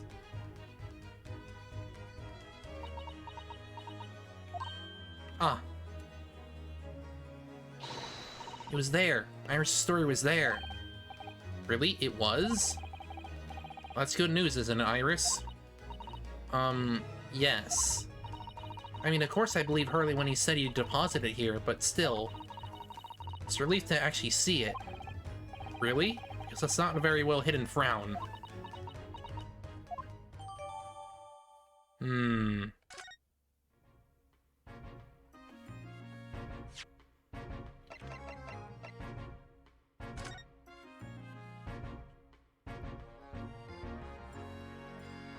Is there something off about it?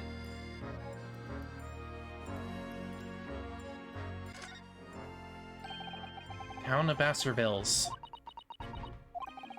How did Susato-san know the exact title of this unpublished story? I suppose I'll just have to wait until she's ready to explain it to me. So sorry.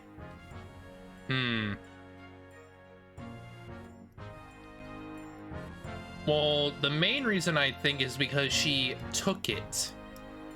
For whatever reason.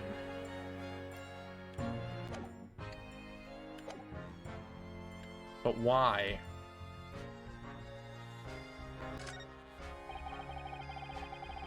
Other than she's a big fan. Lisa marked the position of the body with a chalk line.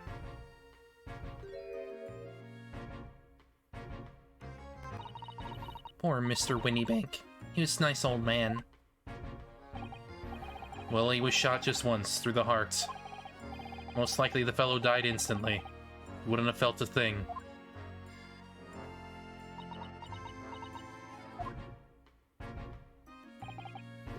Must be his blood, then.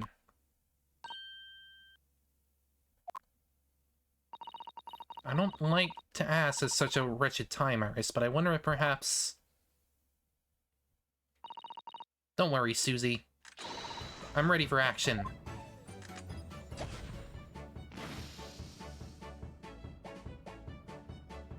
Nope. That's a different color. Which means... the blood in the shop proper is someone else's. So now we know the color the chemical turns when it reacts to Mr. Winniebank's blood. Just match our analysis of the blood stain we found in the main shop. No, but let's add the sample to the others we've already collected anyway. Which means that's someone else's blood. But is it Sholmes or someone else's? I don't know. Can't say for certain with that.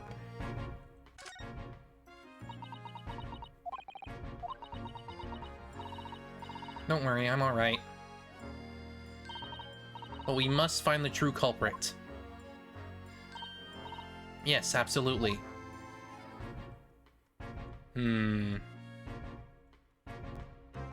Anything around here?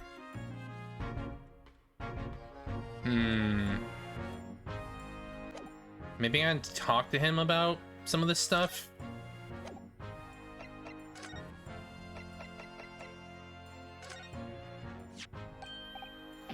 Is that what I think it is? Your ladyship's latest? Yes, my latest story. It's called The Hound of Baskervilles. Oh, a most fascinating title, your ladyship. Fascinating. And I don't suppose. Will there be any mention of my humble self in the tale this time? Good question. I can't really remember. I see. Well, why would you, your ladyship? I'll just wait its publication with eager anticipation. You needn't worry, Inspector. I'm sure if you do appear, you won't be doing anything particularly remarkable. You looking to be arrested, Sunshine? I didn't mean it like that. And even if I did, you wouldn't have bitten her ladyship's head off, would you? Maybe the blood samples.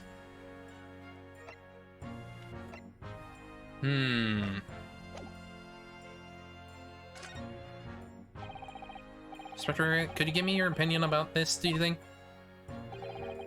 You don't tend to share, Sunshine, not with the general public. Ugh.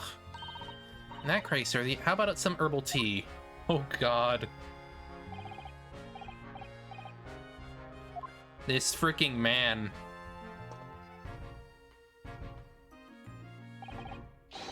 Ah, lovely. Ah, very much. That really hit the spot, your ladyship. You don't mind sharing that, then? Frickin' weirdo.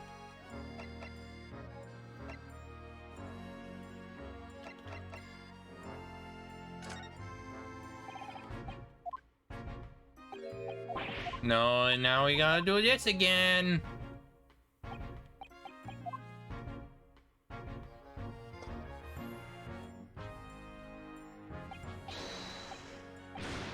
Yeah.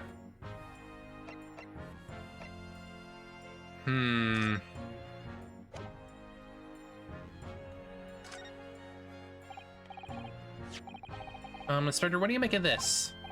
Ah, what have we have here, then? A redemption ticket for an article deposit here, is it? Looks like someone ran out of an office stationery and wrote the ticket on whatever piece paper was to hand. Yes, this is a ticket for McGilded's overcoat. The one that little diver turned up with yesterday. Oh, actually, no, it's not. Really? Think you know better than me, do ya? No, I didn't mean to, Bruno's right, Gregsy. This isn't the same ticket. Of course not, it isn't. I never doubted you, your ladyship. So what's all this about then, if it might so little as I ask? This is a second ticket. A second one? Seems that Mr. McGood is in fact had another article in storage here at Windy Banks. Is that right? I think we need to discuss this further with the inspector, Mr. Nahodo. Oh, good, because he's ever so easy to talk to.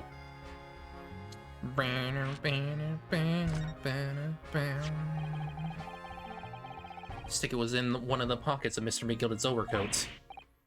Eh? You mean to tell me... Yes, there was more than just the music box disc, it seems. I should have insisted on last taking it back to the yard and examine it properly. Well, according to the details on this ticket, Mr. McGill deposited another article here with Mr. Winniebank. Yes, I can see it written here. Small box, was it?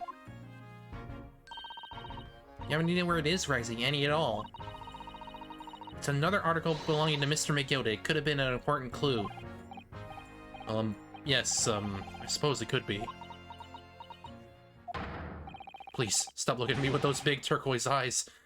All full of hope and expectation. It's too much pressure. I'll lose me marbles. I will. I'll go barking.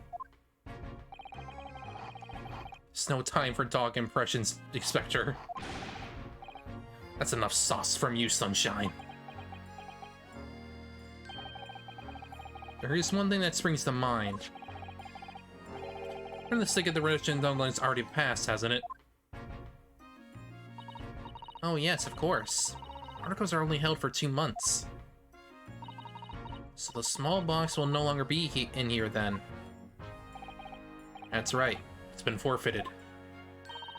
Which means it could have been on the shelves in the front line of the shop where the forfeited items are offered for sale. Yes, the shelves in the front. We must search them at once. You're wasting your time. Oh. There are dozens of little boxes out there. Hundreds even. Can't possibly know which one might have been McGilded's. That information's not written in the ledger. Ugh. Well, I think we should at least have a look just in case. Of course, your ladyship, of course. Very sensible of you, I'm sure. This is getting old.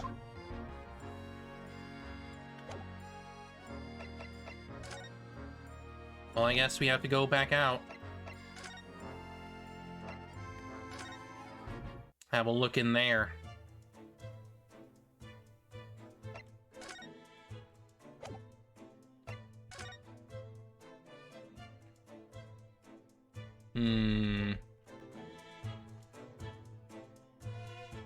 I mean, we could probably talk to the officers, maybe. Just scouring every inch of this place by the look of it. Instructions from the yard to examine every article in this shop and every ledger and book of accounts. Every article? But that's a ridiculous amount of work, surely. I'm hard ever since the shop was declared a crime scene in the early hours. We're sifting through it all shifts at least, but still. We'll be working through the night, that's for sure. Even then, we're barely have scratched the surface. Crime and pawnbrokers. Must be very policeman's worst nightmare. Every cover's worst nightmare, you know. A crime and a pawnbrokers. Yep. I'm sure.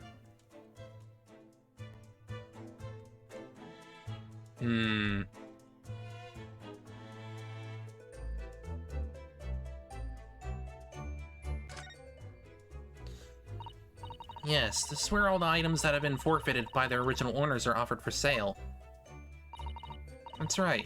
They've all got a little price labels on them. There are so many. I wonder if the small box's stickboard is still on the shelf somewhere. I sent McGill a deposit here just over 2 months ago. Even if it were, finding it promises to be very troublesome indeed. There are so many boxes. It could be any one of them. Sholmes said a pawnbroker's was the safest place to store anything. More secure than a bank's vault. But perhaps this small bait Mr. McGill contains something of very great value. Well, if that's the case, he'd probably have kept it locked. So now you need to find every box with a lock and break them all open. Susto, please. That sort of McConnell could get you arrested. I won't let that happen. Ah, this takes me back. It's been some time since Susato Sun last threw me. Yeah, it's been 2 months.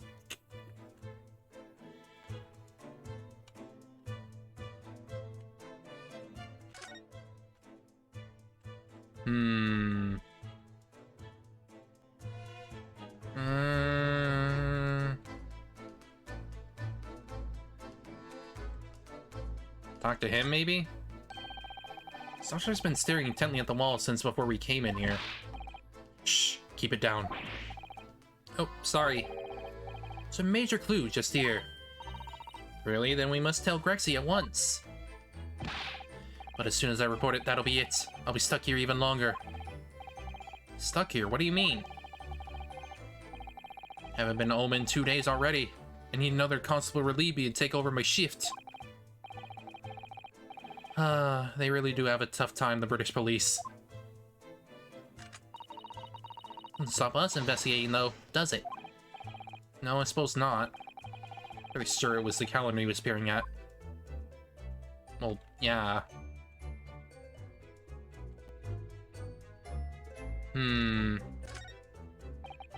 Green blood.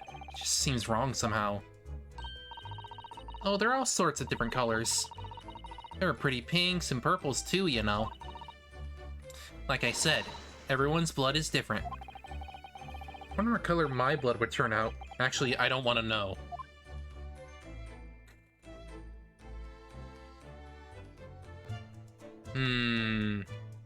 Anything else? Oh, what? No, I didn't see anything.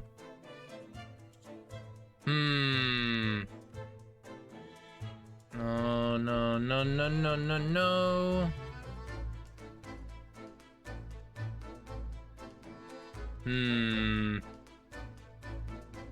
Anything?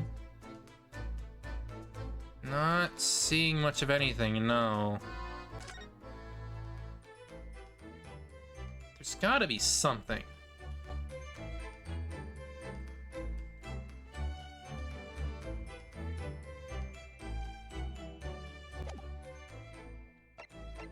Maybe I can present to Iris or something? Oh, my manuscript. Sean said he deposited at Windybanks and he said he's had. So strange. What is it about this particular story? I worked so hard on it. Why would Hurley say I can't publish it? I'm afraid I have no idea. All you can do is wait until he's ready to tell you, I suppose. Oh, maybe. It's because Hurley isn't in it enough. He didn't give it enough good lines. Yes, maybe. I wish you could say that definitely isn't the reason, but I can't.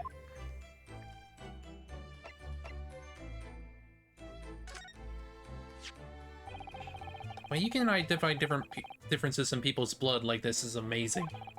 You really are a genius, Iris. I know, I am. If Hurley and I put our minds to it, we could really shake up Britain's chemists and alchemists. And you could shake up Japan's lawyers and judges, couldn't you, Mr. Naruhodo? Oh, for sure. Even if I didn't intend to.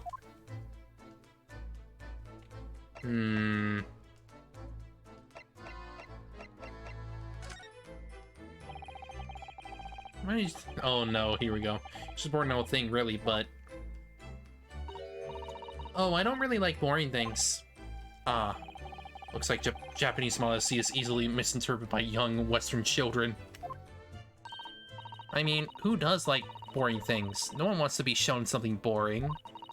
Come to think of it, you're always introducing things with this...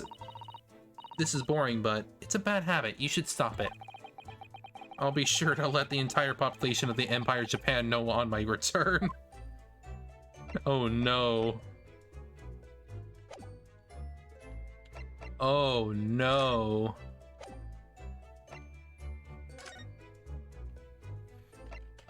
I mean, I can probably go in the storeroom again. That's the only thing I can really think of doing, really.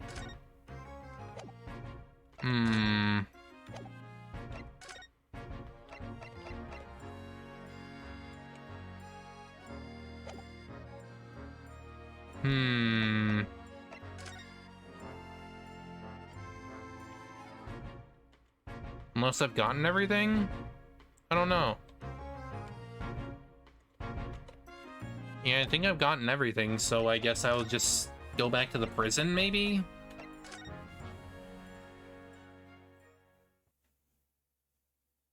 Oh, yeah, that works.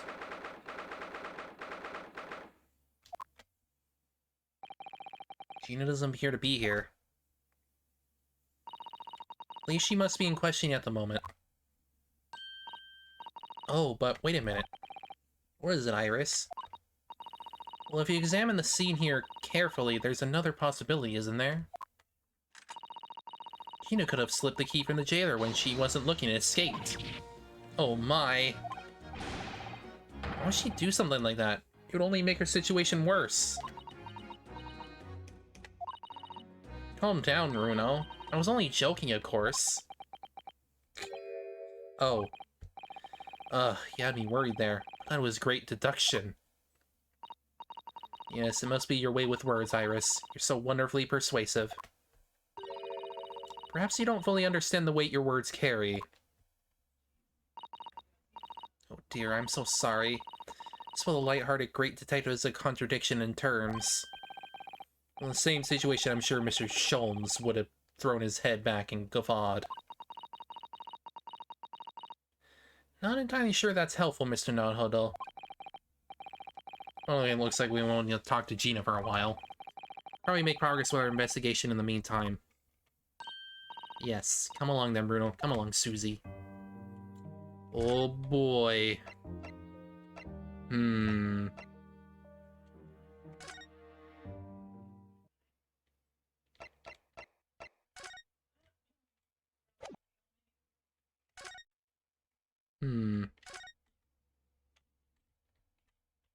Not much here, really.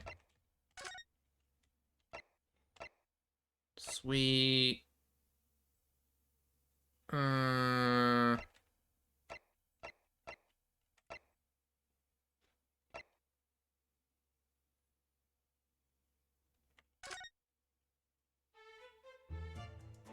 Linger here a little longer. What does that mean?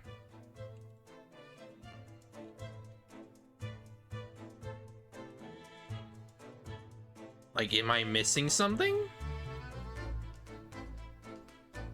Because I'm not seeing much of anything pop up. Hang on. Give me a moment.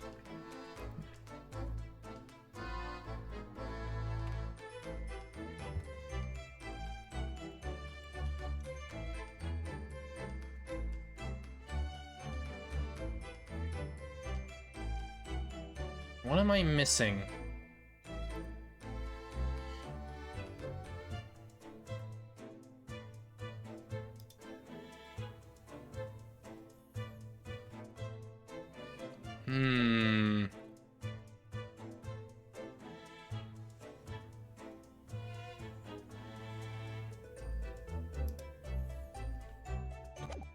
Wait, actually...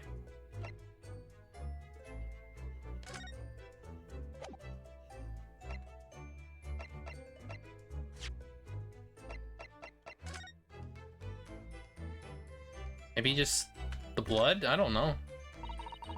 So not at all. I don't know if you noticed, but there's something rather troubling here. I have noticed. Red smear, you mean? This looks like blood, doesn't it? I wonder if Suzuto had picked up on that. Well, in that case, yes, we need Iris. We should show this to her before we begin. Yeah, that's what I was missing. That's what I was missing. Alright. So, present that to her.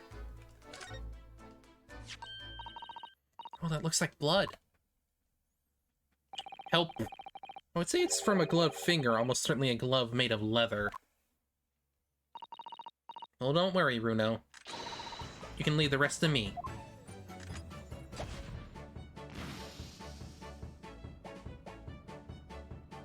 Purple.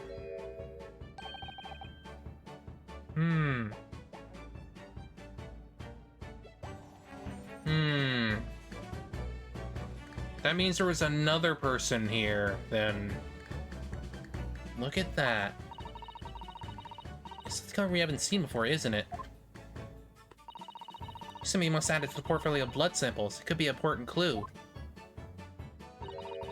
Although, it would be nice to find out whose blood these different colors correspond to at some point.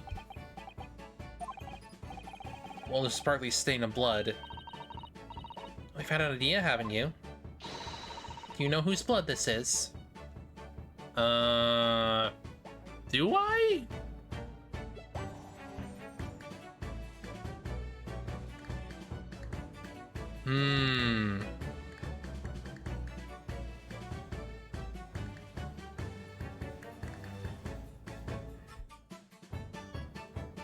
Wait.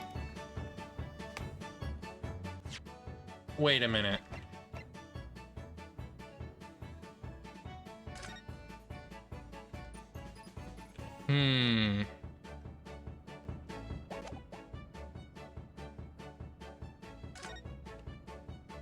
15th.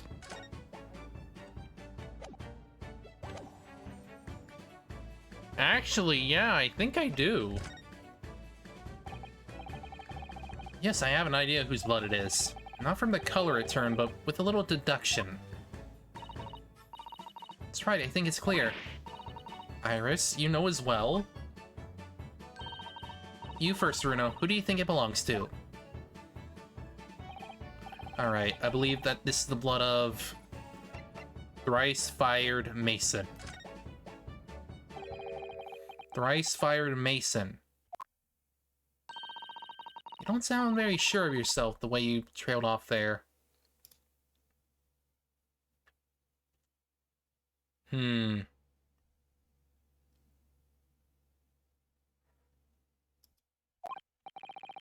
was 2 months ago now, that's the case. Of course, I never met the victim, so I'm struggling to remember his name. He's definitely thrice fired, though. The victim of the omnibus case? Yes, his name is indeed Mr. Thrice-Fired Mason. But that would mean that this bloodstain was left on the ticket 2 months ago. Yes, I think it was. Gina brought this ticket here to Windy Banks yesterday. I'm suggesting that the bloodstain was already on it at that time. So it's a smear of blood from the time that Mr. Mason was killed 2 months ago. Something else is coming back to me now. Mr. McGilded was also wearing leather gloves that night. That would make sense, yes. And considering what was on his gloves, blood, of course, that would also line up. Now I ask yous, what a good-hearted soul would rush to help a fella bleeding from his stomach? I wasn't about to start worrying about me gloves now, was I? I reached out to give the man a hand. This really does look like a leather glove thumbprint, this mark. But we know that Mr. McGilded had no injuries at the time anywhere on his body. From which we conclude, any blood on the glove belonged to the victim, Mr. Mason. Mr. Naruto, you sound just like Mr. Sholmes. Minus the quirky slip-ups, I hope. Oh boy. Alright,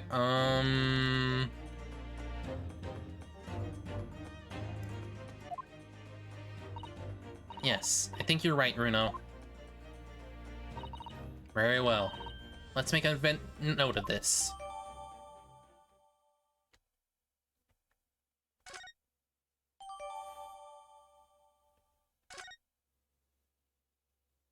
Oh, looks like we got everything. That was the last thing I needed. Ah! Nearly jumped out of my skin there. How could Mr. Winnipeg set up such a wicked trap? I doubt he set out to scare anyone. Is that really the time? I think perhaps we should pay Gina another visit soon. Oh?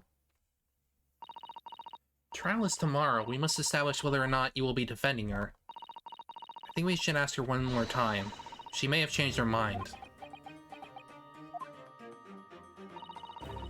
Do you remember, Runo? You told her that she could rip up the representation papers if she didn't want to be her lawyer. Really? Did I say that? Yes! Yes, you did. The deadline for submitting the paperwork is fast approaching. In that case, we had better hurry back to the prison and talk to Gina again. Well, let's go. Let's go.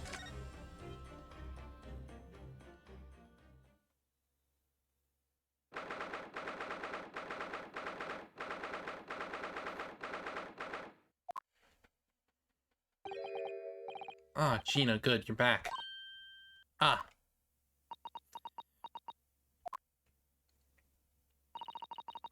Police must have finished questioning her then. Oh, how was it, Ginny? Was it awful? Eh? Oh, didn't bother me. Thank you for the papers you signed before. Meant we were able to investigate in Windybanks. Oh, right.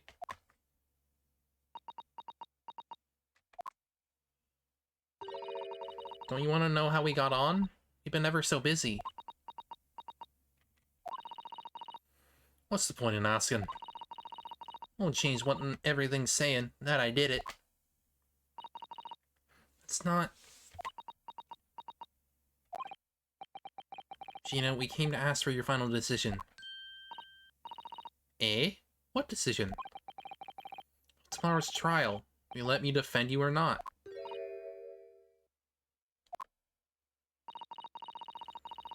I must submit the paperwork now if you'd like Mr. Naruto to represent you. Right, I see. She really lost her fight all of a sudden. But I know what she feels like. The worry is just so hard to bear.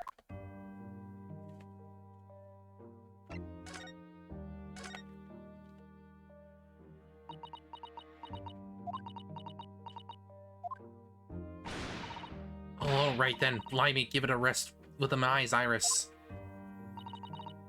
So come on then. Fill us in. Who done it?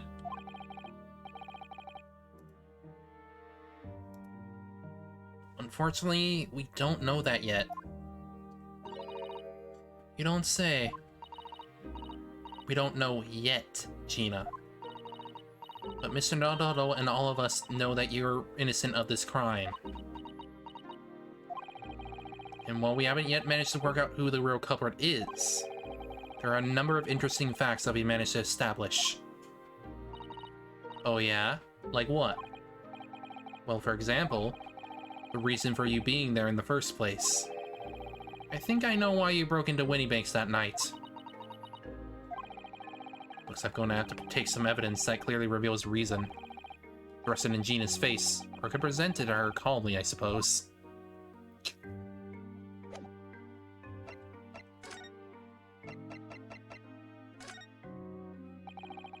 Found this in Mr. Winniebank's storeroom.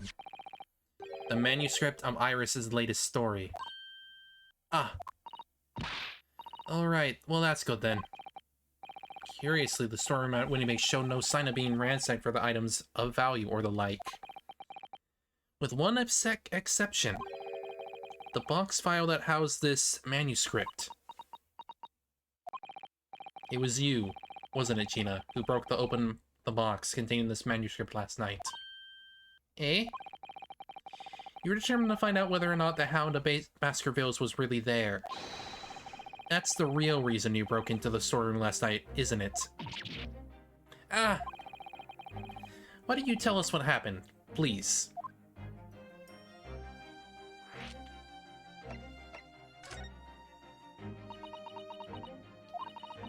Alright, yeah. This Baskerville story, it's the latest Shones adventure, right? But it ain't been printed yet. So I figured, it's gotta be worth a fair few pieces of silver, right? Oh yes, at least 5,000 pounds. What? So you intended to sell Iris's manuscript, didn't you? No, Ginny, how could you? What? Wait, no, hang on. Of course they weren't gonna sell it. All they wanted to do was find out if the manuscript, or whatever you call it, really was there or not. It's the only reason I was in the first place. For Iris's sake. Isn't that right? Ah. We knew why you'd done it from the start, Gina. Of course we did. But I knew you wouldn't do anything mean like that, Ginny. I just knew it. Well, saw the manuscript of the storeroom. It reminded me of what you said the night before. Grown-ups do a lot worse than that, believe me. Bare-faced liars, the lot of them. You just ain't realized it yet.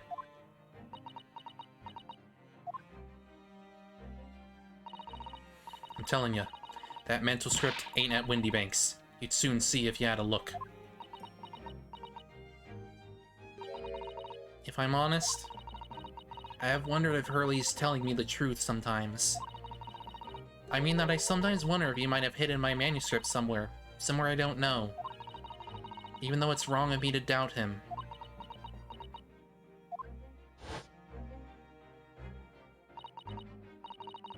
Oh, Ginny, that was so sweet of you. Alright. I'll tell you why I did it. Just stop looking at me like that, Iris.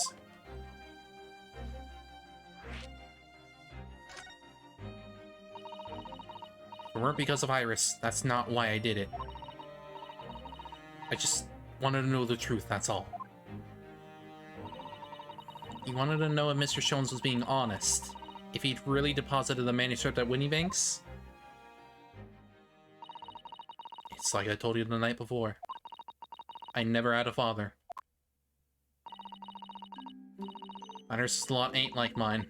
She's got her dad, only she can't see him. And I reckon that's gotta be harder.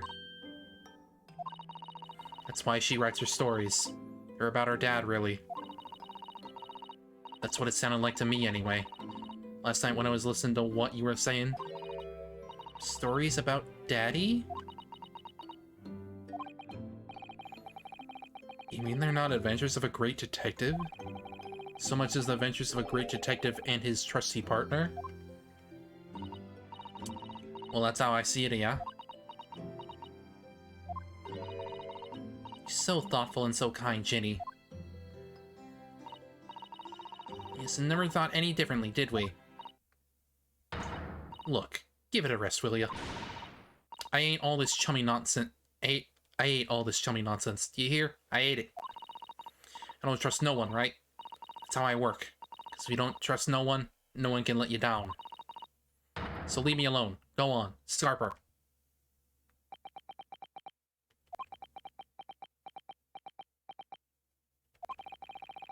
I hadn't noticed until now, but it's unmistakable. Right there on both sleeves of that overcoat are some very suspicious red stains. McGilded's handiwork. What? Why are you looking at me like that? Thinking me by we're presenting some of our other findings in the area to Gina now. Yeah.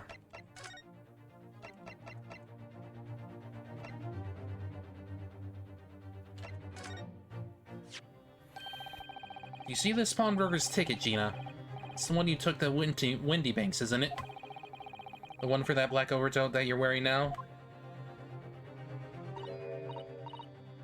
Eh? What that? I don't know. It looked the same to me, those tickets. Surely not. Well, this one has a very obvious mark on it. That would appear to be blood. Eh? Does it ring any bells? I don't know, it all looks the same to me, blood. They all sound the same to me, these answers. Suspicious.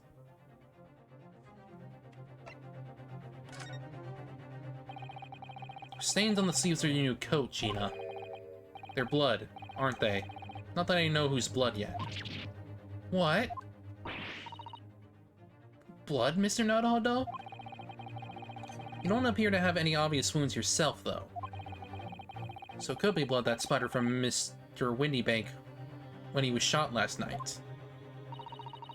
Let's not beat around the bush here. This trusty friend of mine will get results much faster than anything else. Eh? Take it easy, Iris. Don't move, Jenny. I'm gonna shoot.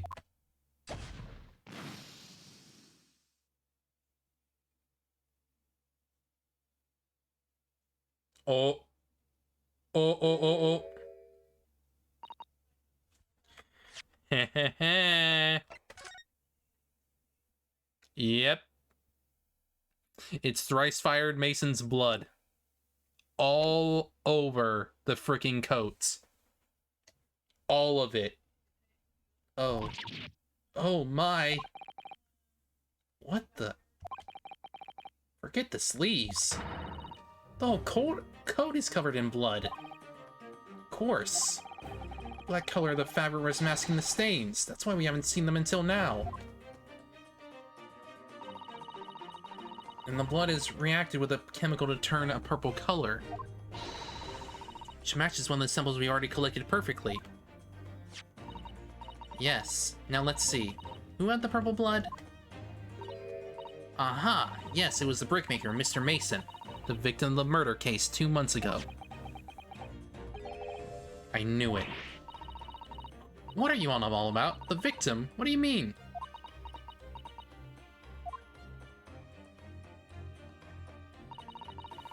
It's a rather uncomfortable situation, Mr. Naruto, but I think this makes things quite clear. It means the omnibus case is finally solved.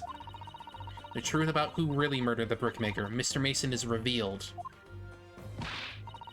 Oi! Would someone explain what's going on? Stop telling half a story.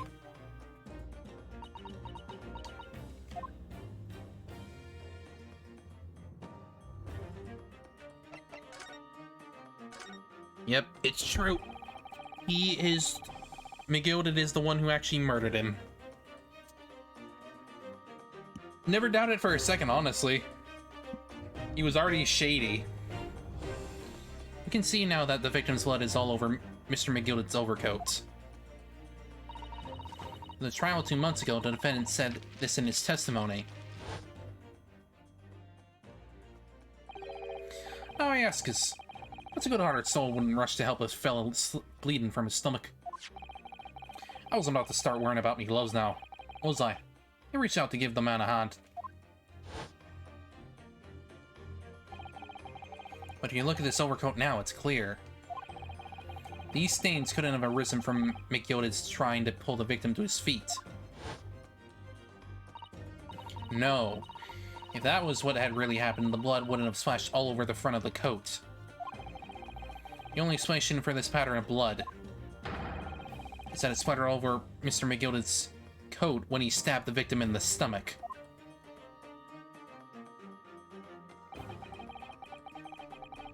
I've tried to run from the truth for long enough, but there's no escaping it now. The culprit, in that case, Mr. Mason's killer, was Magnus McGilded. Never doubted it for a second. Yep, never doubted it. He was shady. He was a loan shark. There was the suspicious clues that were left behind in the middle of the freaking trial. He did it. He just manipulated everyone to thinking he was not guilty. Mr. Naruhodo. That horrible case is solved at last. And I helped the man walk free from that trial. I used all that twisted testimony and all that sham evidence to prove his innocence. How could I have let that happen? I mean, it wasn't completely in vain, however. Because the man apparently burned to death, regardless, so he's gotten his punishment, at least as far as we know. Unless he's still alive, but we don't know. I also still cast a doubt on him in the trial regardless, so I still was not completely convinced, even if I did prove his innocence. Bruno, did you believe him, though? Did you believe Mr. McGilded was innocent? No. I believed. Or rather, I think I was trying to believe I wanted to. Because believing in those you represent in court is a defense lawyer's greatest weapon. A weapon?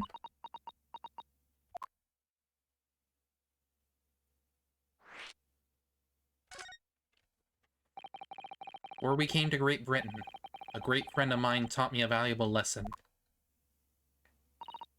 You mean Kazuma-sama?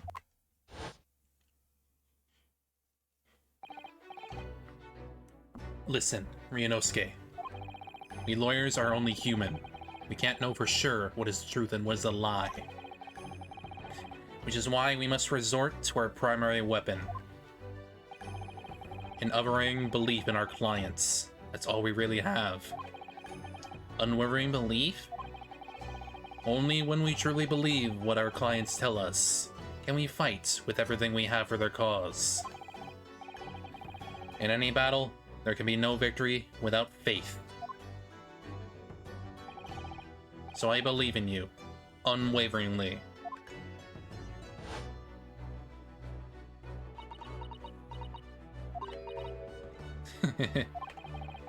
What's funny, Gina? Poor. This sounds like this Empire of Japan you come from. Everyone must be soft. Oh, come on. Look at the mess it's got you into, leaving in that bog trotter. Yes, I inadvertently helped a murderer walk free. At least you've learnt your lesson now, eh? Leaving in people's never worth it. Someone always stabs you in the back in the end. No. You're wrong about that, Gina. There will always be those... There will always be those who try to manipulate you. There is no doubt about that. However, there will also be people you can actually trust in. It's always going to be a mixed bag. But there will always be people you can trust. Always. Always. So you let your guard down your guard, you've had it. That's why it's important to be careful who you put your trust in. It's always important to look into that. Take a leaf out of my book. Leave no one. Get hurt by no one. Gina, may I ask you something? What? I'd just like to make absolutely sure. What would you like us to do with these representation papers for tomorrow's trial? How many times do I have to say it? Rip them up and chuck them away. Are you really sure that's what you want? I bet that's what he wants all in all now, Mr. I'm a believer lawyer over there. Don't forget it was me in that trial 2 months ago. I led everyone up the garden path, didn't I? And you're telling me you can believe in me after that? Not likely. No, we certainly can. You were just trying to stay alive and not be hurt by McGilded. Well, Mr. Naruhodo, a lawyer's primary weapon is an unwavering belief in his clients. Ultimately, it comes down to whether or not I feel I can trust Gina after everything that's happened. I trust her. Gina, let me say it again. Please allow me to represent you in tomorrow's trial. Eh? Are you half-baked? Not at all. You've not once admitted to committing the crime, have you? It's more. I believe that you're telling them the truth. Seriously, Mr. Naruhodo? Didn't you hear all of what I said before? I'm a born liar. Bibs just trip off me tongue. And I'm a diver, don't forget. Pulled the wool over your eyes 2 months ago and got you into all sorts of trouble. How would you ever trust me now? I just don't get it. Gina?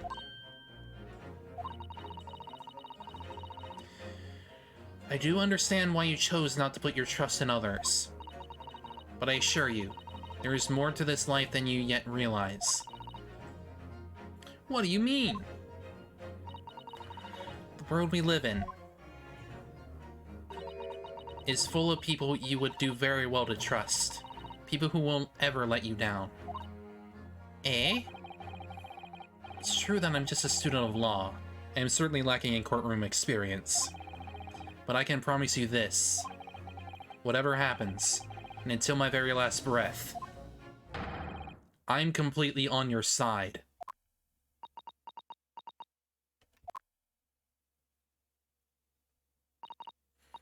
What do you expect me to say to that? Oh.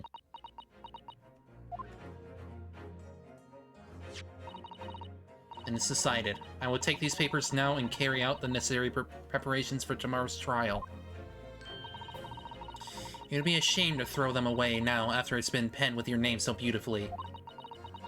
Do what you like. Eastern Law are... I don't know what you are. I don't get ya. Silly Gina. Gina's taking herself off back to her cell. She can never admit it, but I hope she's feeling relieved. That turned out alright in the end, I think.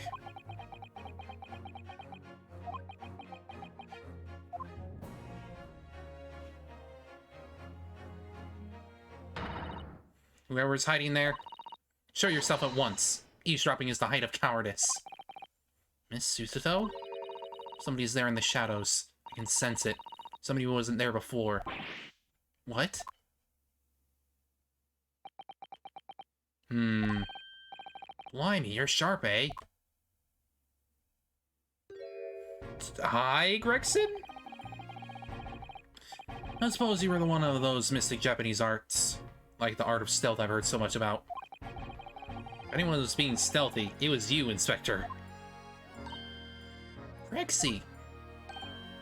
Oh dear, man, I'm most terribly sorry, your ladyship. I didn't mean to startle you. How long you been listening in on our conversation? Good grief, listening in. No, no, no. I just got where there were some visitors who were refusing to leave, even though it was after hours. I assure you, your ladyship, I only just arrived. This very minute, not a moment earlier. That's all it is. Nothing untoward. Nothing at all. After hours? Is it that late already? So then, I'll be excusing myself, your ladyship. Ta-ta, toodaloo, cheerio, all the best. Bye, bye, and bye. That's a lot of farewells, and not one of them appropriate for her ladyship. Oh, but I wanted to have a chat. I'm terribly sorry, but the time is pressing at the minute. Oh, I see, that's a shame. If I don't get this emergency at the Supreme Court dealt with sharpish, Lord Strongheart will, well... Emergency? Lord Strongheart? Nothing, forget I said anything. Anyway, I'm off. Alright, Grexy, if you have to, but let's chat soon. Delighted, charmed, can't wait, if you please, my pleasure. That's a lot of pleasantries, and not one of them sounded sincere. Gregson. Grexy's so funny. He says such silly things. It's certainly entertaining to see an inspector of the police fawning to a 10-year-old girl. But anyway, I wonder what this emergency at the Supreme Court. I must attend the court clerk's office now before it closes. Yes, of course. Thank you, Miss Susato.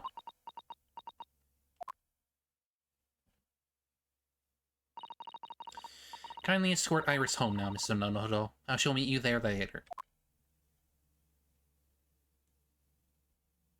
And so our investigation came to an end. Sutodo-san went to fill the necessary papers for my defense of Gina the following day. And then it hit me. She does. She really does. And I love her. She does. I can no longer suppress the wretched feeling that had been gnawing away at my insides. Tomorrow, Susato-san will be leaving Britain and making her way back to Japan. She sure is.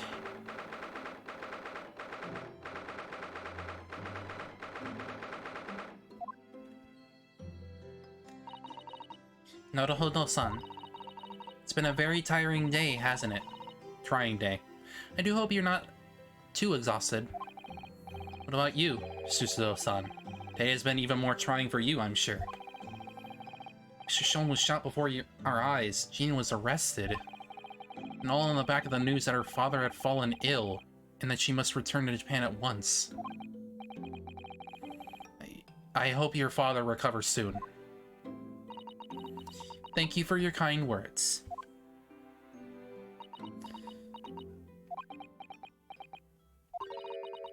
I wonder why it is that so many thoughts rage in my head like a storm. And yet, I seem unable to find the words to express any of them. I know exactly what you mean.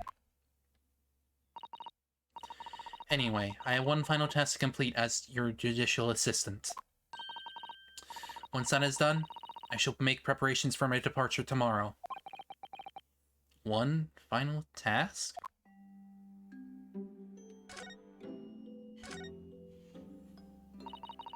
It's just 2 months since we arrived in London. We managed to establish this office. I was finally feeling as though we were settling in. I would be lying if I said I felt no regret.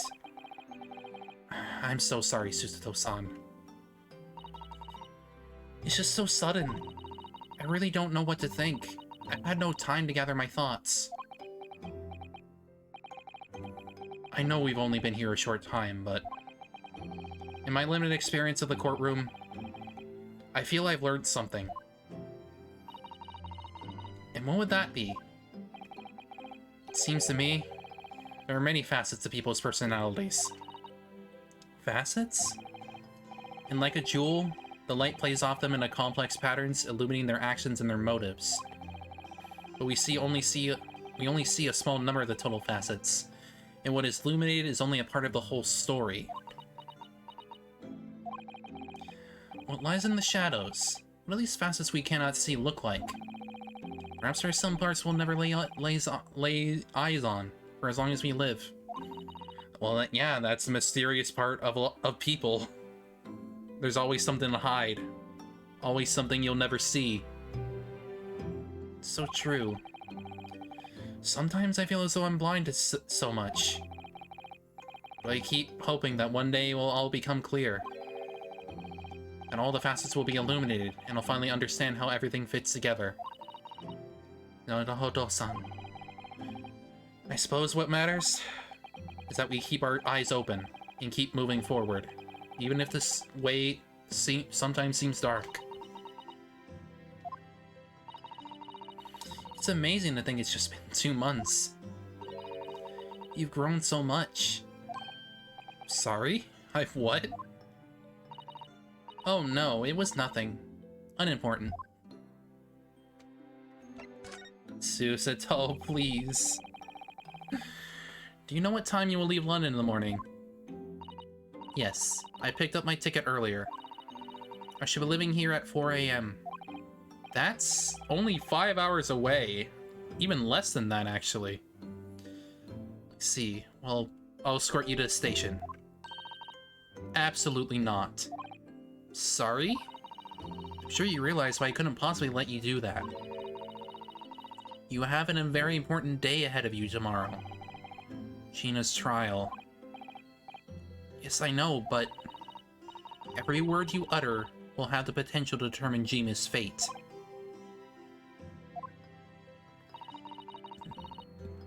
You must get as much rest as possible. Even though, like me, I'm sure you will find it hard to sleep. But please, for me, do try.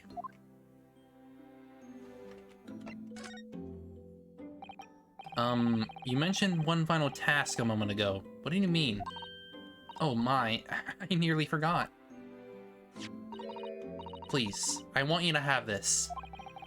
What is that? Some huge bundle of documents? It's my notes from the case 2 months ago. The murder that was committed on the omnibus. Ah, the McGilda case. Yeah, we're definitely gonna need that for solving this one for sure. Seems to me that this case of Mr. Winniebake's murder, in which Jeannie is accused, is very much tied up with that omnibus case, in ways that are not yet completely apparent. So I took the liberty of consolidating my writings about the case for you. With everything else she's had to think about, Suto-san still managed to do this, and all neatly laid out for me in her beautiful handwriting. Suto-san's a freaking saint. Oh, jeez. It's my pleasure. I only hope that it will bolster your case tomorrow for Gina. Thank you so much, Suto-san. I will do my best to use it wisely. You really are the best judicial assistant in the world. Well, that's extremely flattering. But I'm sorry to say that I've been a complete failure. Sorry? I didn't quite catch what you said there. Oh, ignore me. I was just mumbling to myself. Susato! Don't say that about yourself. Nyeh. Don't say that about yourself, gal. Girl. You literally saved freaking Naruhodo's ass. Like, so freaking much. You don't even know. Jeez. Well, it's getting rather late. I think you should go to bed now, Naruhodo-san. I must finish packing up my things in my room. Suto side-eye. I wish you the very best of luck tomorrow. Good night. Wait, there's something I need to say. No! What was that? A secret technique of mine. The Suto shutdown. Shutdown.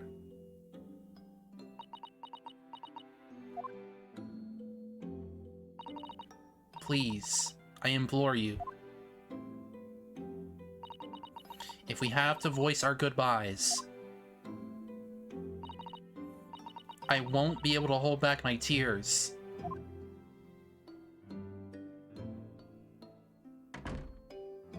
Damn it!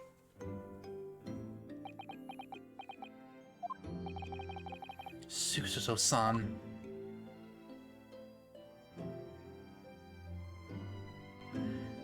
Damn it! Nyeh. It truly had been a trying day. On our feet for hours, getting Genie to open up to us, and learning the truth about that nemesis of a case. Physically and mentally, I was exhausted, and yet the idea of sleep seemed impossible. But I forced myself to close my eyes. And as a cacophony of scenes of our lives in London played through my mind. Eventually, my fatigue triumphed, and I fell into a deep sleep.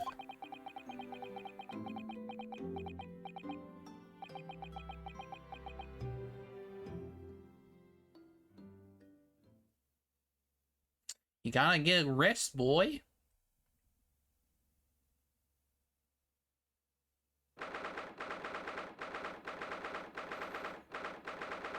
Small hours. St. Sinners Hospital, Ward 3. Wait. What is happening to Sholmes? Yes, I quite understand. That is a great weight off my mind. Huh? Rest assured, I shall put everything in place, exactly as we have discussed. What? What are you doing? Thank you so much. It's been an honor and a pleasure to be acquainted with you, Mr. Sholmes. On the contrary, the pleasure has been mine. I bid you farewell, and Godspeed. Oh! Okay.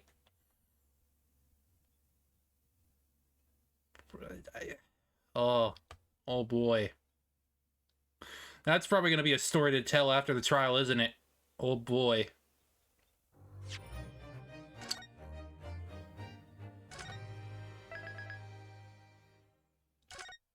And then that means the final trial, huh?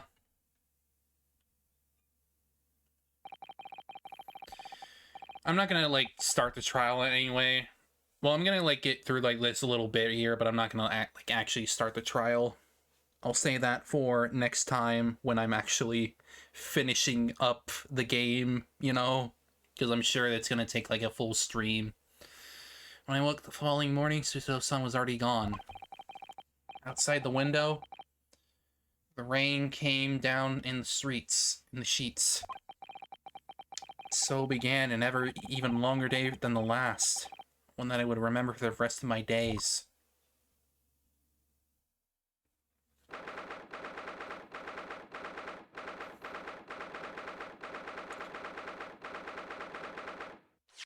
Alright, well, I'm gonna save it here. Yeah, it's gonna be our cliffhanger. But, yeah. I wanted to mainly get the investigation done, that way I could just dedicate another stream to just the trial. So, thank y'all for coming out today. Tomorrow I don't really have a stream planned, because I kind of I wanted to cut back a little bit this week. So, yeah, thanks all for coming. I'll see you all Wednesday for that, for just a hangout stream or whatever. I'll obviously figure out what we're doing then, but we'll see, you know. So yeah, thanks for coming. I'll see y'all Wednesday, and you have a good rest of your night, and I hope you have a good day tomorrow. Take care. Mwah. Mwah. Mwah. See y'all later. Take care.